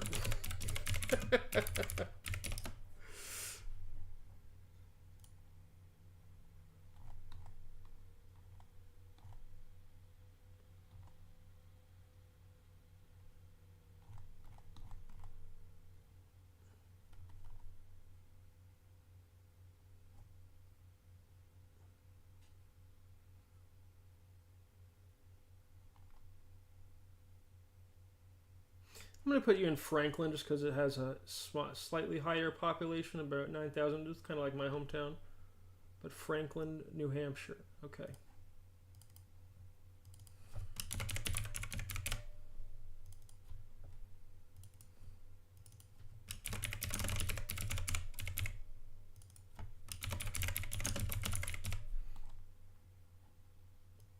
I'll make this one a woman. Okay, yeah.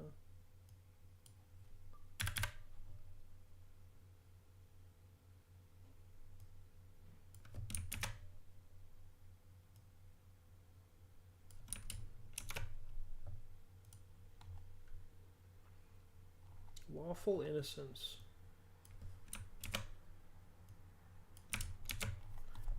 That might be that's a really interesting character soup right here. Lawful innocence.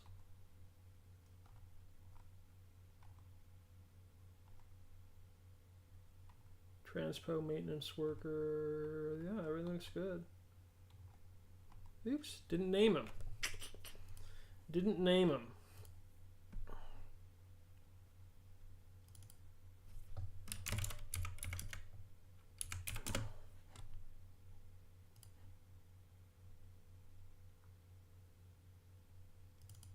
I like Geraldine. Caitlin, Geraldine. I'm going to do a random generator for the last name.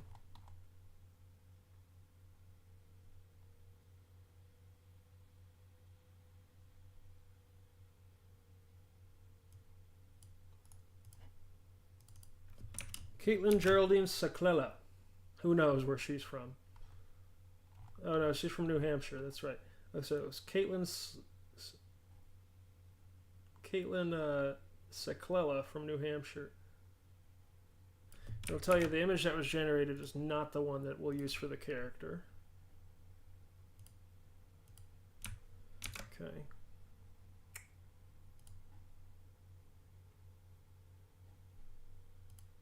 Did I get that right? 182, 183, 184. Okay, good.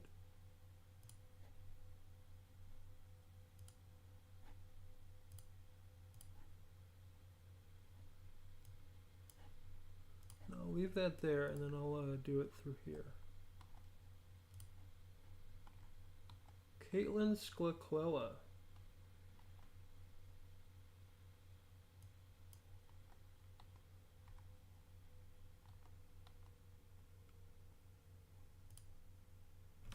Yeah. Here she is. There you are, Caitlin.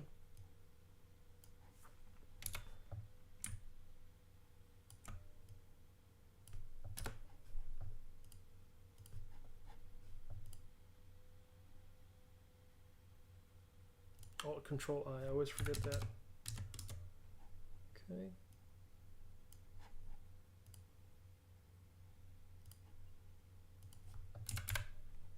Looks good. I do that to give it a more of a painted texture. Just gets a little too bright there.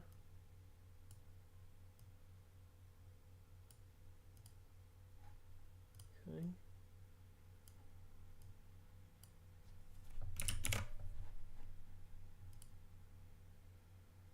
I could have sworn I had gradient map as a shortcut.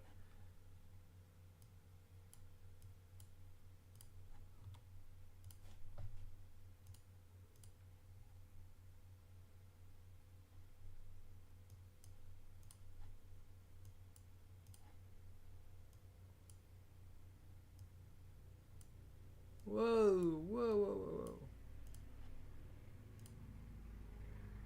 I want something that's going to bring out some definition in her face.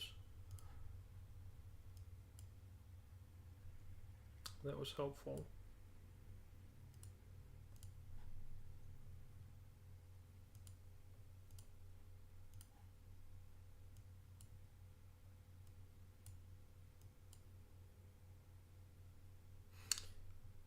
This will translate well.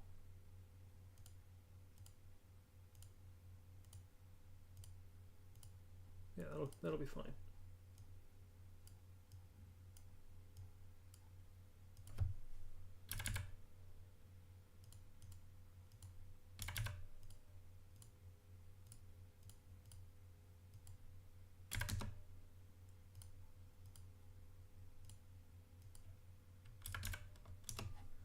Yeah.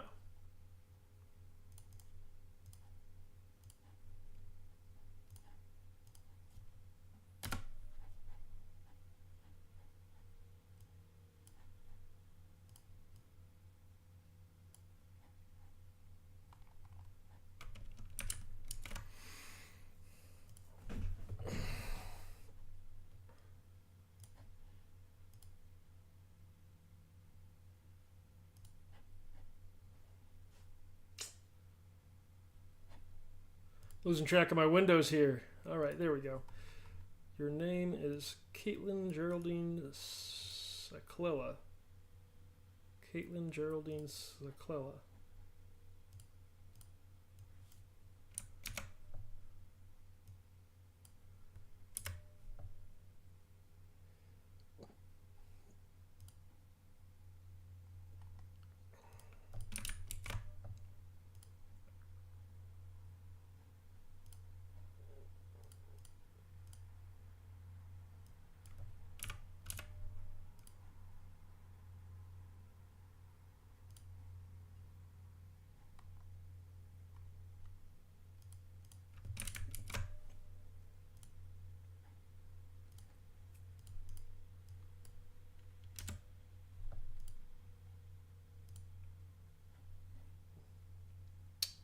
Okay, we are ready for Caitlin Geraldine Scalable to be added to the lore game.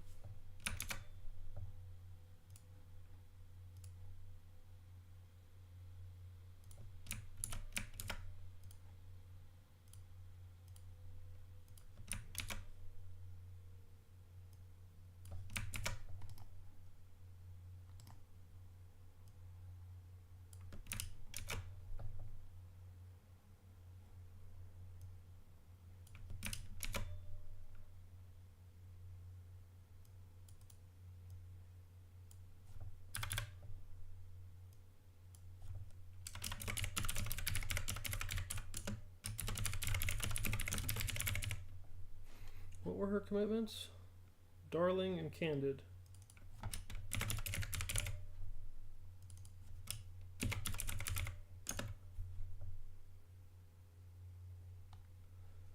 Okay, lizaperil.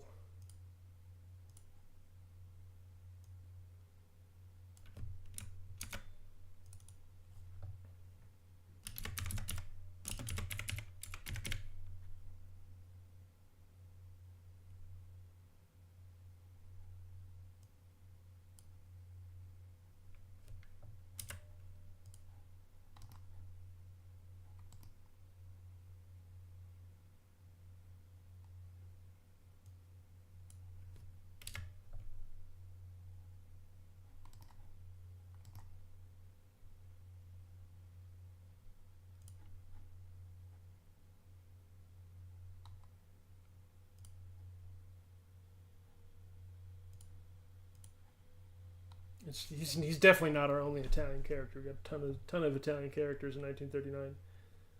I just haven't applied the modern country of origin tag to every character yet.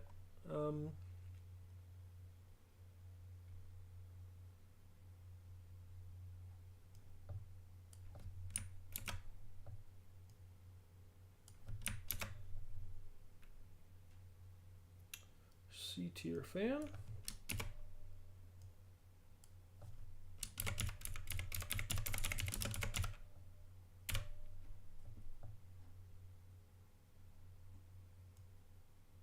Barnaby budget.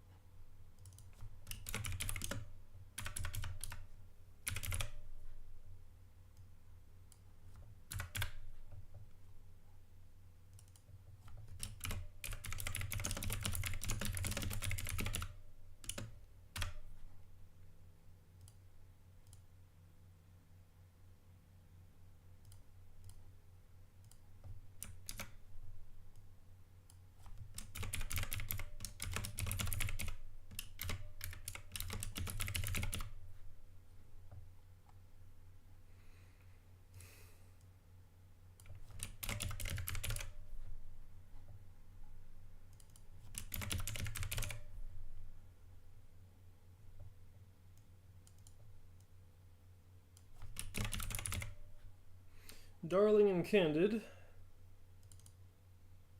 She's lawful innocence.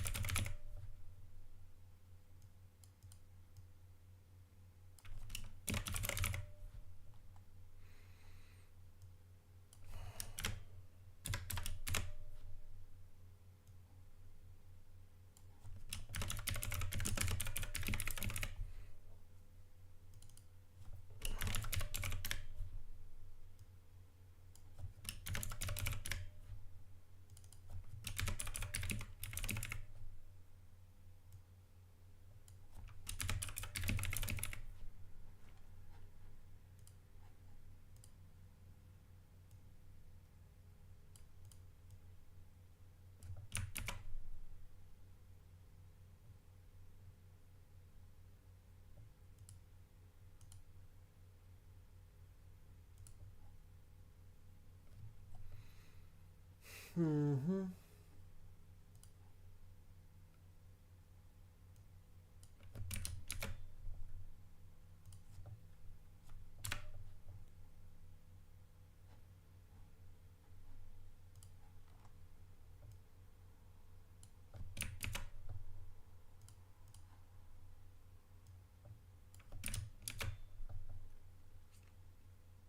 Okay, perfect. Waffle with all these details are accurate. Don't need to go back and change anything. Good, good, good. Okay, let's get their bio in.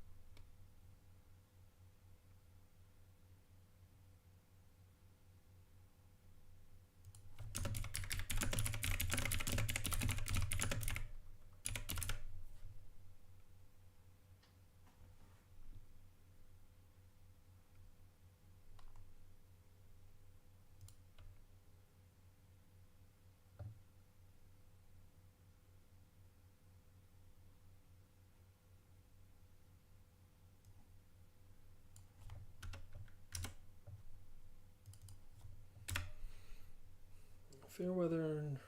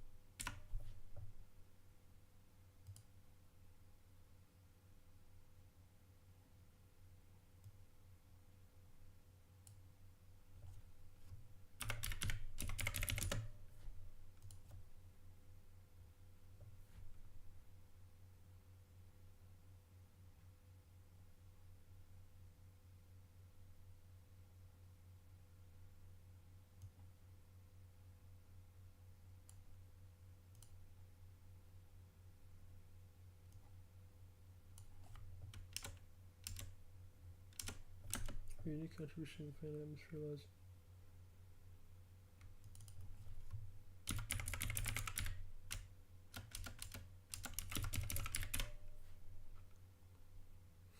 Okay, I mean, it's not the best bio, but it is something to start with. Was she Barnaby budget? I think she was. Yeah. Okay, cool. She loves eclairs. We can do that. Misty Gray.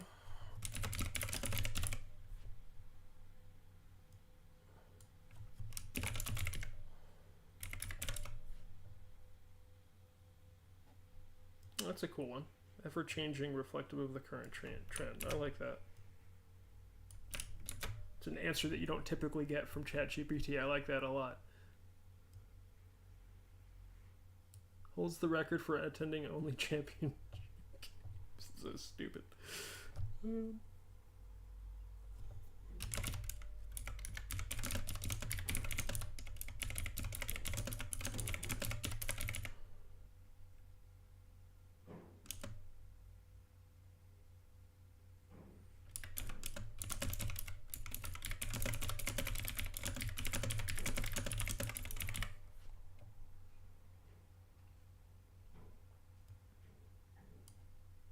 That's a cool hobby, creating cryptic crossword puzzles related to the team.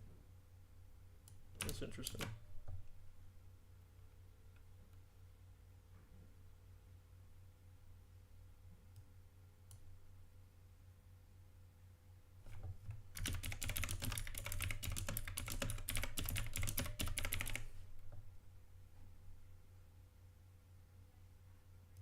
Whimsical instrumental, so jazz.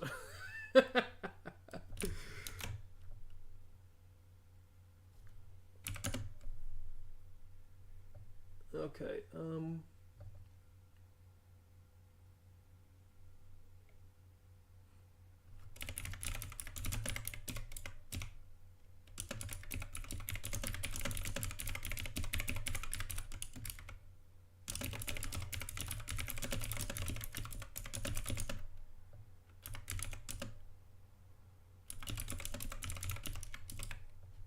big band musicals. Okay, yeah, that's fine. Caitlin's ready, I believe.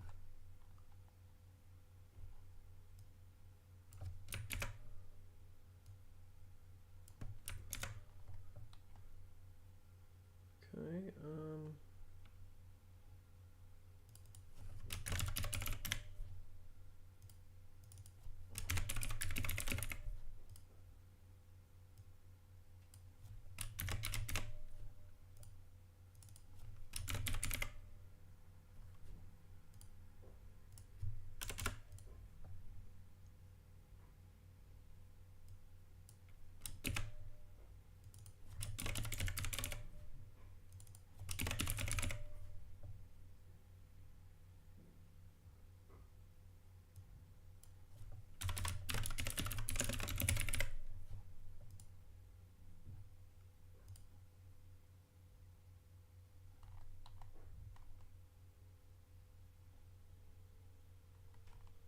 yeah, good. That the formatting looks real good. It's going great. So now we just have to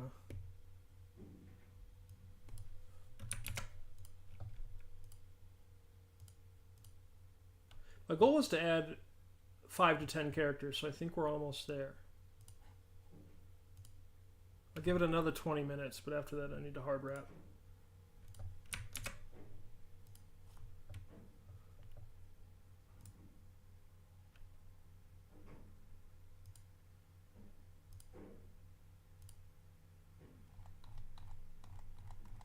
All right, Caitlin Geraldine Saclella for lizaperil. Welcome to the lore game. How many lawful innocent characters do we have? They're all women. It's not, there's plenty. Like I said, I haven't finished updating the category tags. Okay, we've taken care of Liza. We've taken care of Dennison. Let's do one more notable fan. And Dylan's Law. Who's Dylan's Law? Hell yeah.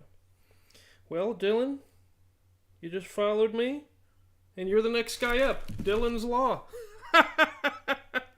All right, let's go check out Dylan's Law.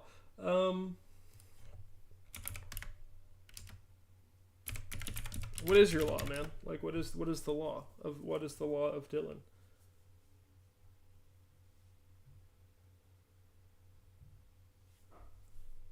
Oh, there is actually a Dylan's law. There's two of them. There's Dylan's law and then there's Dylan's law, and I just want this man's Instagram. Both those things sound intense. Like, let's. Okay, so here we go. Here's Dylan's law. Everybody, give him a follow. Make sure we have this in chat here. Okay.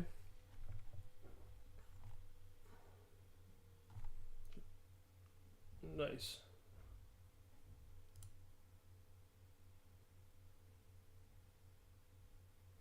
Denver legend. Okay. Well, the Denver team doesn't start in our lore till 1948, so we are expanding. But it's a great, like, I always tell people, get your character going in the early lore, and then transfer to your local chapters once those teams become available. Let's see. Say, hey, like, why don't you guys jam for 10 minutes? And then they, like, do it and they get comfortable and they come up with something. He's like a weird facilitator. I Right. don't even know if he's a producer. I don't think he would call doesn't himself like that. he doesn't like touch anything on the control panel. He's just like gives out ideas and probably snacks or something. I don't know. Yeah, he's an amazing dude. He's a pro muse. Yeah, exactly. He's Something. a muse. That's exactly what he is, dude. That's tough. Yeah. That's the perfect way to just because I mean any artist that worked with him, that is kind of like what he was for them. Like Johnny Cash, you know what I mean? All those covers that he did, like he woke something up in him, but he wasn't the one, like you said, behind the boards or anything. What Rick Rubin does is like say, hey, like, why don't you guys jam for 10 minutes? And then they like do it and they get comfortable and they come up with something. He's like a weird facilitator. I don't even know if he's a producer. Dylan, you look like Rick Rubin's son. Okay, let's get you a notable fan character in 1939 Boston Potatoes, baby. Okay. Yeah.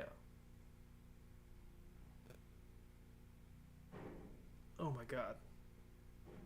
My goodness. This is going to be wild for you, Dylan. That image is awesome as well.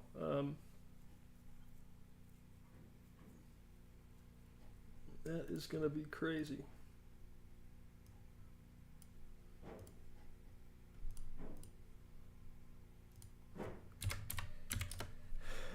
Okay, so we have that. I love what I'm seeing here. Let's get the prompt out. All right, he's an F tier fan.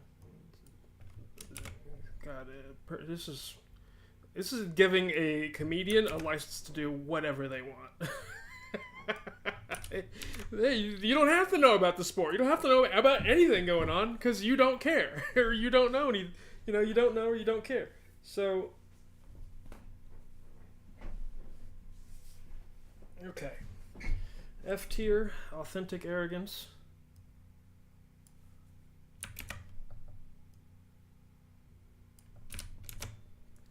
Okay, we got the facelift.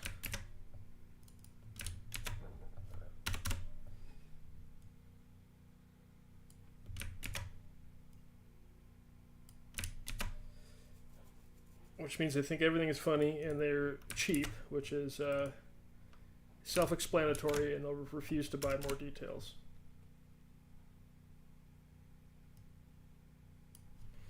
For the prompt, I'll just put they don't like spending money. Only ChatGPT understands the joke, which makes sense because they're that's why we say there's a reason rich people are rich, and it's because they're cheap. That's the reason why you get to be a Dexter deposit. If that money doesn't just come into your life via something that you're doing, like what we're doing here, Press Pass. You gotta save and scrounge and grind, and these days that is damn near impossible. 52-year-old anthropologist. Does it need to be 52? Oh yeah, fine. We'll make him 52. 1887.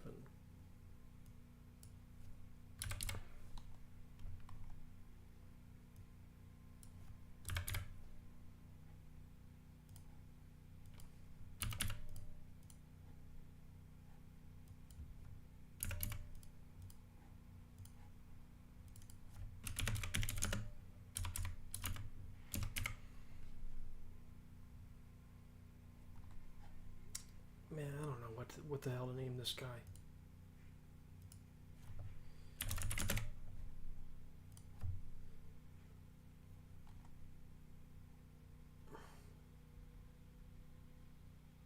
WoW NPCs. I'll just go to a random generator and see what happens.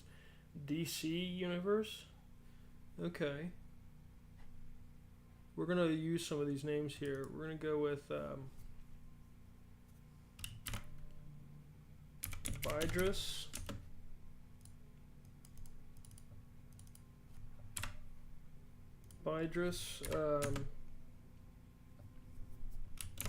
Hearth.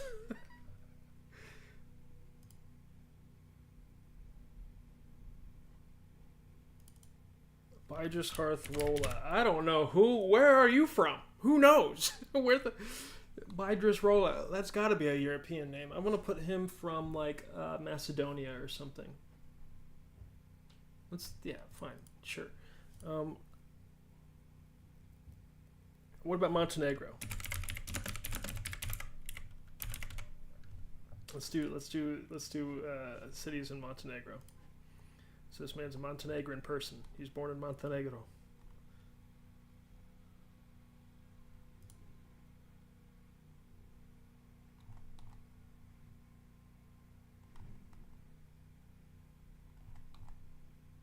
I suppose they ought to speak Montenegrin where he's at, but this is modern, right?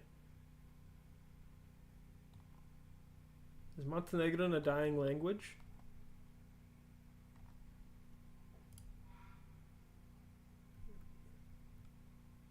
Isn't this like a big city?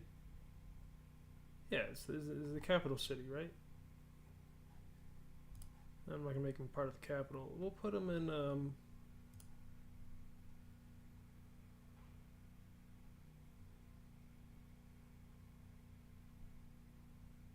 okay, fine. That's fine. Good history there. I'm sure Dylan will love learning about this.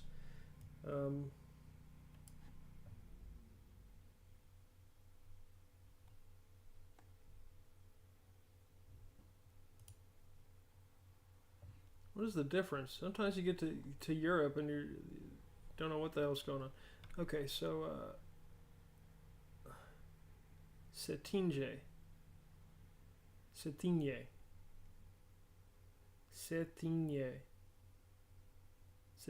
okay. So he's from Cetinje, Montenegro.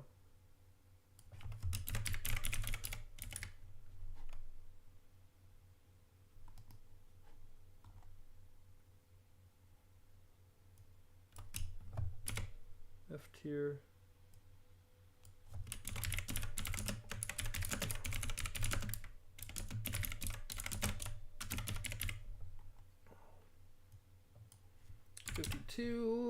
He's a man.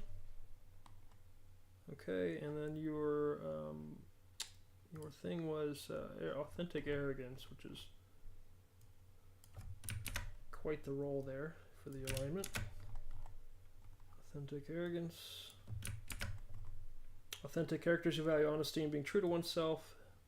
They're not afraid to express genuine thoughts and feelings, no matter the law, group harmony, or their own image. Arrogance are characters who are overly confident and believe they are superior to others, may be dismissive or disrespectful of others. Okay.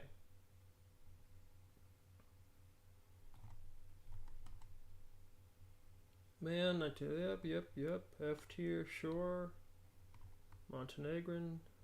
Bidris Hearth Rolla. It's probably not a Montenegrin name, but who knows? He's a facelift cheap. Okay, yeah, this is ready. There needs to be a question of like how immigrants got to Boston here. I almost swore I put that in here.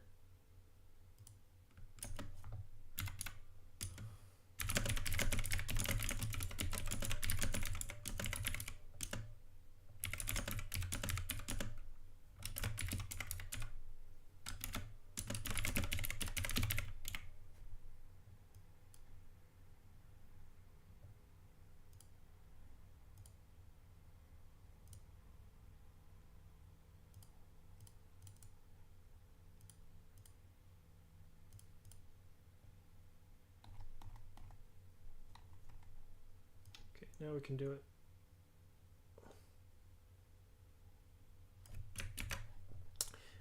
And then this is where I get to learn a little bit.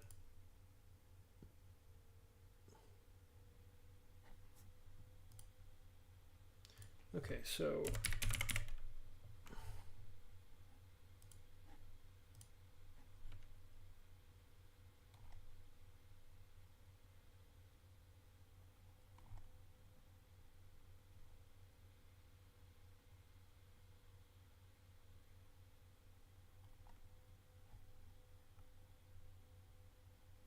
so yeah, I grew up with them as Serbia and Montenegro, but it seems like in 2006 they got their independence back.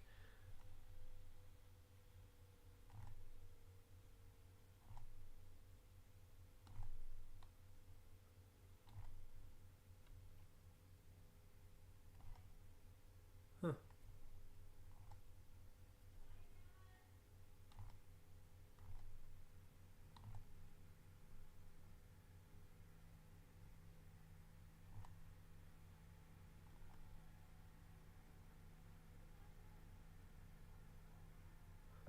Oh.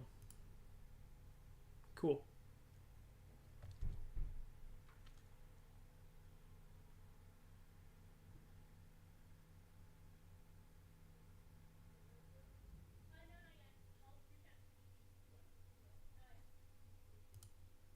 Okay, so there's that.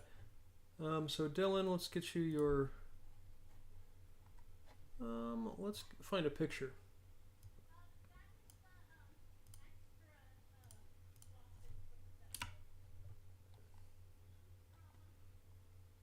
Montenegrin man, 52 years old. I mean, I like this guy. I've been staring at this guy for a while, and I've been wanting to use him, but I haven't used him yet. So this would be the day.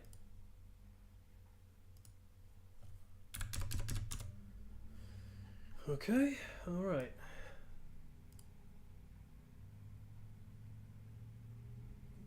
I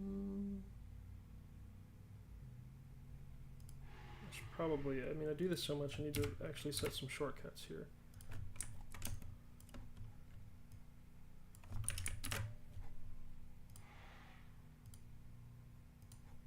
It's literally perfect. Perfect balance right there.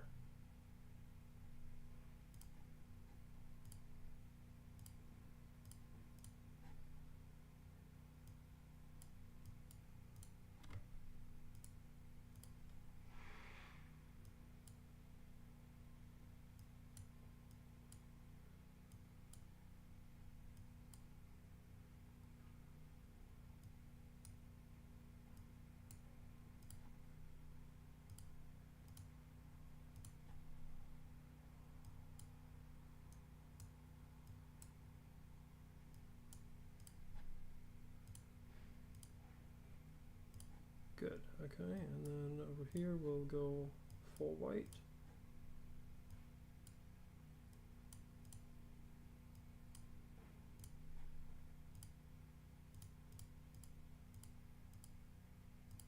Cancel that, just delete that bad boy. Oh, there we go, yeah, okay, there he is. There's our guy.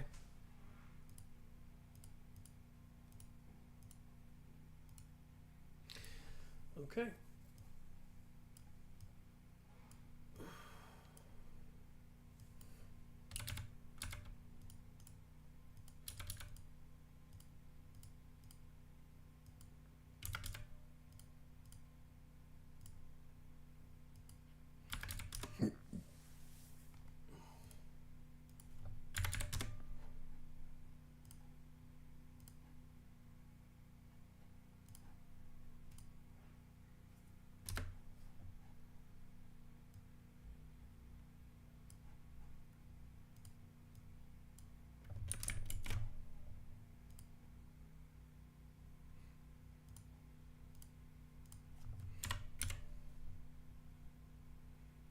What the hell is, what did I name him?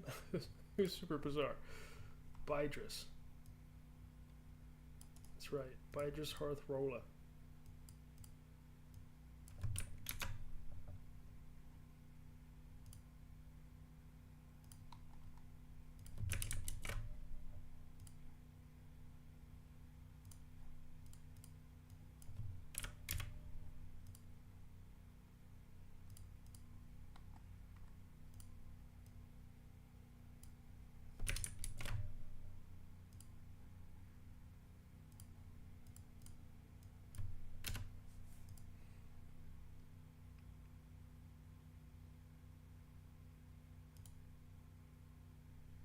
Oh, the world is becoming so rich.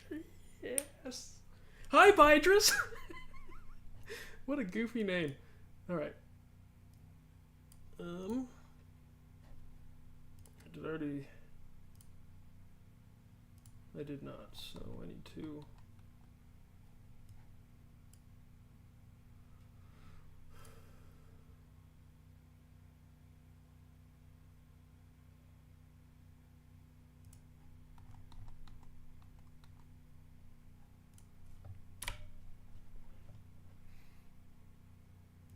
Okay, Bydris, let's get you going. Let's get you up there.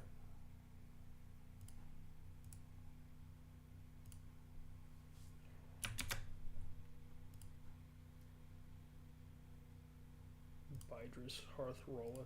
Hilarious. Okay.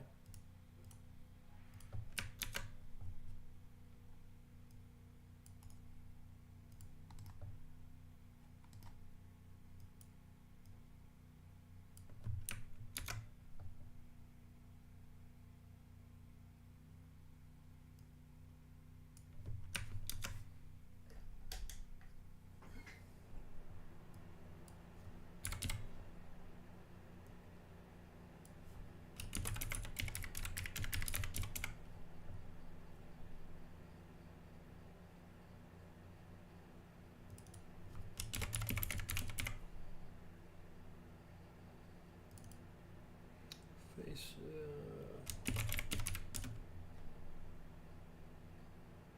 Okay. And then your name is Dylanslaw. Dylan Cantor.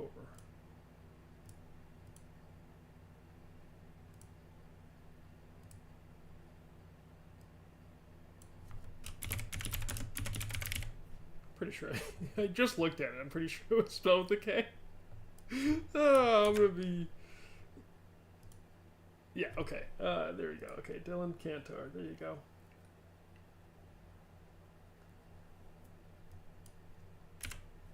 Mm-hmm.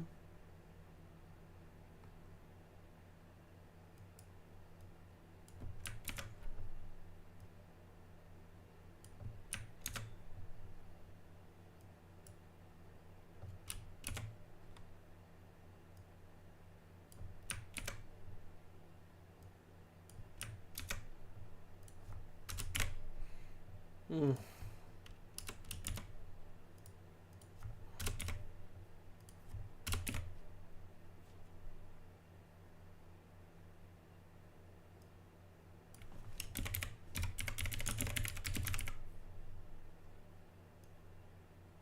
What's more important to society, an anthropologist or a transportation maintenance worker?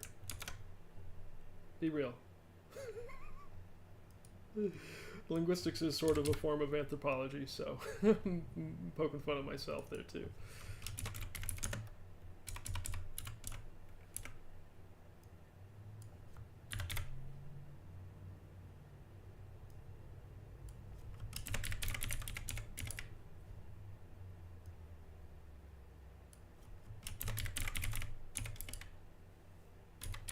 What is their flag?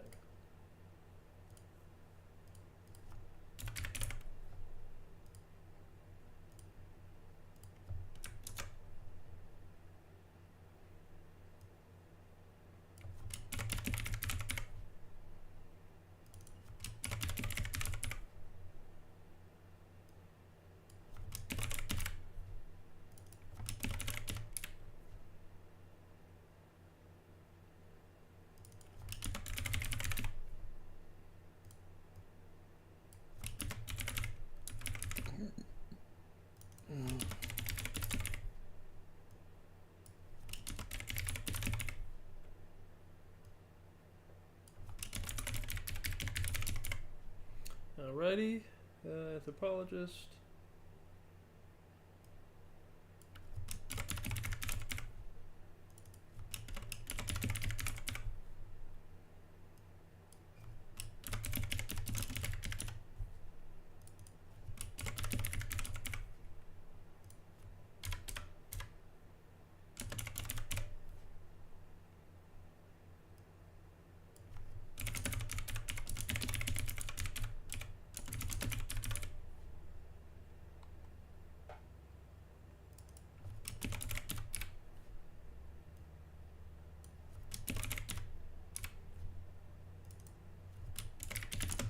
Oh crap, I just noticed.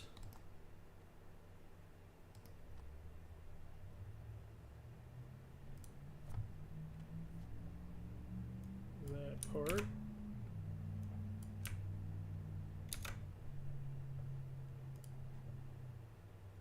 If you catch a typo, I don't know, we'll eventually have some sort of bounty reward system where if you catch typos on the wiki, then you can get something out of the ecosystem.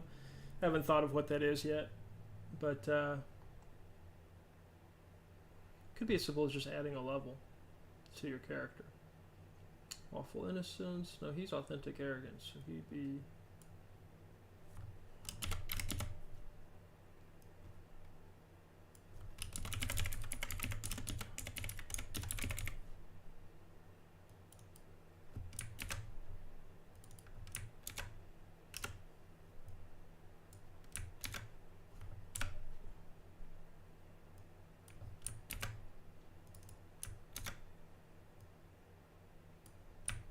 Okay, grab it from the prompt here.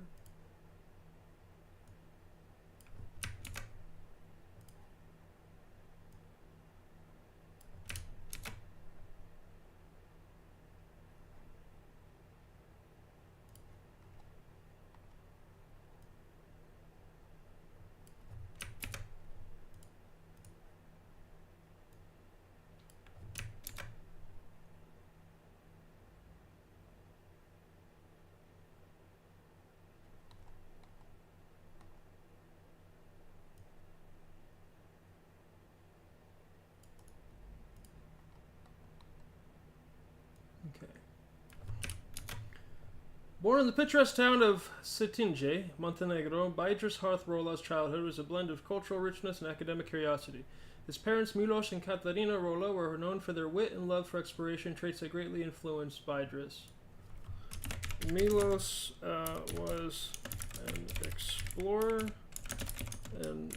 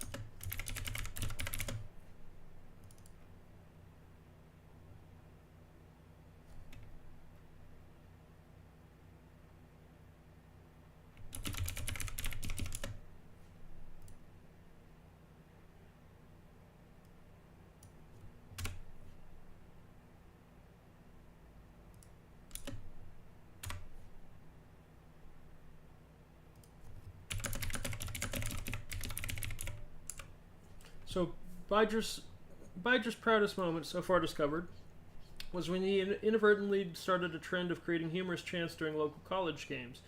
His biggest hope was that the team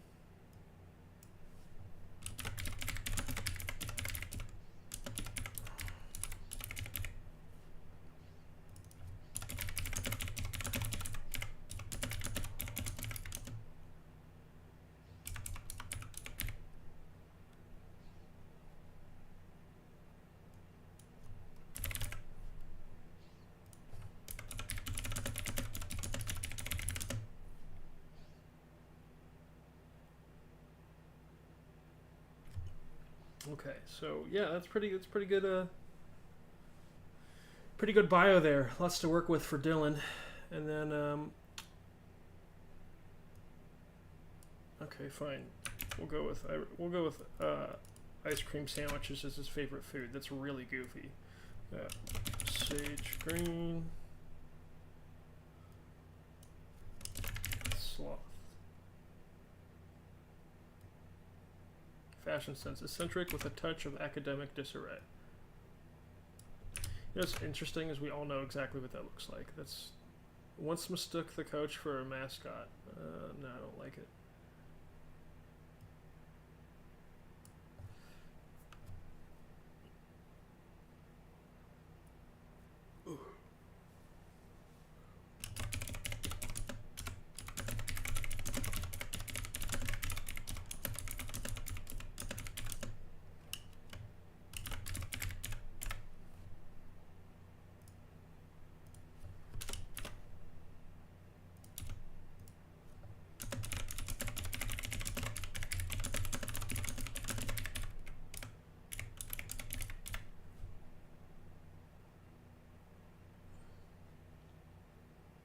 He has a fear of straightforward conversations.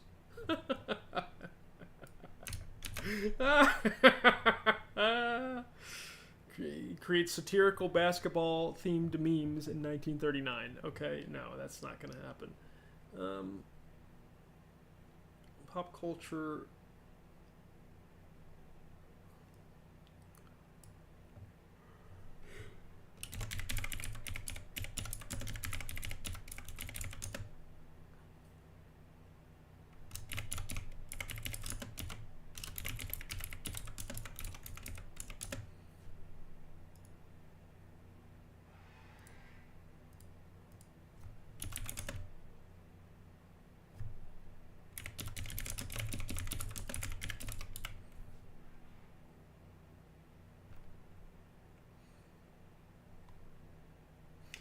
I'm sure this dude has a wife and everything, but I'm gonna leave that up to Dylan. Okay, so Bydris Hearthrolla, you're now an official character in the Press Pass lore. Bydris Hearthrolla. Let's make sure these facelifts and cheap.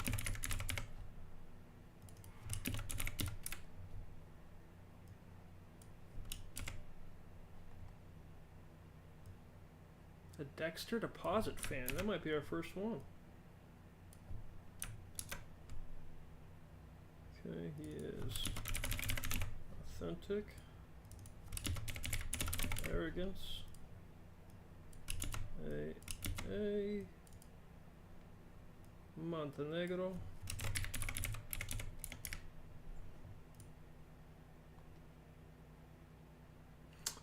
oh yeah, I need to actually make sure that these are soft ray registered as well, because soft ray registered means you still have to buy your title. It means I've handpicked you to participate, but you still have to buy your title. By the way, unless you buy the titles, these are my characters and I can assign them to whoever I want. So just because you're reserved for one doesn't mean that it's yours. You have to buy the title to register the character as yours. You receive literally a deed to the property. So, real cool stuff on this tech. There's Bydris. Rolla, rolla, rolla, rolla, rolla, rolla, rolla, rolla. Bydris, rolla, rolla, rolla, rolla. Bydris. Okay, there we go. That was hella stupid, but y'all are gonna go with it.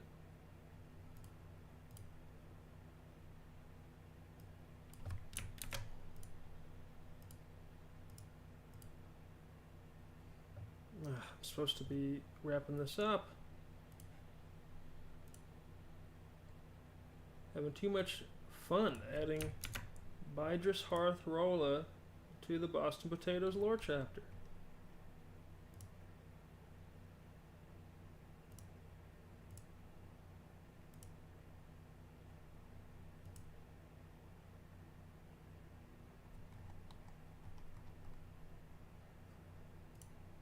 How many characters do we... 25 characters in the Boston Potato so far. Ooh, we could spin a yarn, let me tell you.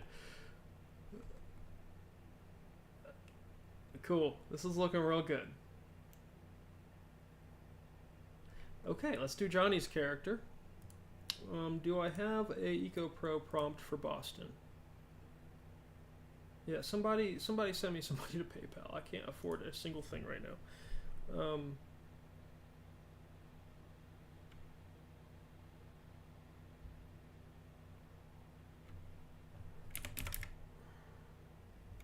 I do have one for Boston. Yay! Okay, cool.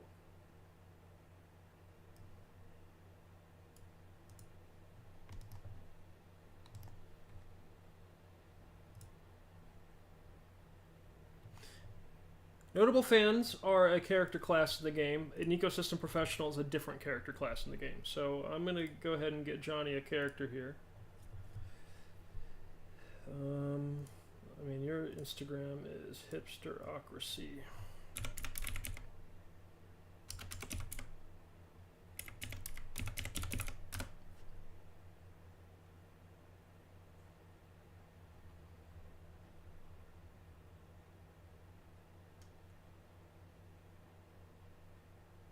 This dude's great, Johnny Taylor. Okay, so we have we need to load up the prompt. The generator. Okay, ecosystem professional, Johnny. Ooh. A 48-year-old librarian that works for the Basketball Syndicate of America. That is awesome. Now when if Johnny ends up playing this guy himself or this lady himself, we can now make a gag about how his character in the modern era looks like this librarian from Boston back in the day. Too rich. 797.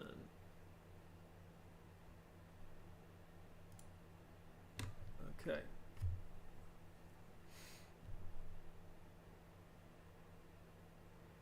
All right, well, let's roll with it. Okay, so he is.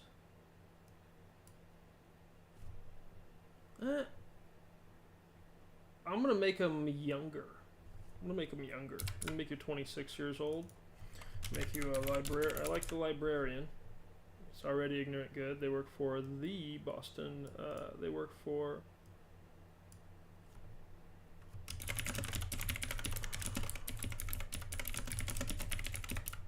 Driven by convenience. With a professional goal of sampling various cuisines.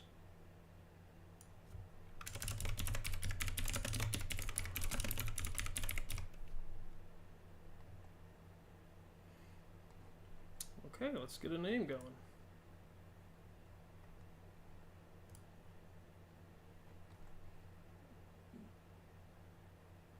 Deity names from The Legend of Zelda.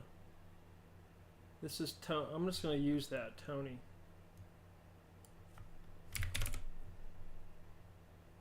Nah, let's see.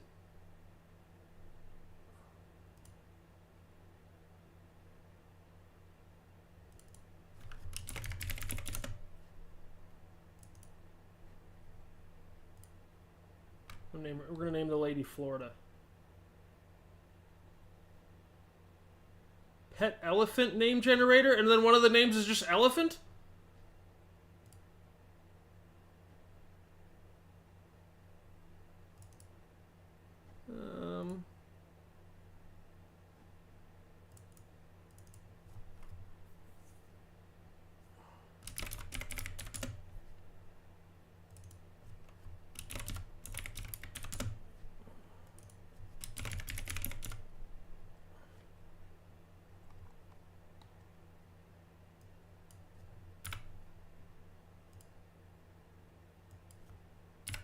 1922, right? Oh, 1913.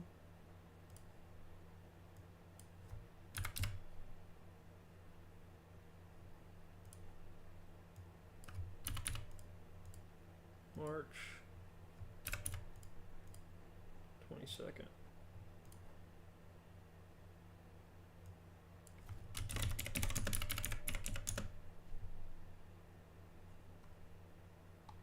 What would a librarian be? That's got to probably a service professional. I don't think that's a media professional. I don't know what the hell you're doing working directly for the Basketball Syndicate as a librarian, but you never know.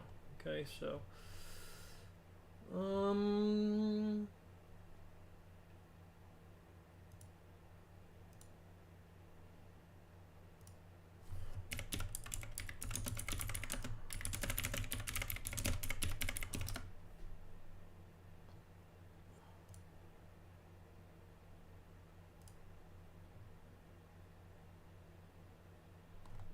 work faster. No, it's internet. Just give me a random state, y'all.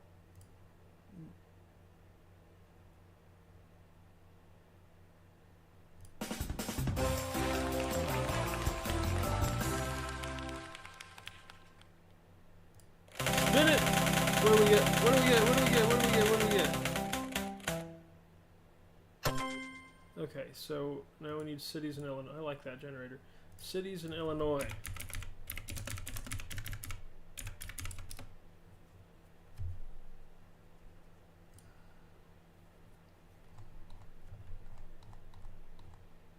Is there a Boston, Illinois? That'd be hilarious.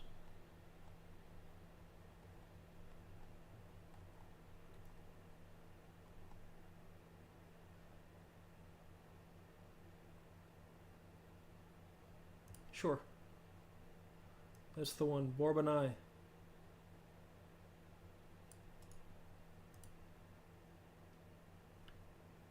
This close to Chicago? Okay.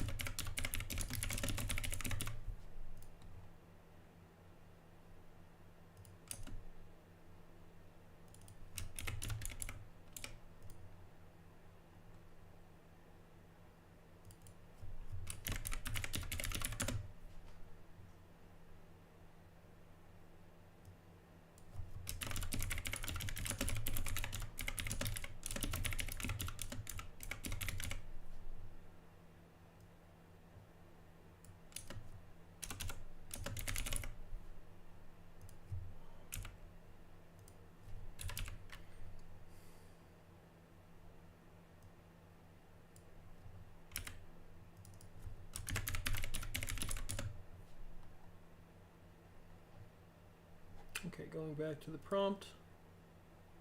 40, we made him 26. He worked for the BSofA, driven by convenience, sampling various cuisines. 1939 Boston potatoes. Okay. And ignorant good. Okay, I think we're good. I think we're golden here. Did I name them? Did I name them? Did I name Patton Jameson, Florida?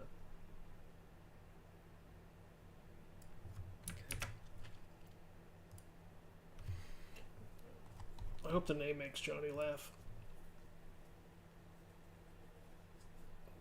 No, thank you to the 6 viewers I had today. That's interesting. I usually do these and feel like nobody cares. Not these. This is the first time I've done a podcast style situation. Okay, so while Johnny's character is loading up, Patton, Florida, huh? Let's look up a guy that can be Patton, Florida.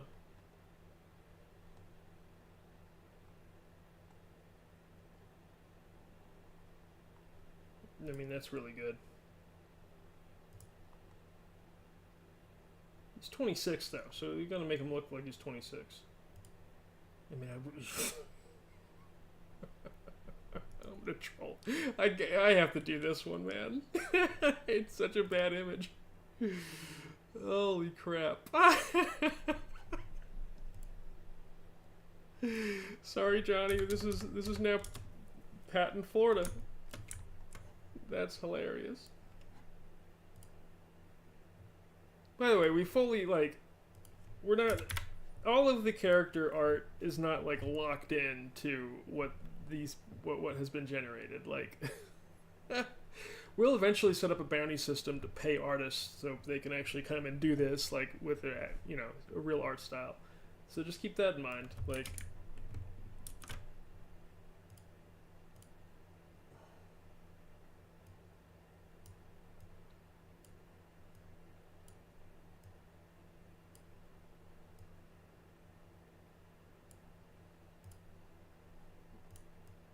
character's so bad.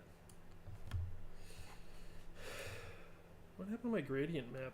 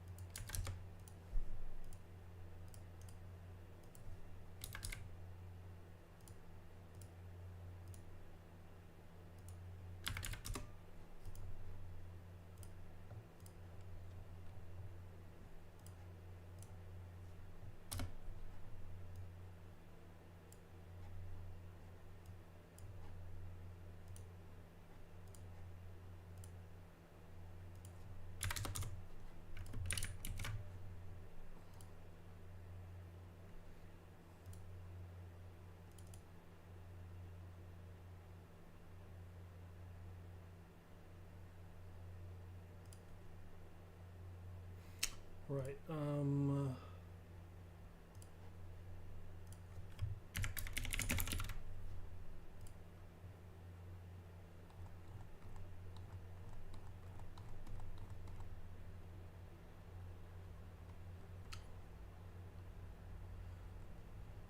okay, so service professional, start the numbering at 121.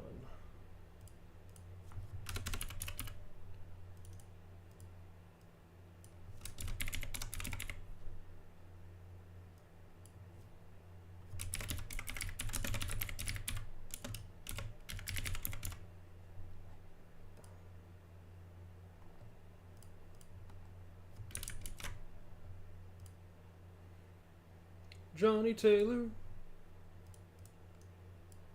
Yep.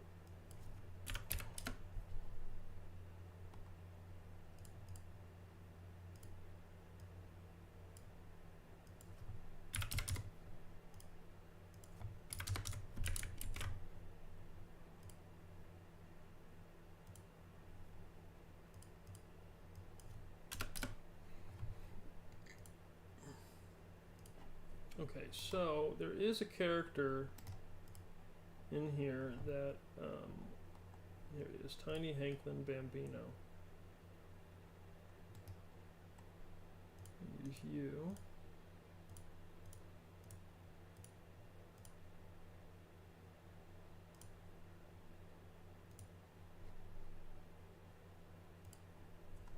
Absurdly spicy ice cream. I saw that poke out. We might have to keep that detail.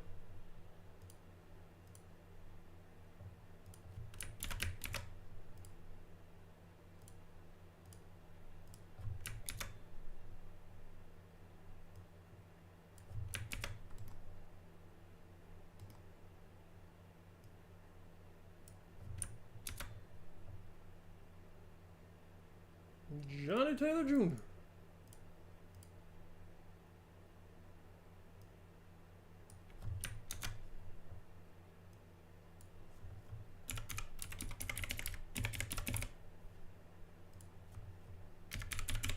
What's it say? I need to remember how to Migsy Pass Lore Game Project Manager.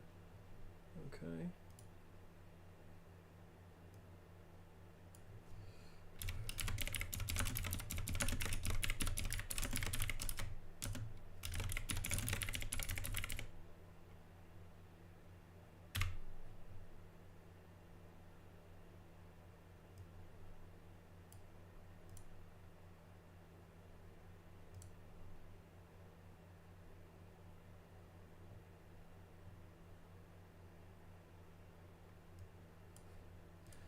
I don't know. I mean, he could play this guy himself and just pretend that's what 26-year-olds looked like in 1939. That's hilarious. Okay, so his name is Patton Jameson, Florida.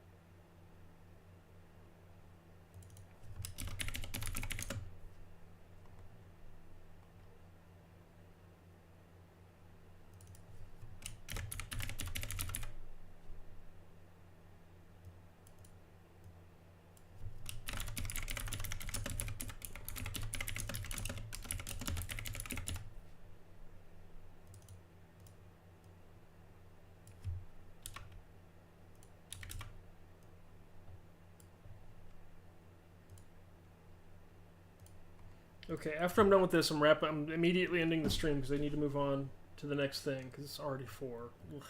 Been doing this for it's a 5.5 hour stream. It's crazy.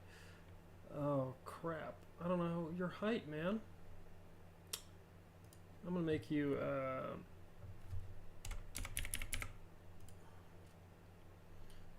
Let's make him 6 foot flat.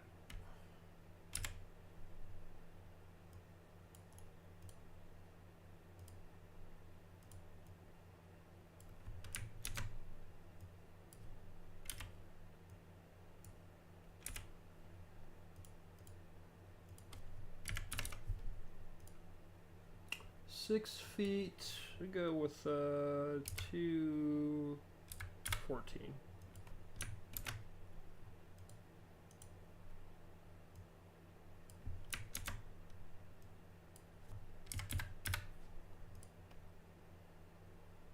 Okay, he's 26 years old.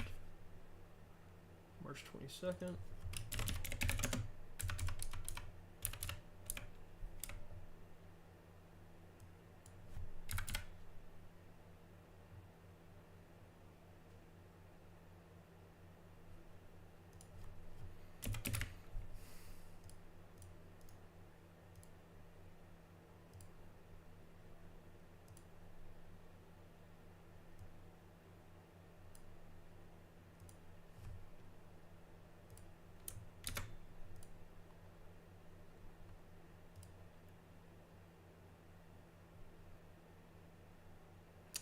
Driven by convenience.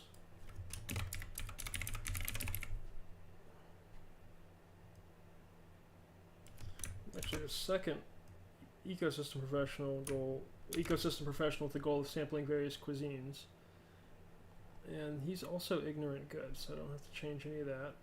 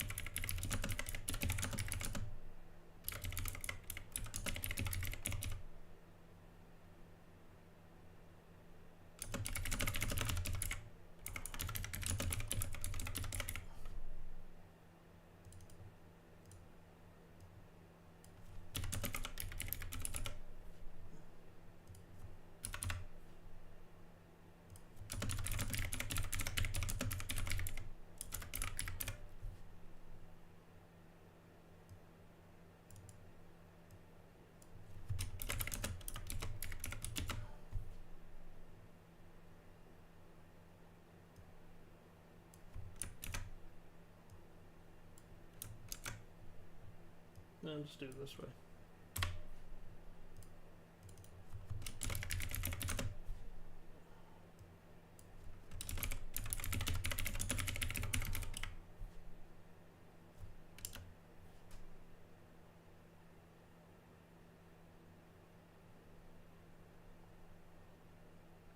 That's easy. If they're both ignorant good, I don't have to change any of that, so. Cool, this is fun. I'm almost done, so that's wonderful. Patton Jameson, Florida, born in the charming town of Bourbonnais, Illinois, was destined for an eccentric path. His childhood was marked by a peculiar fascination with culinary adventures, often finding himself exploring his mother's kitchen with unbridled curiosity.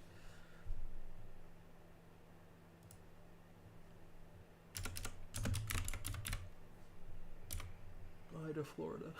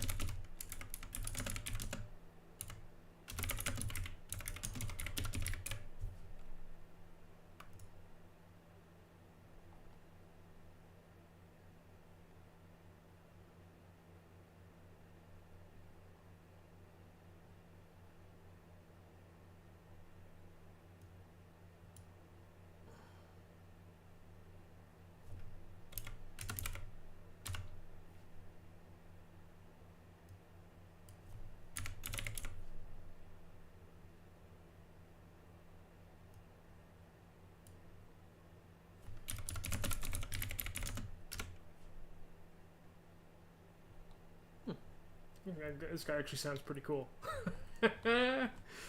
Okay, absurdly spicy ice cream. I'm gonna keep that. So bizarre. And then his favorite color is culinary cream. We'll keep that too. It's also super bizarre.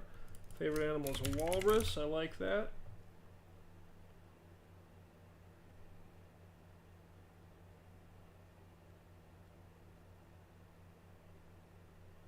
I don't know. Media professionals don't have catchphrases, but it doesn't matter. Okay.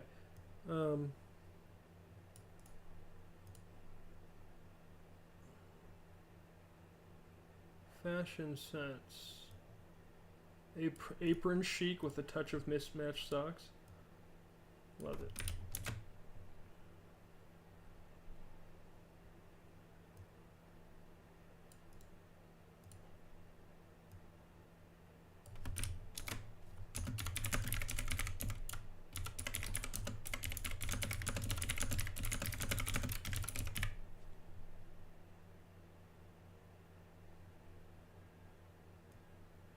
Ooh, that fear is wonderful. Fear of blandness. Okay. Unusual hobby. This guy's really all about his culinary taste.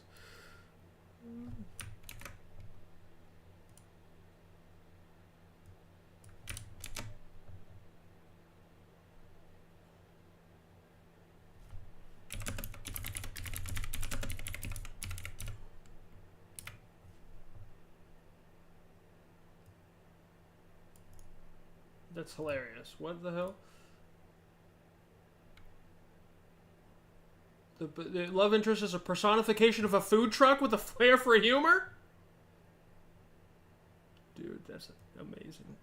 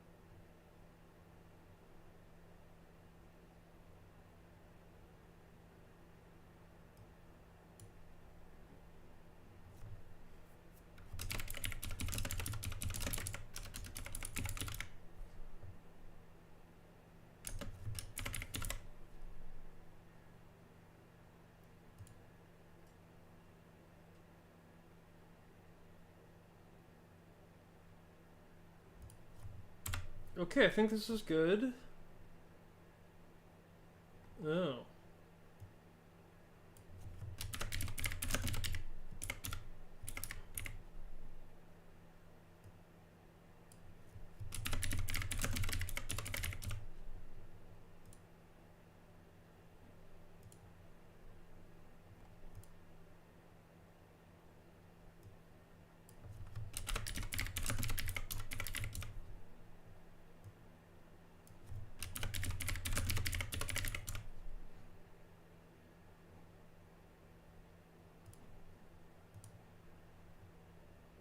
Okay, I think we're good here. That took me about 15 to 20 minutes per character. A little long.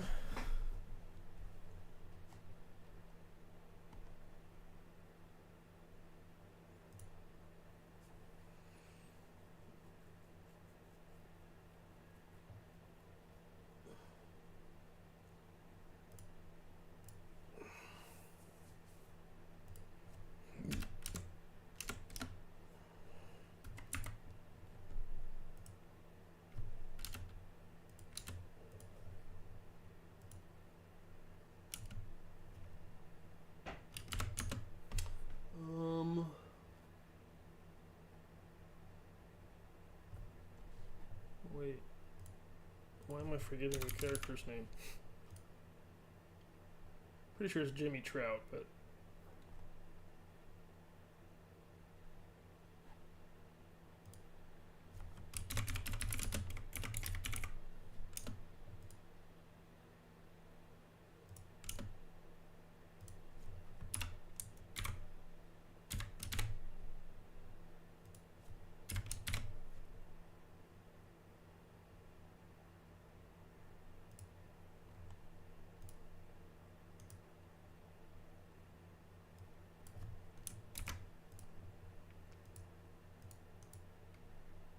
Yeah, that's good character. Dang, if I can add 5-10 characters a day, the entire lore chapter will be filled up shortly, and the people that will take it seriously, you know,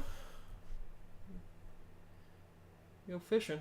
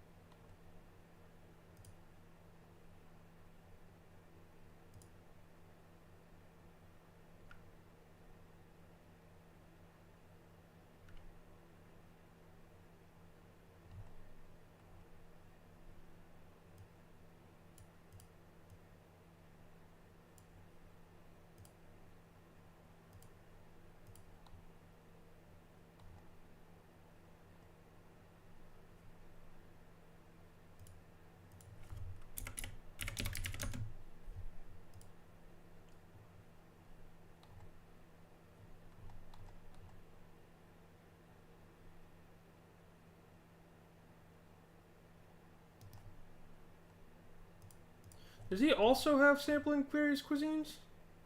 No, his professional was getting banned by the BSofA, and he hates the Allentown. Okay. Patterson, Jameson, Florida.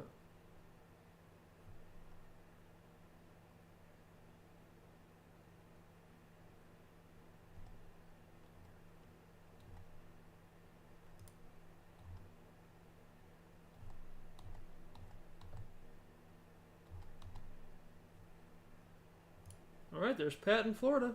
And I told y'all I gotta go, so real quick recap. We're building collaborative intellectual properties on the blockchain. A blockchain is a notary service that organizes information into blocks and records them in a chain. All of the information that it organizes is programmable, so we can use it for conditional programming in ecosystems like this. Cryptocurrency is the value transfer protocol that we use on the blockchain. You don't have to use cryptocurrency to participate in tokenomics on the blockchain. So don't feel like you have to put your money into cryptocurrency to exchange value for intellectual property. Frankly, we at Let Me Out Productions can do that for you. All you have to do is make sure that you have an intellectual property license, that you have the right software to receive the titles so you can register characters in the ecosystem. So a non-fungible token is a digital title, and we're selling digital titles to own and participate in Press Pass Season 1. So this is it. It's $20. You buy it, and then you register it to the character. Let's go to Linus here. So here's a guy, Migsy, who registered. He owns a version 1 title of the show, the puzzle piece of the show, and he used it to register Linus Heinrich O'Shouts, a notable fan of the 1939 Boston Potatoes. So you can see here, this is Migsy. If I click on his thing, it'll link directly, literally directly to the transaction of when he bought the title. And this is the information that's organized in a block and recorded in a chain. So here's the actual token itself. The token ID ends in 0912. That's the identification number of the digital title. The value of the title when he purchased it was, we were down bad on that day, $12. He got in for $12, and he spent $2 on gas. So wonderful. Overall, $21 for this purchase, and he did it September of 2022, so over a year ago. All right. And there we go. So that's the sale of this title. That's the block. Everything, it's permanent. That's permanently there. So you can see that when you click on it, it goes directly to his purchase. This guy happens to be our lore game project manager. We re-registered with a version 1 collectible. If you click on the link, it'll take you right to the collectible. And then we have the actual transaction hash here again. And then there you go. So it's literally titled to only him. Only this particular person who purchased this particular title on this particular day with this particular transaction hash. And that's how we know Linus Heinrich Shouts belongs to Migsy. So that's what we're doing here. You buy the titles, you use it to register characters. Past that, you don't think of these as investments. Like that's the thing everybody keeps on getting wrong with blockchain. Is it's just a collaboration facility, keeping a record of legitimate information. So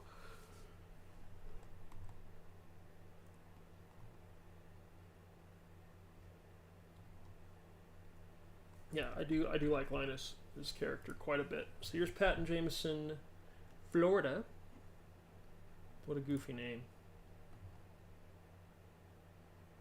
He's now he's the 6th ecosystem professional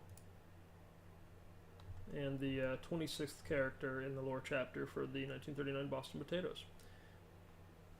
So, Bydris, who are the characters we added today? We added Bydris here, Bydris Rolla. We added Caitlin's Seclella. We added Patton Florida, Romario Franco, Sylvain Magohachi, and then the other day I added Tiny Hanklin Bambino, who curiously doesn't have Boston Potatoes colors in his image art. And why? It's because he is a photojournalist for the 1939 Allentown Oats, but he's on residential assignment in Boston. So his art is actually colored with the Allentown Oats because that's who he works for. So if you work for a team, then your art will usually be in the team color that you work for, even if you're registered in a lore chapter that's not the team itself. Which you can do. You can do that. That's the thing. So overall, the experience, you need to make a wallet, salmonwallet.io, make a wallet, send me enough money to pay for the title and the overall the notary fee, which I'll check for you guys here.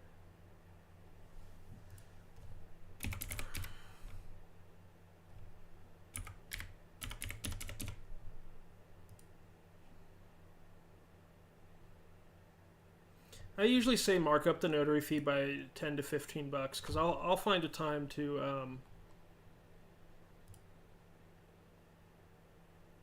I'll find a time in the middle of the night to buy it when it's a $3 or $4 gas fee. Right now it's a $21 gas fee. So yeah, make sure you're covering the sticker price of the token.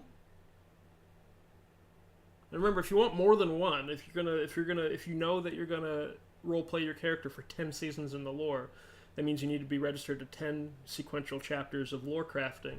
So you need 10 intellectual property tokens. That's not the right edition. That goes to version 2. Anyway, the version 2s register team coaches and syndicate players. The version 1s register ecosystem professionals and notable fans. And the sooner we can actually get some sales, the better off my personal economy is going to be. I can barely pay bills right now, baby. Okay, so there you go. You buy the title, you register your character. If you already have a character software registered, great. Just buy the title to make it official. Then you can enter in the official lore game experience, which I guess I can walk you guys through that real quick. Crap. Literally one of these. You'll receive a digital version. And on the front you'll have your character. You'll have your character, you'll have, you know, the title, the name and what they do in the ecosystem. Over here there's going to be a scrolling bio that updates with your character progress. And on the back you'll have a section for a deed that gives you intellectual property rights over that specific character and the world that they are creating within themselves. And then on the lower half is going to be a gamepad that you actually play the role play with. And it's an interactive gamepad that you play with on your phone. So each character, we're done with that.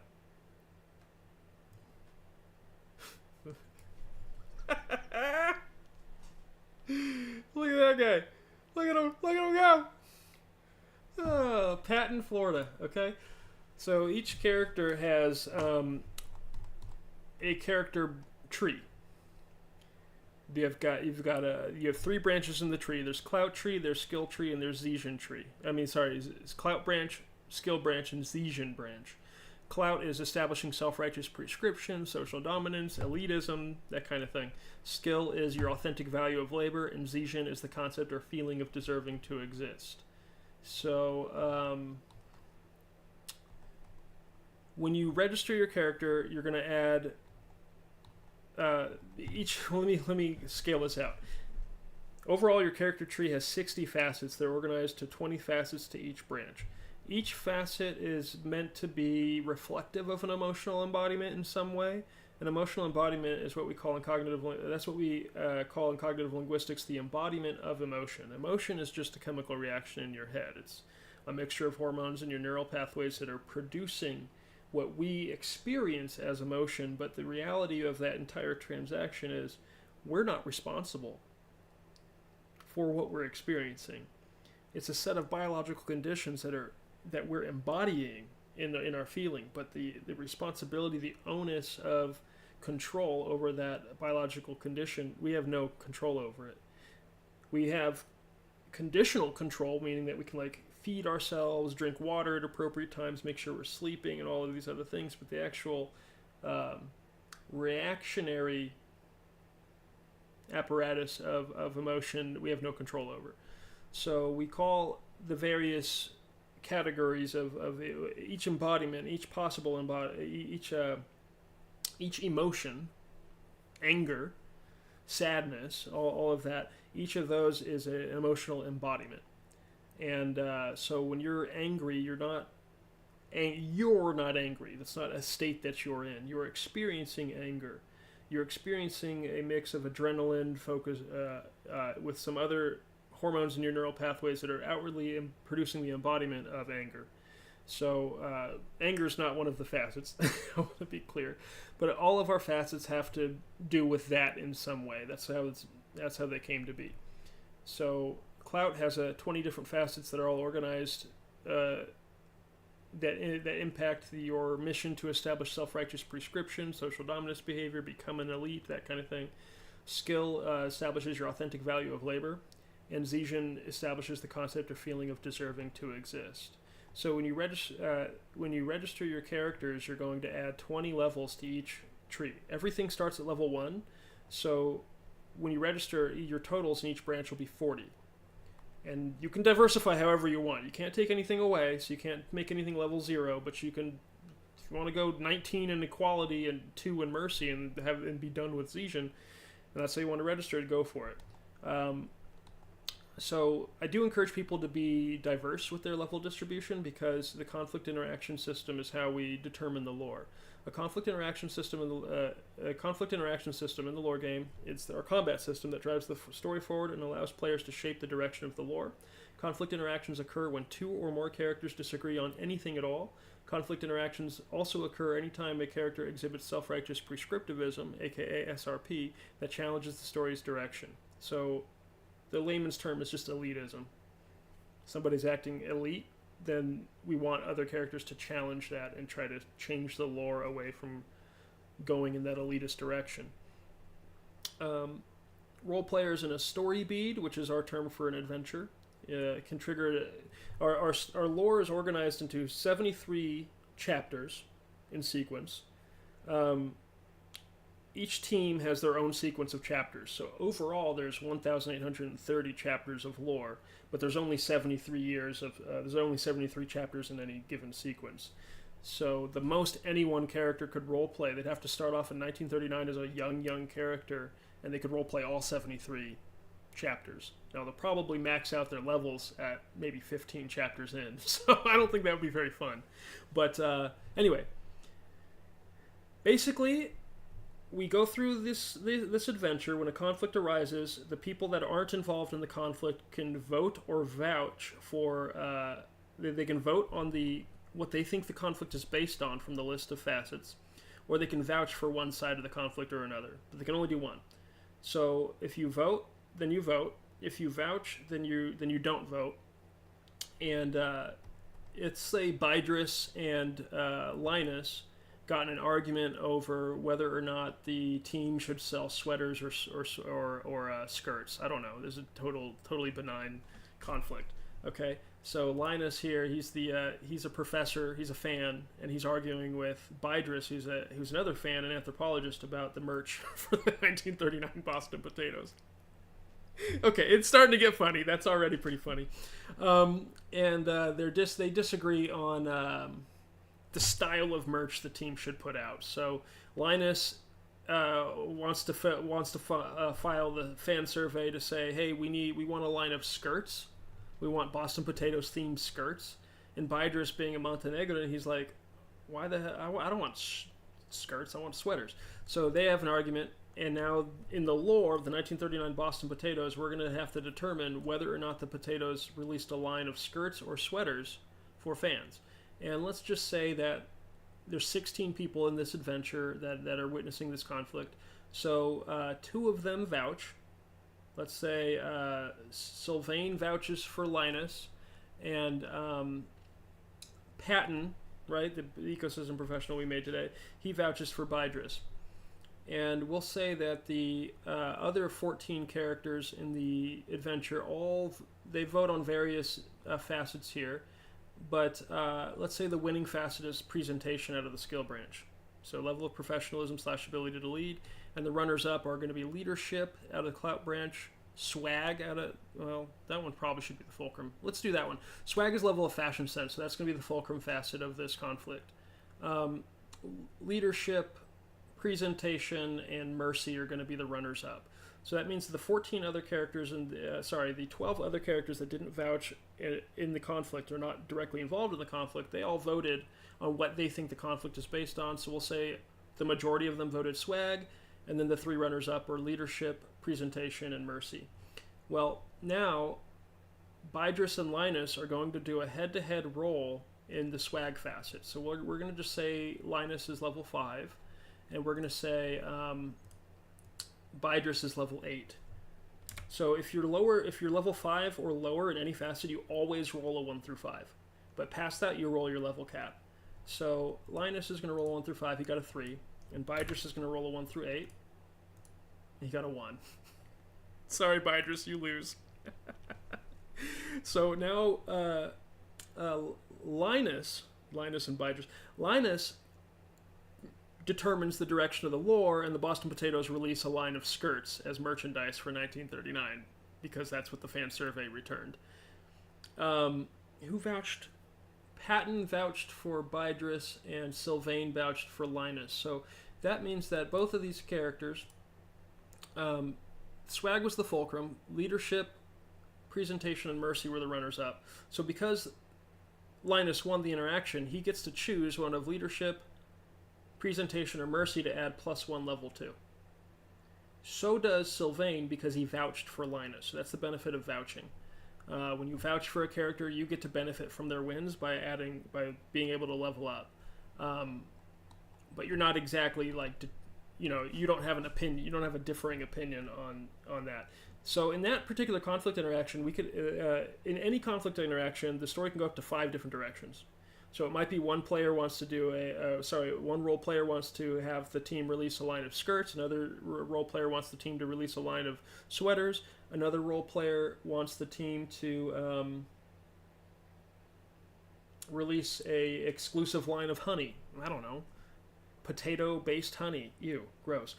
Whatever, right? So all of those things they're all thrown into the conflict head-to-head against each other. There's no tier system. There's just one outcome of those 5 is going to be the way the story moves forward. So if that outcome is based on swag, and Linus had level 5 swag and Bydris had level 8 swag, Bydris is rolling a 1 through 8. Linus is rolling a 1 through 5. So Bydris has more chances to win. He's got a better opportunity to win the conflict interaction because he's stronger in that facet. But the underdog always has a chance to RNG up a win. So there are some rules about the conflicts, about how many you can trigger in a row, how many vouch interactions you can have in a row. Just so the game can have some flow, and that every character has an opportunity to get involved in the lore game craft or the lore crafting. And I'll tell you, this is fun. Like when we did this story took so many. Like when we did a sample session maybe 2 weeks ago, the story took so many wild directions, and I anticipate that happening constantly throughout this entire process in this lore game. So it's super fun. Yeah. 1966, 67, I don't remember. Who cares? All right, so there you go. Read all of this is on Wiki, and the more people that we get involved in registering characters, 1, I can actually make a living, and 2, we can get the lore game going at a high level. And as we reach certain sales points in the product, we activate certain phases of production for the actual show. So the first phase of production is the fully prepped, fully paid pre-pro unit, which starts at $600,000 in product sales. So we're quite a ways away from that, but really that's a good day. That's if an executive producer comes in and buys 53,091 of the titles, and they facilitate 10,618 people to play with 5 characters, 5 chapters, and 5 memes apiece. 1, they keep 35% of the market position of those memes. No, I'm sorry, 15% of the market position of those memes, okay, that they're facilitating. And then 2, I think that's pretty significant. What's the cost of that? Yeah, it's just a hair under $1 million. So that would actually, like that. Just like that. And that pre-pro unit is what gets our facilities from super analog to 0.5 digital seamless interface. And then by the time we get to phase 3, we'll have our full dev team on it, and we'll have a really, really nice interface. But yeah, we're greenlighting through product sales. We're greenlighting through collaborative storytelling, and this is what our platform does. So still getting used to it because I've created something here, and it's something that I don't want to, like I told you guys, I don't want to be a big deal. I don't want to be the guy. I want to be me sitting at my desk. I want to be able to travel and go places, but I don't want the social obligations of being important. It's really that simple, okay? That seems like a nightmare to me. All right. I'm going to wrap this up like I said. Let's check out the 10,000 token price, too. This is a co-producer. A hair under $200,000. Any platform. We do have ethical, like if you're an adult content platform, no shade, nothing, I'm not shaming you. We just can't, our game is for ages 11 and up. So please honor that. Because if a platform that doesn't align with our ethical goals purchased the co-producer, executive producer hold, that wouldn't, like, we don't have to work with you. You feel me? Like, we do have a clause of ethics in the way the property's defined. So yeah, buy the digital title, register a character, and press pass. This has been Let Me Out Productions in the top brass towel.